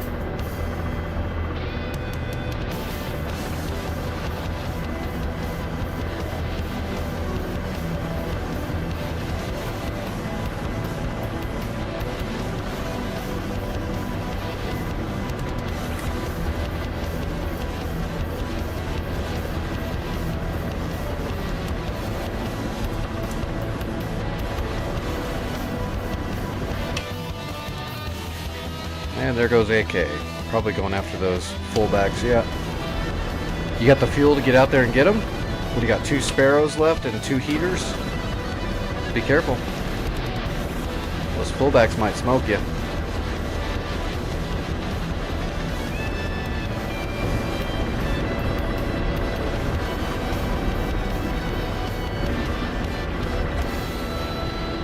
Oh, that pill is just not working right now.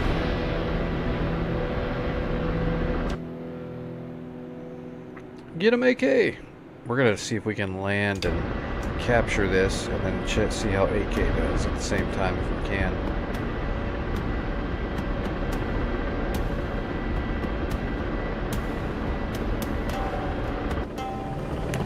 I love this helicopter. Highly recommend the Black Shark, especially if you're new to helicopters. If you don't understand helicopters, Black Shark's a good one to learn with, sort of, because it doesn't fly like a helicopter. But it might also be rough if you don't know how to fly helicopters and then you fly the Black Shark and then you get into a normal, real helicopter and it's not going to be the same at all. There's aspects that are the same, but not much, because this uses a whole augment system right here. So you basically fly with like a force trim.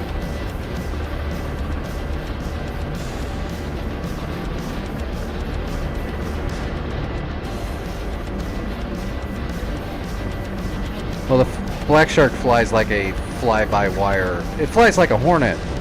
You know, it's all fly-by-wire, which can really mess you up if you're used to or know how to fly a regular conventional helicopter. If you don't know how to fly a helicopter, it'll be just fine.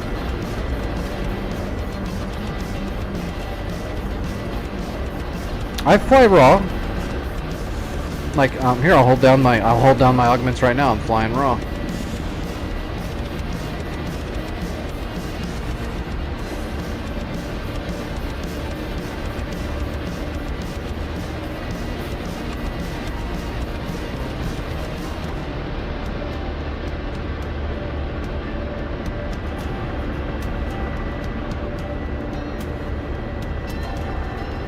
Like whenever I'm landing and all that stuff, and taking off and all that, I'm holding down my, oh hell, whatever it's called. It's basically the force trimmer, but it just basically shuts off the augments. But when I get all my heading all set and everything, I'll go ahead and let go of it, so all the augments will kick in. Yeah, the trim control. Just hold that down and you're flying raw. Oh, where am I? Get him, AK! Get him! Is that a Sparrow? Probably. That's a Sparrow.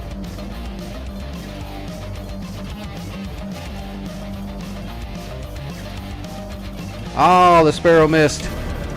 He dodged your Sparrow. What do you got left? One more Sparrow and 2 heaters?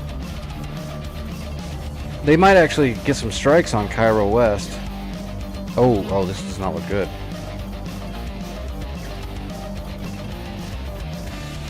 Are you guys gonna shake hands or something? Uh-oh.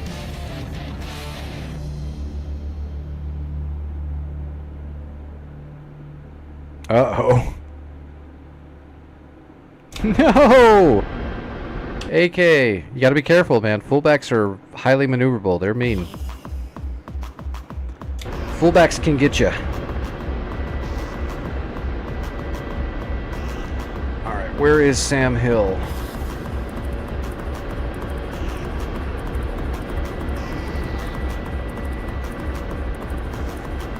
It's over here to the left a little bit.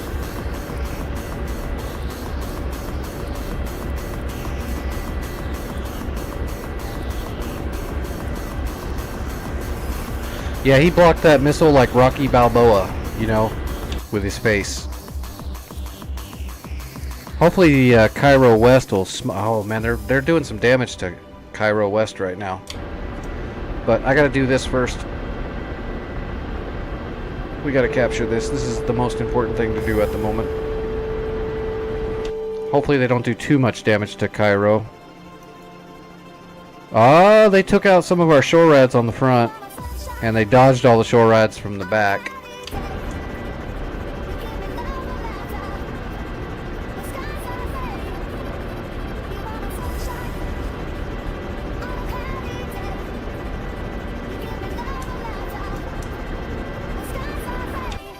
I'm not worried about it yet. Our Rolands are not earning their keep though. He dodged like 4 or 5 Rolands. Well, a few Rolands and some Avengers. So I think the Avenger just has a stinger on it, right? It's a Bradley with a stinger.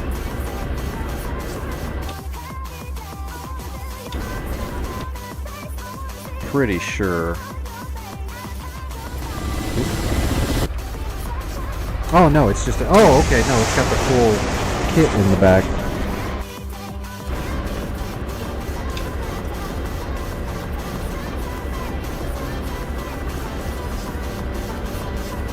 Alright, Sam Hill should be right over here somewhere.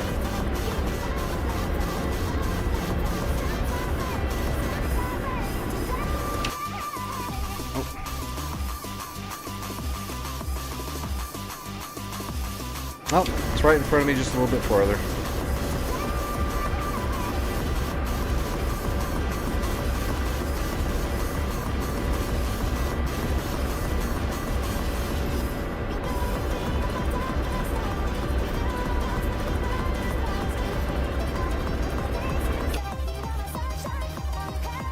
Right on the other side of the woods right here. I see it. It's just hard to see right there. Alright. Unloading.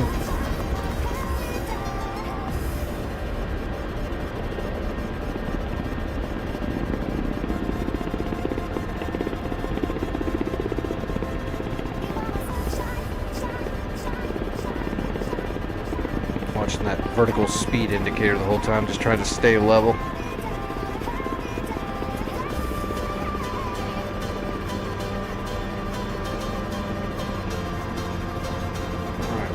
Pulling power in now.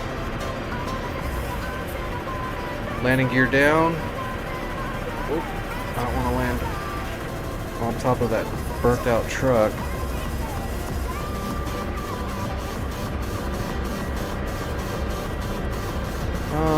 Okay, we'll land back here. I think we have to land inside the wall, so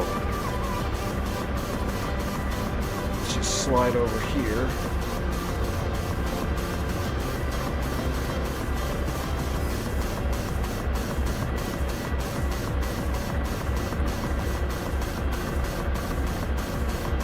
Over here to the side so we don't run into anything and blow up, because that would be my luck.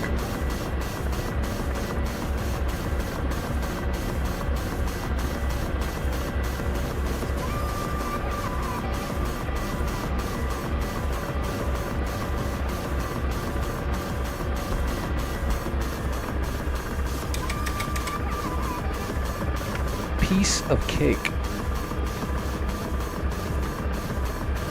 And we have Sam Juliet, and we have Burma. We definitely need to do some supply runs between Burma and Sam Juliet, though.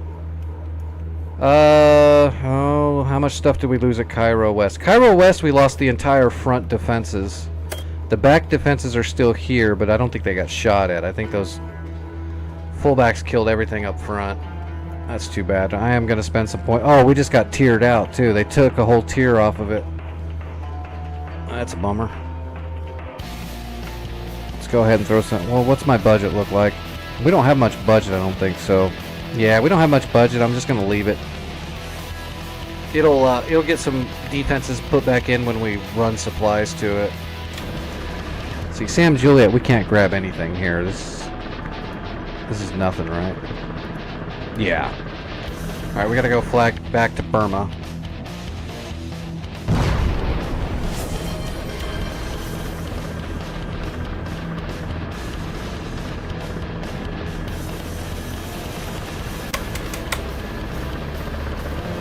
Alright, break off.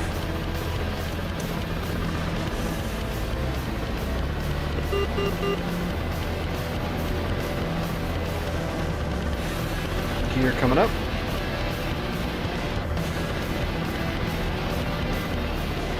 Didn't spawn anything in here?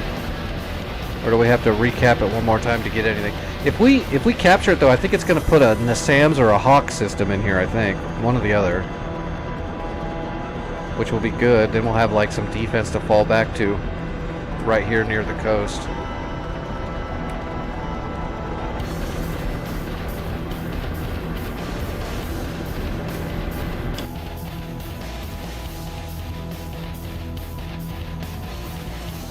So we need this to be a 2-2. Although we might not even really need to care. We really just need to kill or capture Mansoura. But I'm not going to stay on all night, so... Actually, I'm not going to stay out much longer than now. I didn't see what time it is either. So we might be just about done for now. Hopefully they don't recapture it all, but... Oh, there is some stuff there. Oh, there's a Roland and 2 Gepards and an Avenger there. That's actually not bad. What I'm thinking is, I'm about out of time, so what I'm going to do is I'm going to fly to Burma. And I'm going to land, I'm going to grab supplies, and I'm going to fly back to Sam Juliet and cap out Sam Juliet so that it can defend itself a little better. And then I leave the rest up to whoever flies in here next. And tomorrow we'll try to start finishing. We'll capture the rest of the land, and then we'll start hitting the boats. We'll get to whip out all the big jets and go for it. Hey Vic, do you have a Phantom? If you do, then you should kill one of those destroyers with walleyes. I'm giving you a mission. With a Phantom, not with no Hornet, no targeting pods. You gotta do it with a Phantom.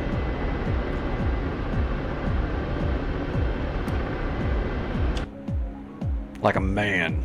You gotta do it like a man.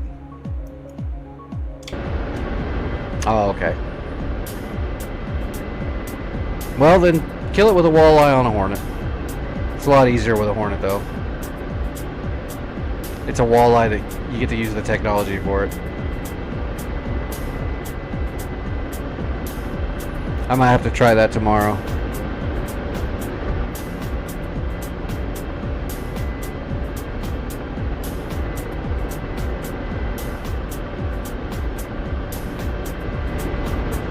See if I can drop some walleyes from the Phantom on those boats. I could put 2 walleye 2s and 2 walleye 1s on a Phantom in a single flight.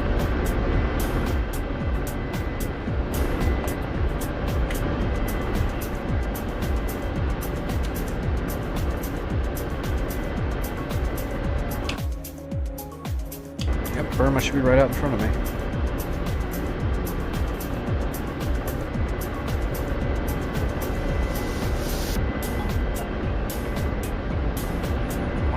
So much collected, jeez. It's like I'm in a hurry.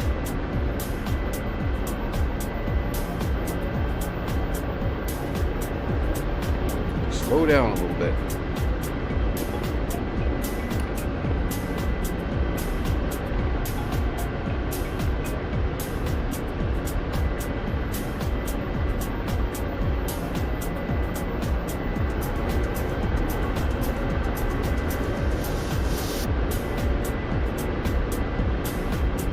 Oh, come on. The Tomcat's super simple. You put the pointy end of the missiles into the bad guys. First you sit in the jet, and then you know where the enemy is, and then you know where you want to be to shoot, and then you fly there. It's super simple stuff.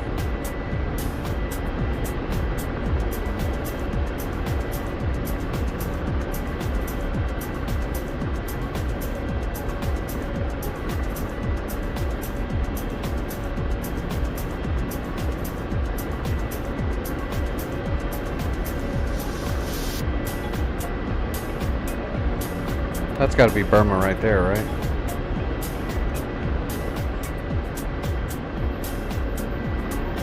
Those look like hangars. Yeah, those are hangars. That's Burma.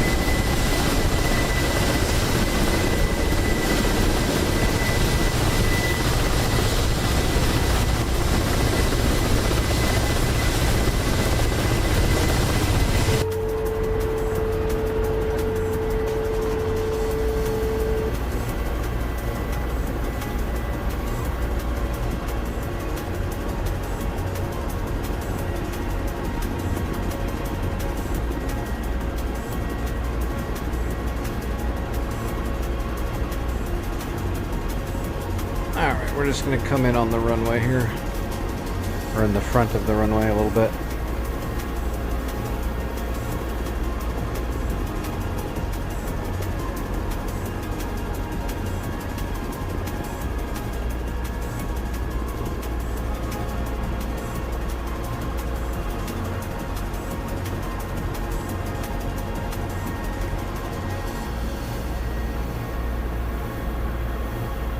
Gear coming down.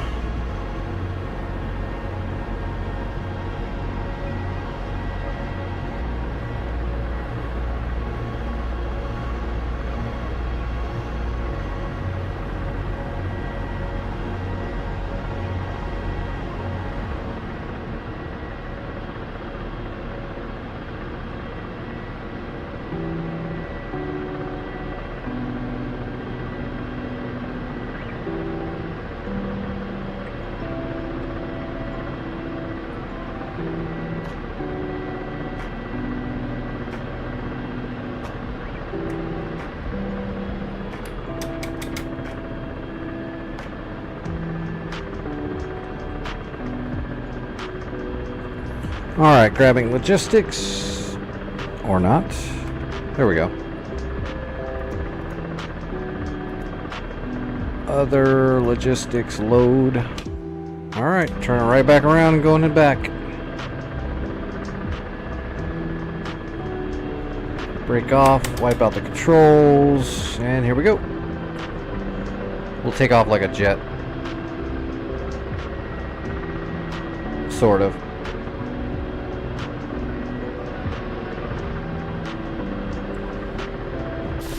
We keep rolling, rolling, rolling, rolling.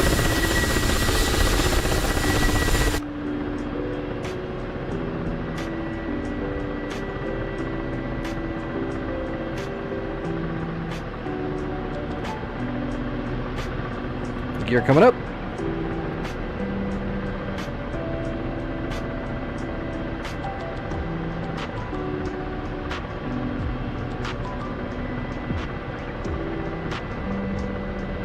Springfield 1, airborne.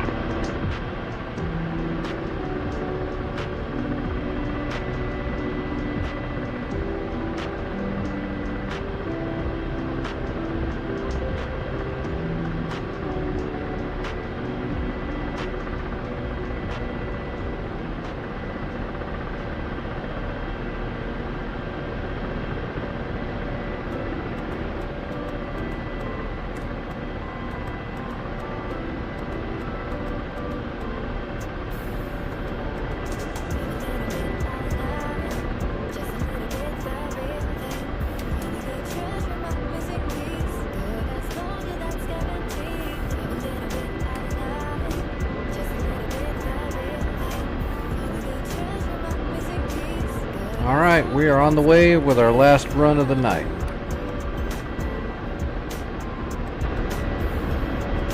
We've got this, boys.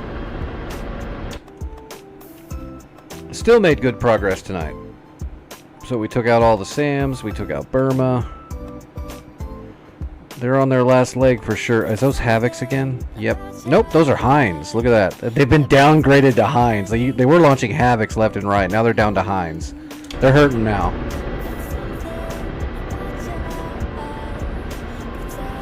Yeah, I love the Tomcat. It's one of my favorite jets of all time, and I love flying it.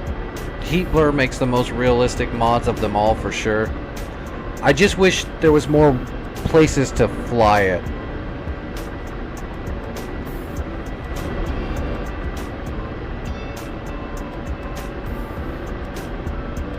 Like, I kind of wish we had the newer Tomcats before they got sunsetted, instead of just the Bs.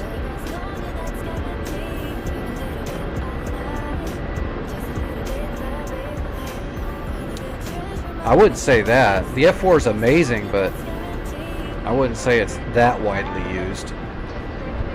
I think it's great. I think everyone should own it for sure, but a lot of people don't like the Phantom because it's very analog and it's very niche and it's got a lot of idiosyncrasies. I love it. It just makes it all the more real for me. For Cold War, yeah, you want to have it. It's the highest performer in Cold War.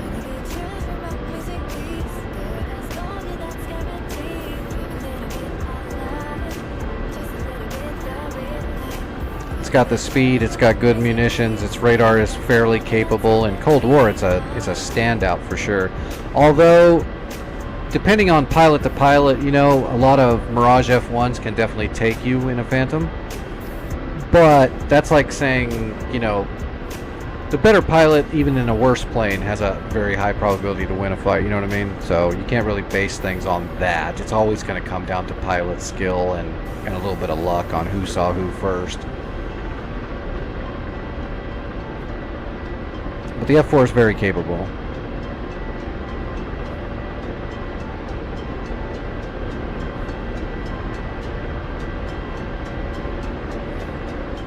Yeah, for sure. Air to ground is where the Phantom shines, for sure.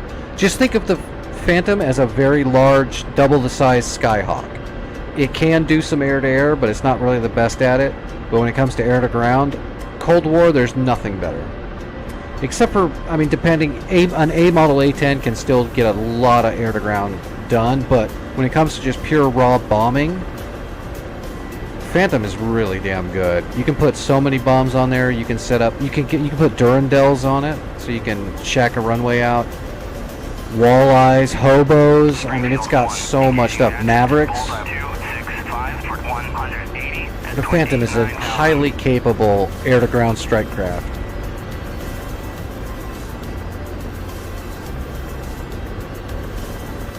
And it's decent in air-to-air too. It just takes a lot more to get used to because the controls are a little funky and a lot of people don't like it. but I mean, that's what you get. It's analog. I'll tell you this, the Sparrows in DCS are 1,000 times better than the real life Sparrows, so...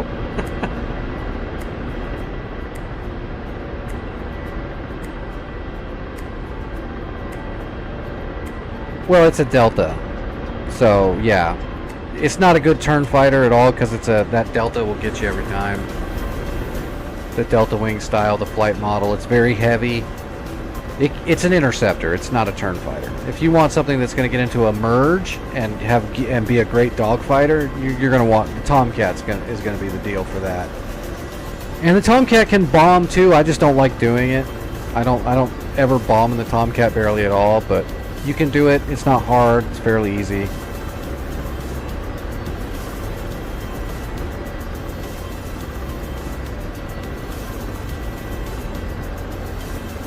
Yeah, well, if you can use the AIM-9 mics, then you're fine, but in a Cold War server, you're not going to be able to use the AIM-9 mics. You're going to use, like, what, the AIM-9Bs, which are hot fucking garbage. So, you're better off trying to use the,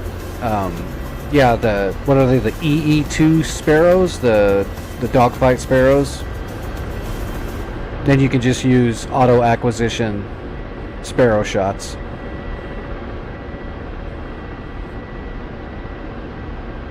Hit your cage, hit your auto acquisition, and then switch your weapons to change the scan pattern. Get an auto acquisition on them and launch a Sparrow.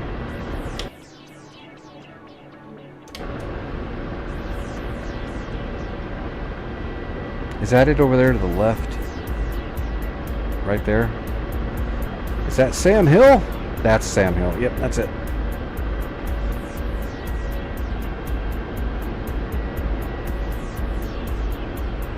I usually go ahead and switch to auto acquisition and bore sight and cage the radar. I don't know if it's just because I did a lot of practice so that I know I can do it, maybe? I don't know. I usually go ahead for the actual walk, though.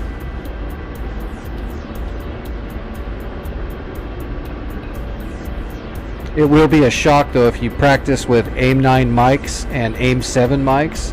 And then you go to a Cold War server and you can't use those mics anymore because those are the good ones. Those are the modern ones. They weren't around in Cold War.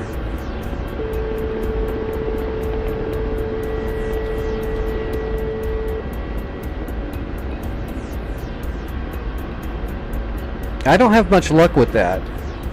That's why I usually go ahead and once I hit the cage for flood mode, I usually hit the auto acquisition and then you just cycle the whatever scan pattern you want. Hit heater for straight up. If you get the acquisition, then just switch to radar, missile, and fire.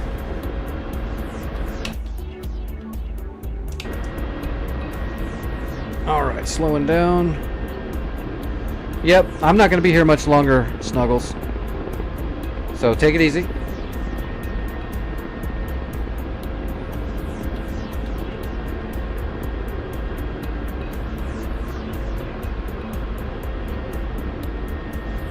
There's good room right up here in the front. We just got to bleed all this energy out.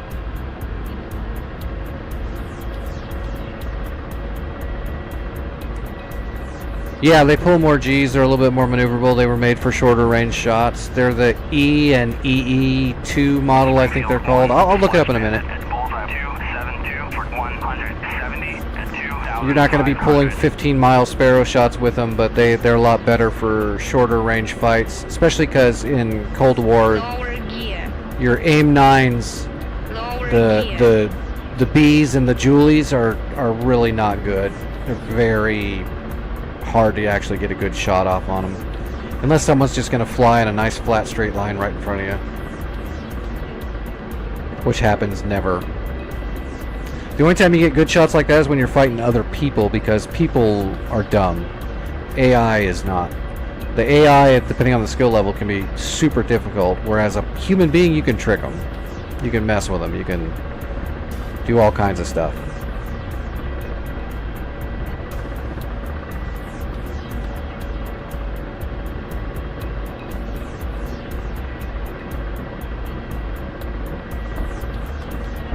Look at that. Right straight down where we wanted it. Other logistics and unload. What did that give us? Dun da da da. We got a Hawk system. We got a full Hawk with a C-ram guarding. Friggin' C-ram guarding. That's pretty sweet. It's basically it's like a Sea Whiz from a boat. Good old C-ram. With a shitload of ammo.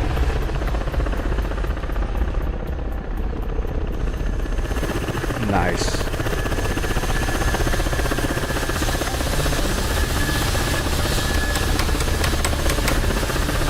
Got to reset the augments.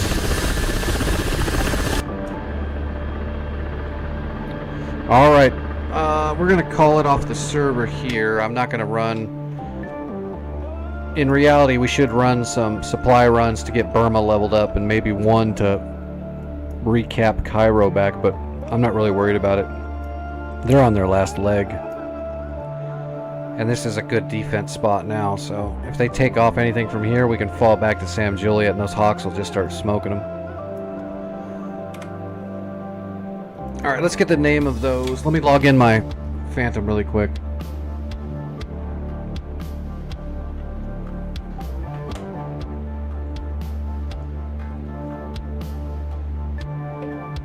Yeah, a shitload of boats. Oh, on my practice run today, I did the Phantom and I did air to ground again. I did walleyes, Zuni rockets, and I did the Ripple drop again, except I actually used the correct rack. With the correct rack, I put my Ripple bomb run right on target. It was perfect. Matter of fact, I'll be making a short. I'll be clipping a short out of that here in a little bit. You just got to use that Ripple rack. I accidentally put a normal rack on the bottom, so when I tried to ripple them, it messed it all up.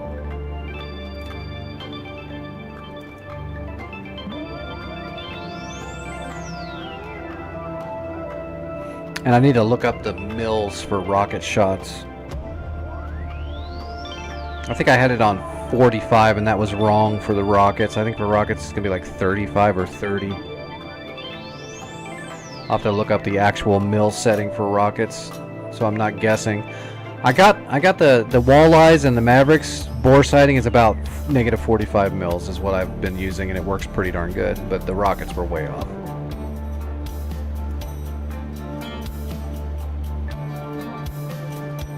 Makeup, there we go.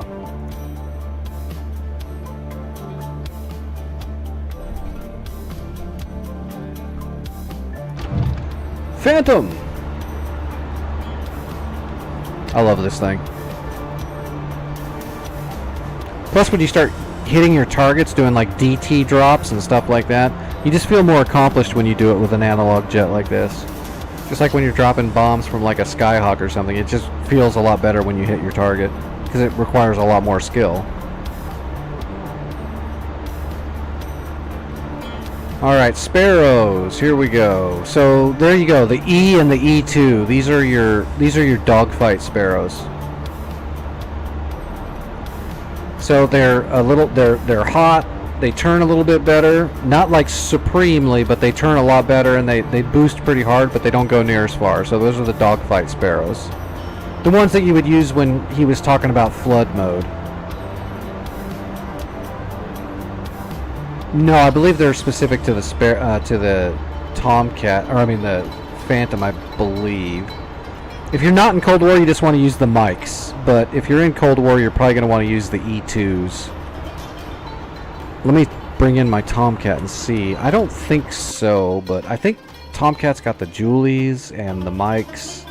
For the most part, in the Tomcat, you're going to want to use AIM-7 Sparrow mics. If it'll let you. If not, let me see what they've got before I start talking. Let me just see, because I don't remember. I always just use mics, because that's the best one. But on Cold War, I don't think you can use the mic, because again, those came out later.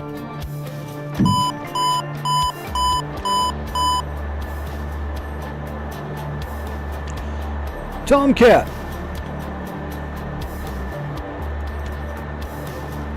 Alright. These are going to be mics, yeah. So these are the AIM-7 mic H, the upgraded AIM-7 mics. These are the best ones. But, like I said, you can't use the E2s. They've got the Ps and the Fs. And then the MHs, which are the M's and the MHs are going to be the two best. But in Cold War, you're probably going to have to use F's or P's. Just like I think in Cold War, you can't use the 54C Mark 60. It'll be like Mark 54A 47s, I think. So they're the Phoenixes with the A has the crappy seeker, the C has the better seeker, and the Mark 47 and 60 are the boosters, and the 60 booster is a lot hotter, it flies a lot farther and a lot faster. So the 54A 47's got a shitty engine and the seeker's not very good. And to be honest, the seekers and the Phoenixes aren't that good, period. So they're very easy to chaff. They really are. They're not the best. They're not a very great missile. Not at the ranges that people want to shoot them anyway. All the bombing though works quite good in the Tomcat. I just don't do it. But you can even put the lantern pod in there and do laser guided drops. It's not hard to do at all. It's super easy.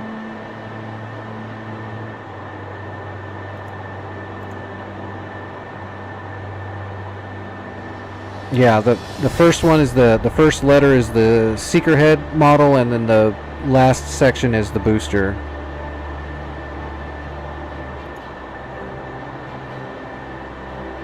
So you want C and 60, if it'll let you.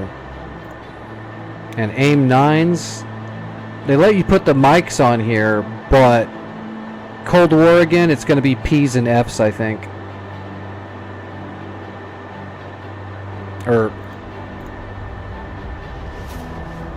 L's, I'm sorry, there you go. In Cold War, it's going to be the L, which is not bad, but it's not that great either.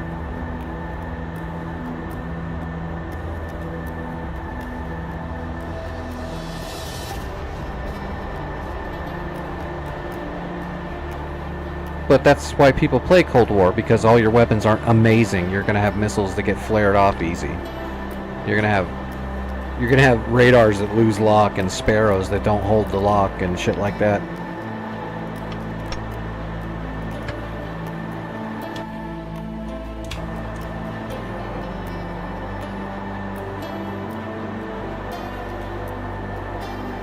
And you can actually do all the laser bombing from. You can just let Jester do that for you in the back seat. If you actually want to bomb cat a bit with the Tomcat, it's not hard to do. I just find it annoying. But like the simplest way is you can like come here on the map, and instead of making your own like waypoint or something, you can just click on your bubbles and your labels, and then just click here to make a new thing, and then we'll call it what do you call it? Is it WPB, or well, let's put in TGT 5. See if that does it. Oops. I can't remember if you have to name them something specific. Let's see. So let's just call Jester and air-to-ground weapons.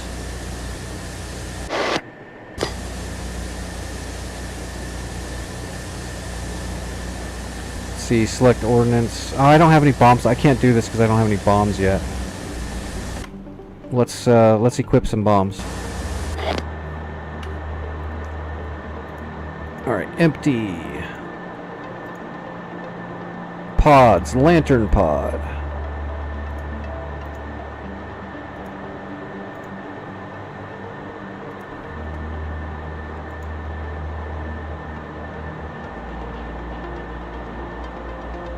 GBU 12s.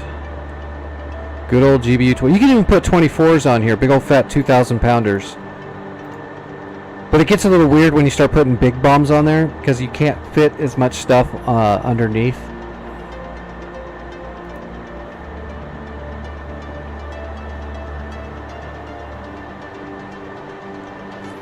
But okay, let's do this. So we've got bombs. Let's equip them. So what'll happen is basically you make a waypoint by just putting up a bubble like that, and then you can tell Jester to look at a bubble you created with the targeting pod, and then your targeting pod is there, and then you can start picking targets from there. There's other way. You can also do it with a Q hold, so you can use your helmet and stuff. I don't like doing all that, but you can do all that also to get a targeting pod down there. Also, you can put the lantern pod up here, and then you can see what Jester sees on the lantern pod, and then you can use Q to actually move the cursor around with your vision to lock on the exact target you want. Again, it's not super hard, it's just kind of annoying. I usually just let Jester do it in the back and let him choose which armor to drop a bomb on. If there's a bunch of stuff there to blow up, I'll just let him pick and choose targets. And then he'll just tell you, you know, you just get lined up with the target area and start flying towards it, and Jester will give you instructions for the bomb drop, just like in real life. The Rio in the back is going to be like, you know, 5 degrees right, 5 degrees right, on target, or whatever. And then he'll tell you when to pickle the bomb, and then he does the rest. He'll laze it from the back seat, all that.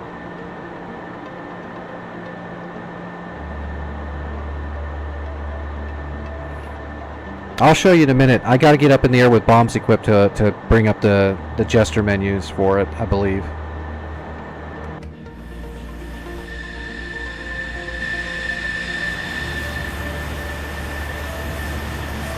It looks like we're equipped. Did I miss it? Did he say we're done?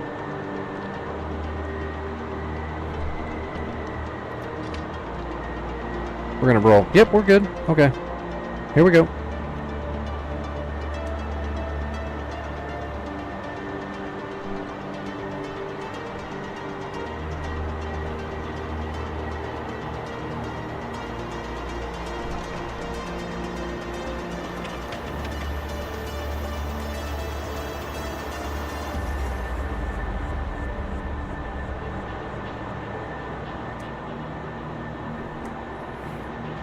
I don't think you have to give it specific names, but one thing I will say, just like Snuggles just said, if you're on a multiplayer server and you're using those bubbles to get your targeting pod on target, getting your Rio to do his job, you do have to be careful about people being dicks.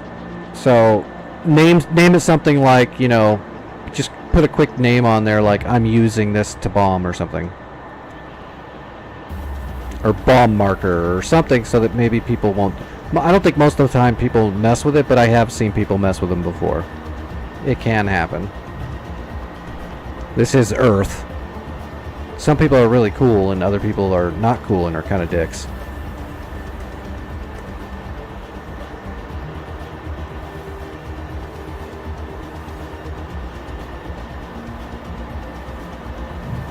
Right. Like Snuggles suck an entire bag of dicks. If you name your targeting point that, he'll probably leave it alone.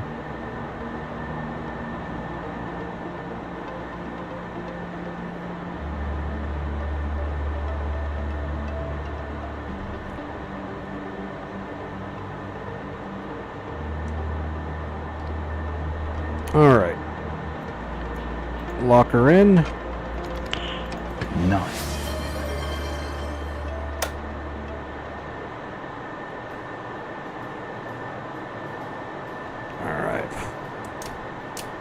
Flaps and slats.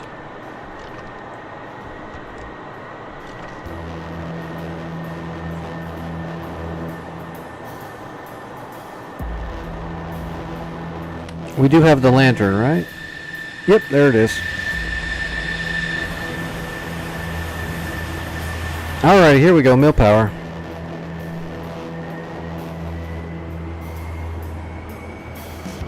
No burner takeoff.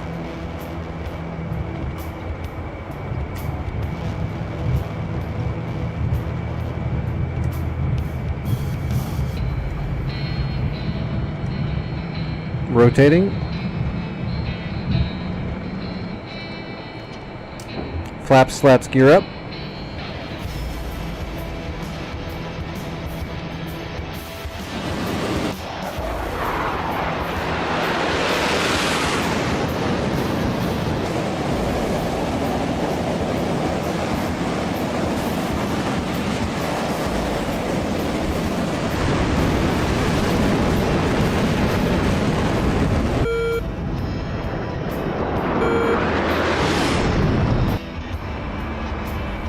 Alright, so we got our bubble out there, right? Yeah. TGT-5 is what we named it. Let's go ahead and go to air to ground. I'm getting dirt at 8 o'clock. Master arm on. Okay. Select ordnance, GBU 12. Copy. Delivery mode. Comp TGT, I believe, is going to Will be. go.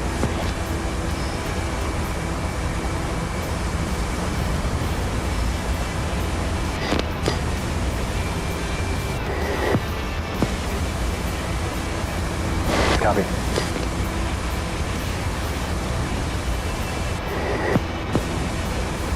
Alright, where is that?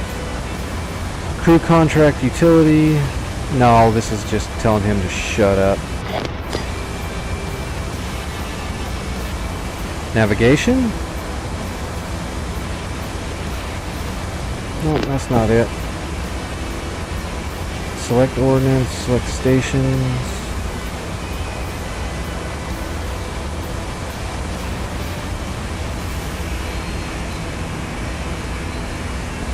Comp TGT is what we want, I'm pretty sure. Damn it, I'm trying to remember. It's not data link.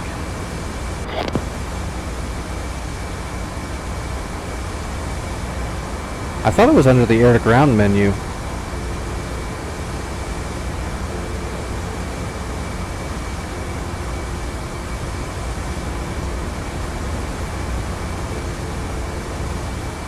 Navigation grid? Is that what it is?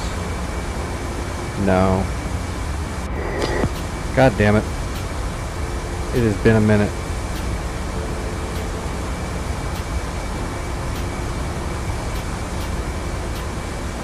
I really thought it should already be here unless I messed something, unless you do have to name it something specific. Steer point from map. Okay, there we go. Under navigation, steer point from map. More steer points utility. Ah, it's not there. I think I have to name it something specific maybe.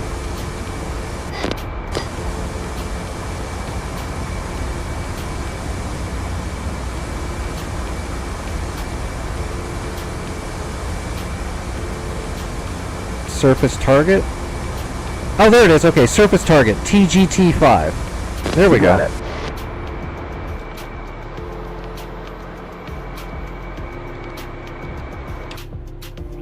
Alright, so now he should be looking with the lantern pod right down there.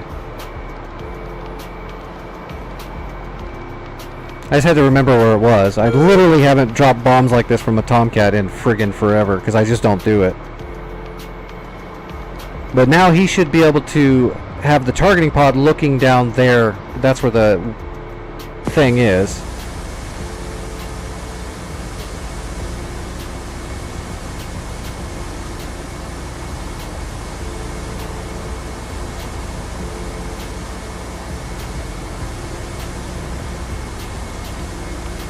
Yep. Okay. Okay. Will go.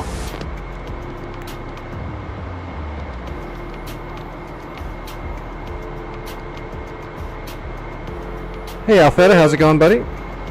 Long time no see. JL on YouTube, how's it going?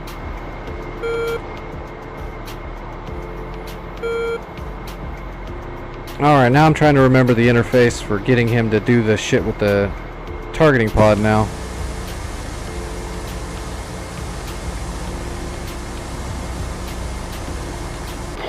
I've got some dirt at 9 o'clock.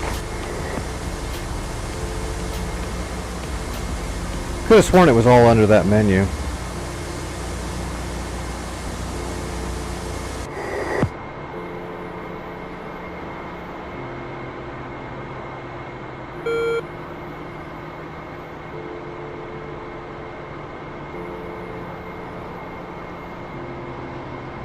I might have messed something up.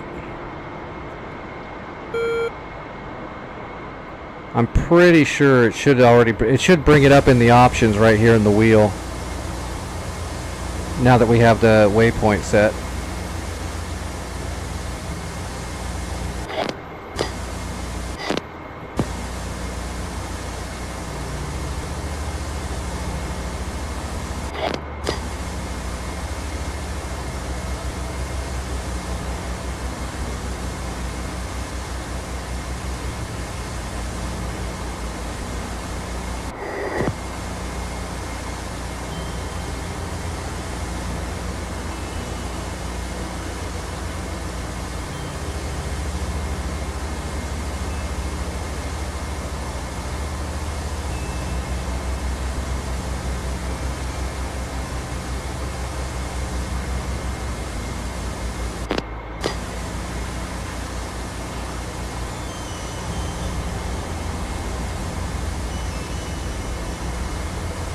Surface Roger target. that. Switching to our surface target.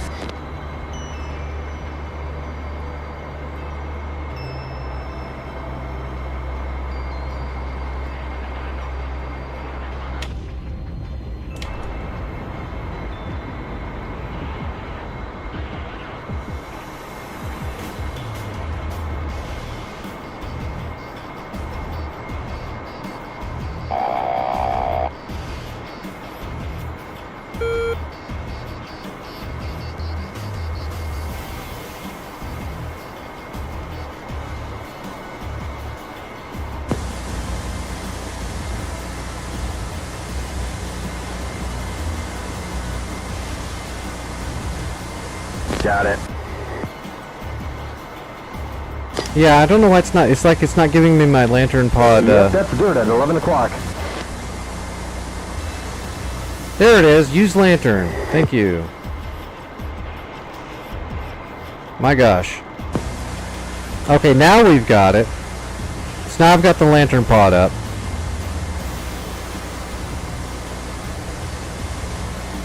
Search for targets.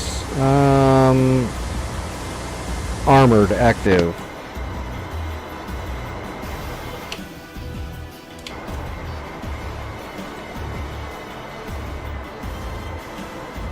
I had to go into manual, and then it gave me the choice to use the lantern. Once I have Laser is armed.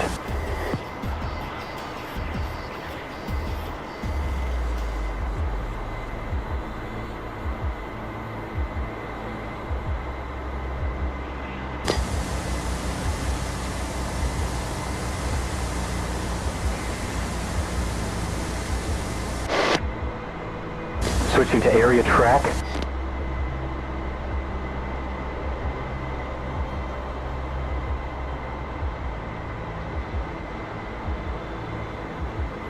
Yeah, this is an F-14 Tomcat, so yeah, I've got a Rio back there who's working the lantern pod.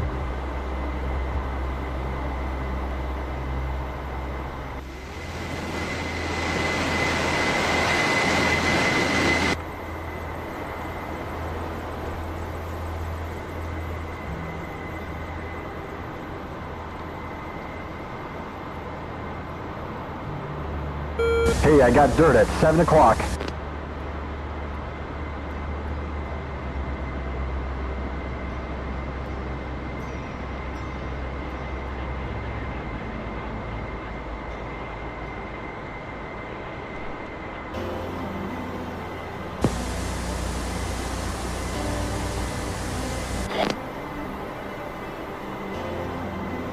Anyway, you're getting the idea of it, Vic. It's supposed to be pretty simple. I don't remember how to do it because I haven't done it in so long.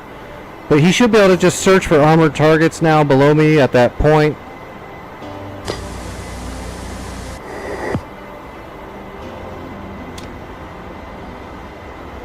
Oh, I can't see anything. It's too bright.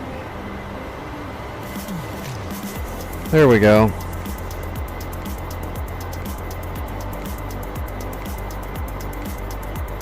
Alright, so he's looking for targets.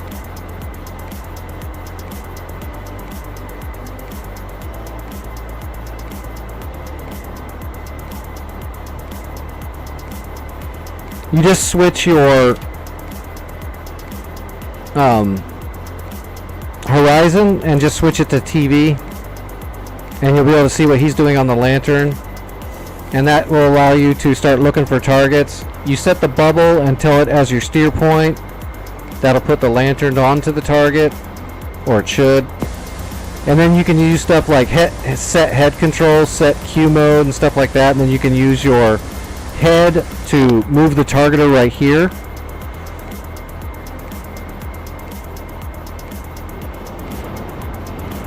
Like there's the point down there where it should be looking.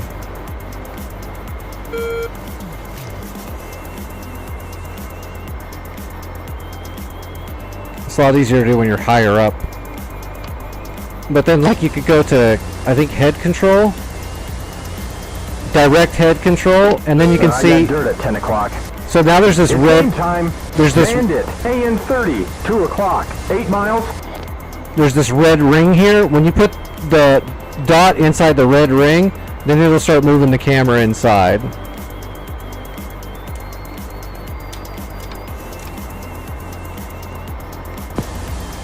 And then there is... Oh, he switched because we got too close to that enemy airplane. Chump stain. Well, anyway, head movement, you can do eyeballs, so you could move it by looking with your head. Or there's direct moment, which will show it. It'll show that ring in your VDI. When you put the dot inside there, when you move your head after that, it'll start moving the lantern pod. That'll help you move it around to get the targets you want, if you want to get specific.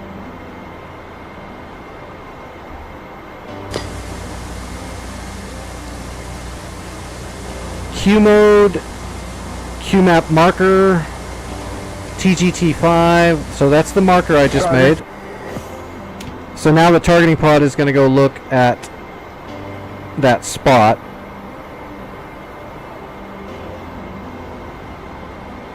Where am I? Okay, we need to turn around.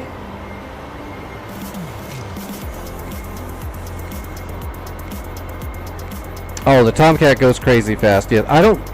You'd have to look up the top speed. I don't know off the top of my head, but you're easily cruising around at Mach anywhere between 1.2 and like 2. It hauls ass, and it gets there super fast. The acceleration is just unreal in the Tomcat. It's super, super fast. Alright, Q mode. Mount marker. You bet. I don't know why he's not looking over there.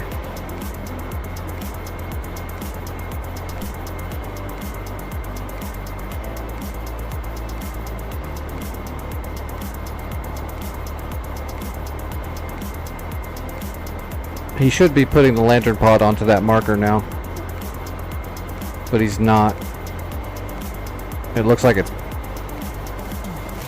Well, there it's... Well, it was. There it is. Okay, he's got it. So now we'll tell him search for targets. Armor. Armor captured. We're in laser range. Come left 11 degrees. So we come left 11 degrees. Come left 9 degrees. 10 seconds. 10 seconds. 5 seconds to drop. Alright, pickle now. There we go.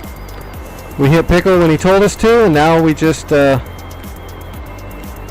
wait and see. You can see he's lasing.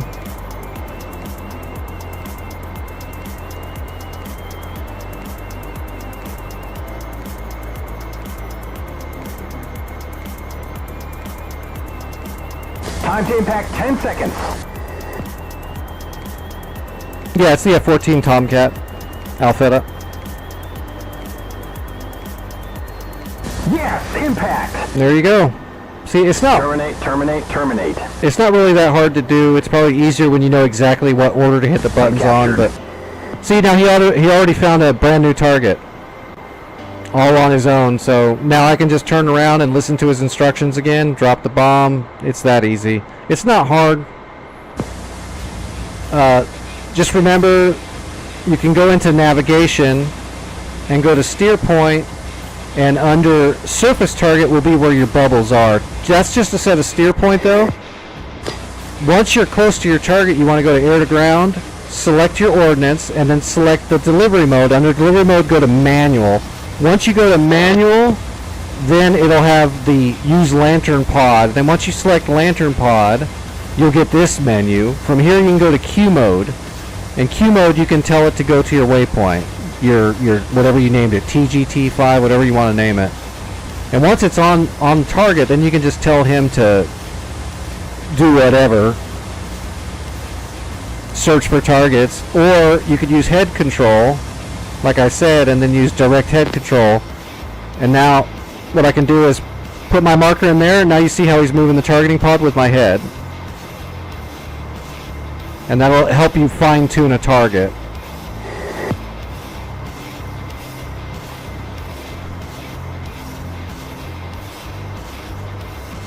Come left.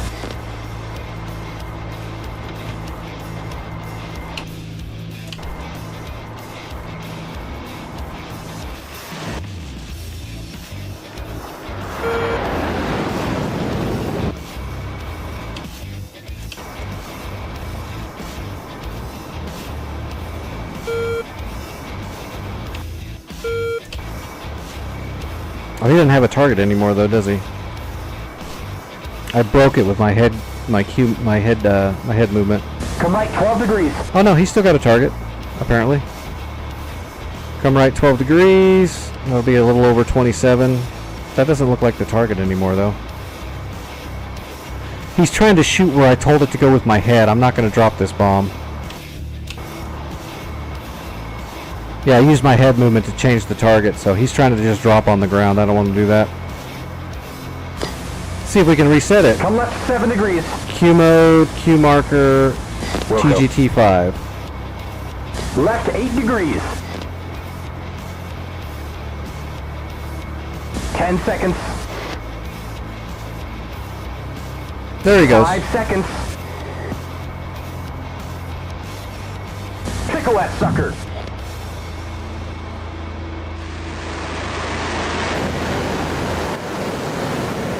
That's going to be to the right of the targets, though, but because I screwed it all up. But still, it's not hard to do.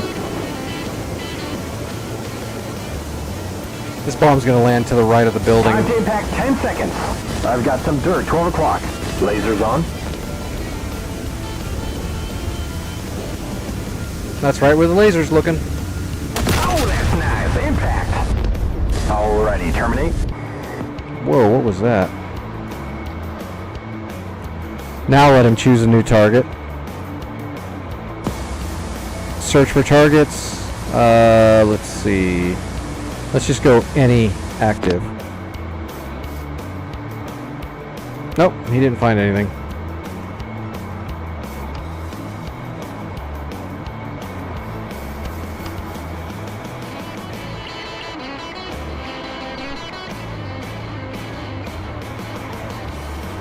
Yeah, bomb cats.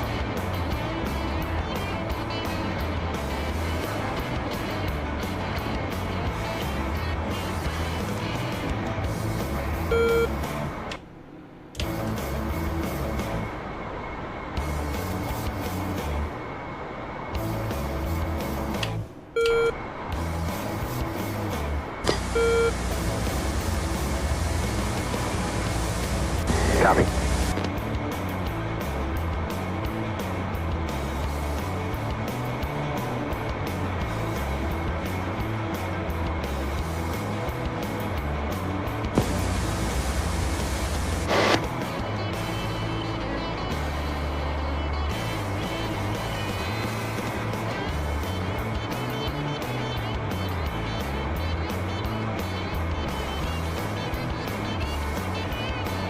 So there we go. Now we used our head control to get the cursor right over that building. Now we should be able to come around and drop a bomb on it.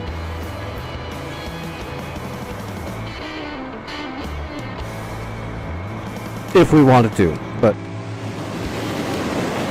it's also just easy enough. You can actually put a huge loadout on these things too. You don't have to use the GBUs. If you use the lasers, you don't get near as many bombs.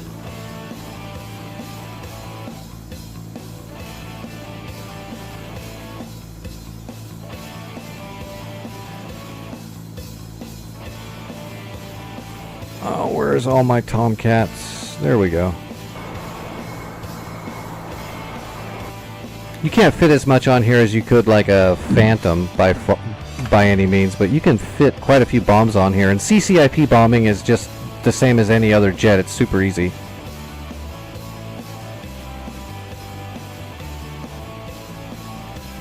Alright, let's see how many we can fit on here.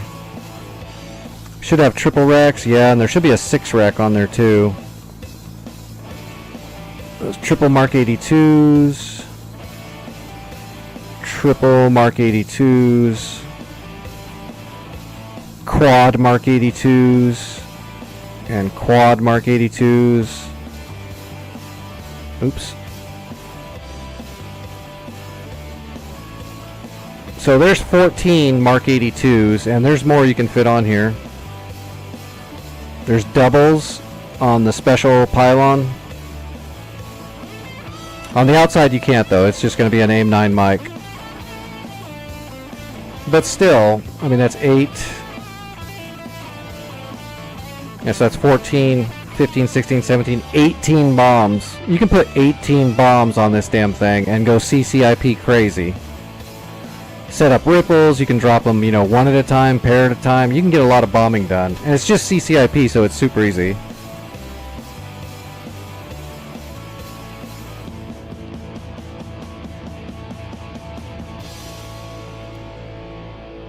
And you can look up the terms for like... Oops. Let's see... Delivery mode. So comp pilot is CCIP, comp target is CCRP, manual is where you can get your use your lantern pod. I can't remember what CMP IP was though. I mean it's impact point, but I can't remember if that's like tossing. That might be the tossing, but I don't remember. No, for the lantern pod you want manual. For CCIP, you want comp pilot. If you want Jester to set up a CCRP drop without using the lantern, then you would use comp target.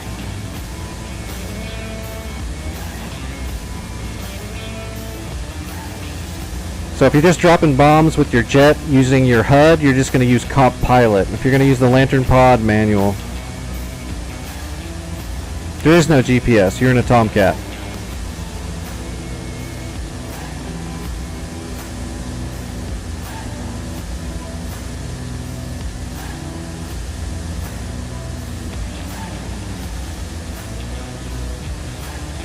You don't get no GPS. Not a thing.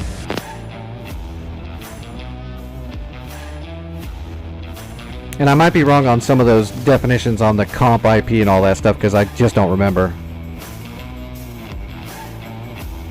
I thought you could use the comp TGT to use the lantern pod too, but it wasn't giving me the option when I hit it. I had to go to manual to get the lantern pod turned on.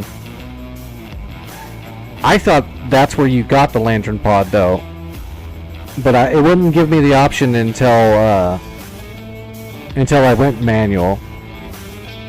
But I could have sworn that you use comp TGT because that would be basically using your Rio.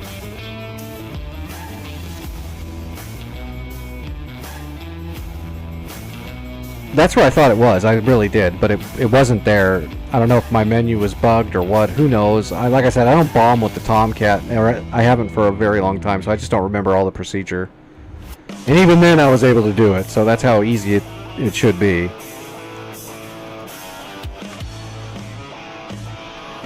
Alright, folks. I am out of here. Let me see who's flying right now, and I will... raid you guys over.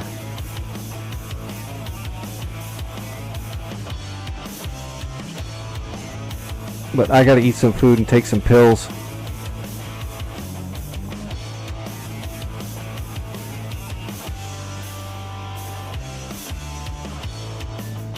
Hey, Dadgy is up right now. I'm gonna raid you guys over to Dadgy.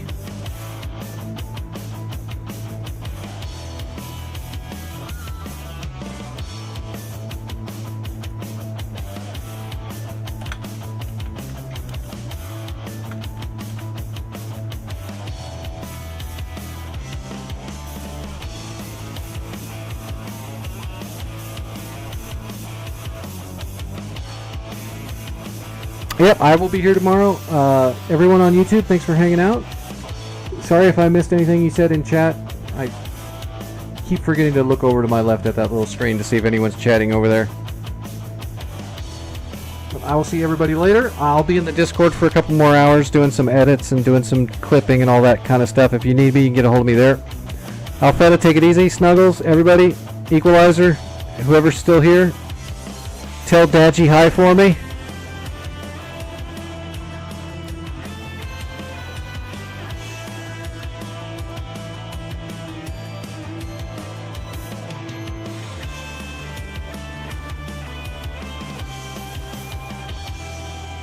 All right, we're raiding.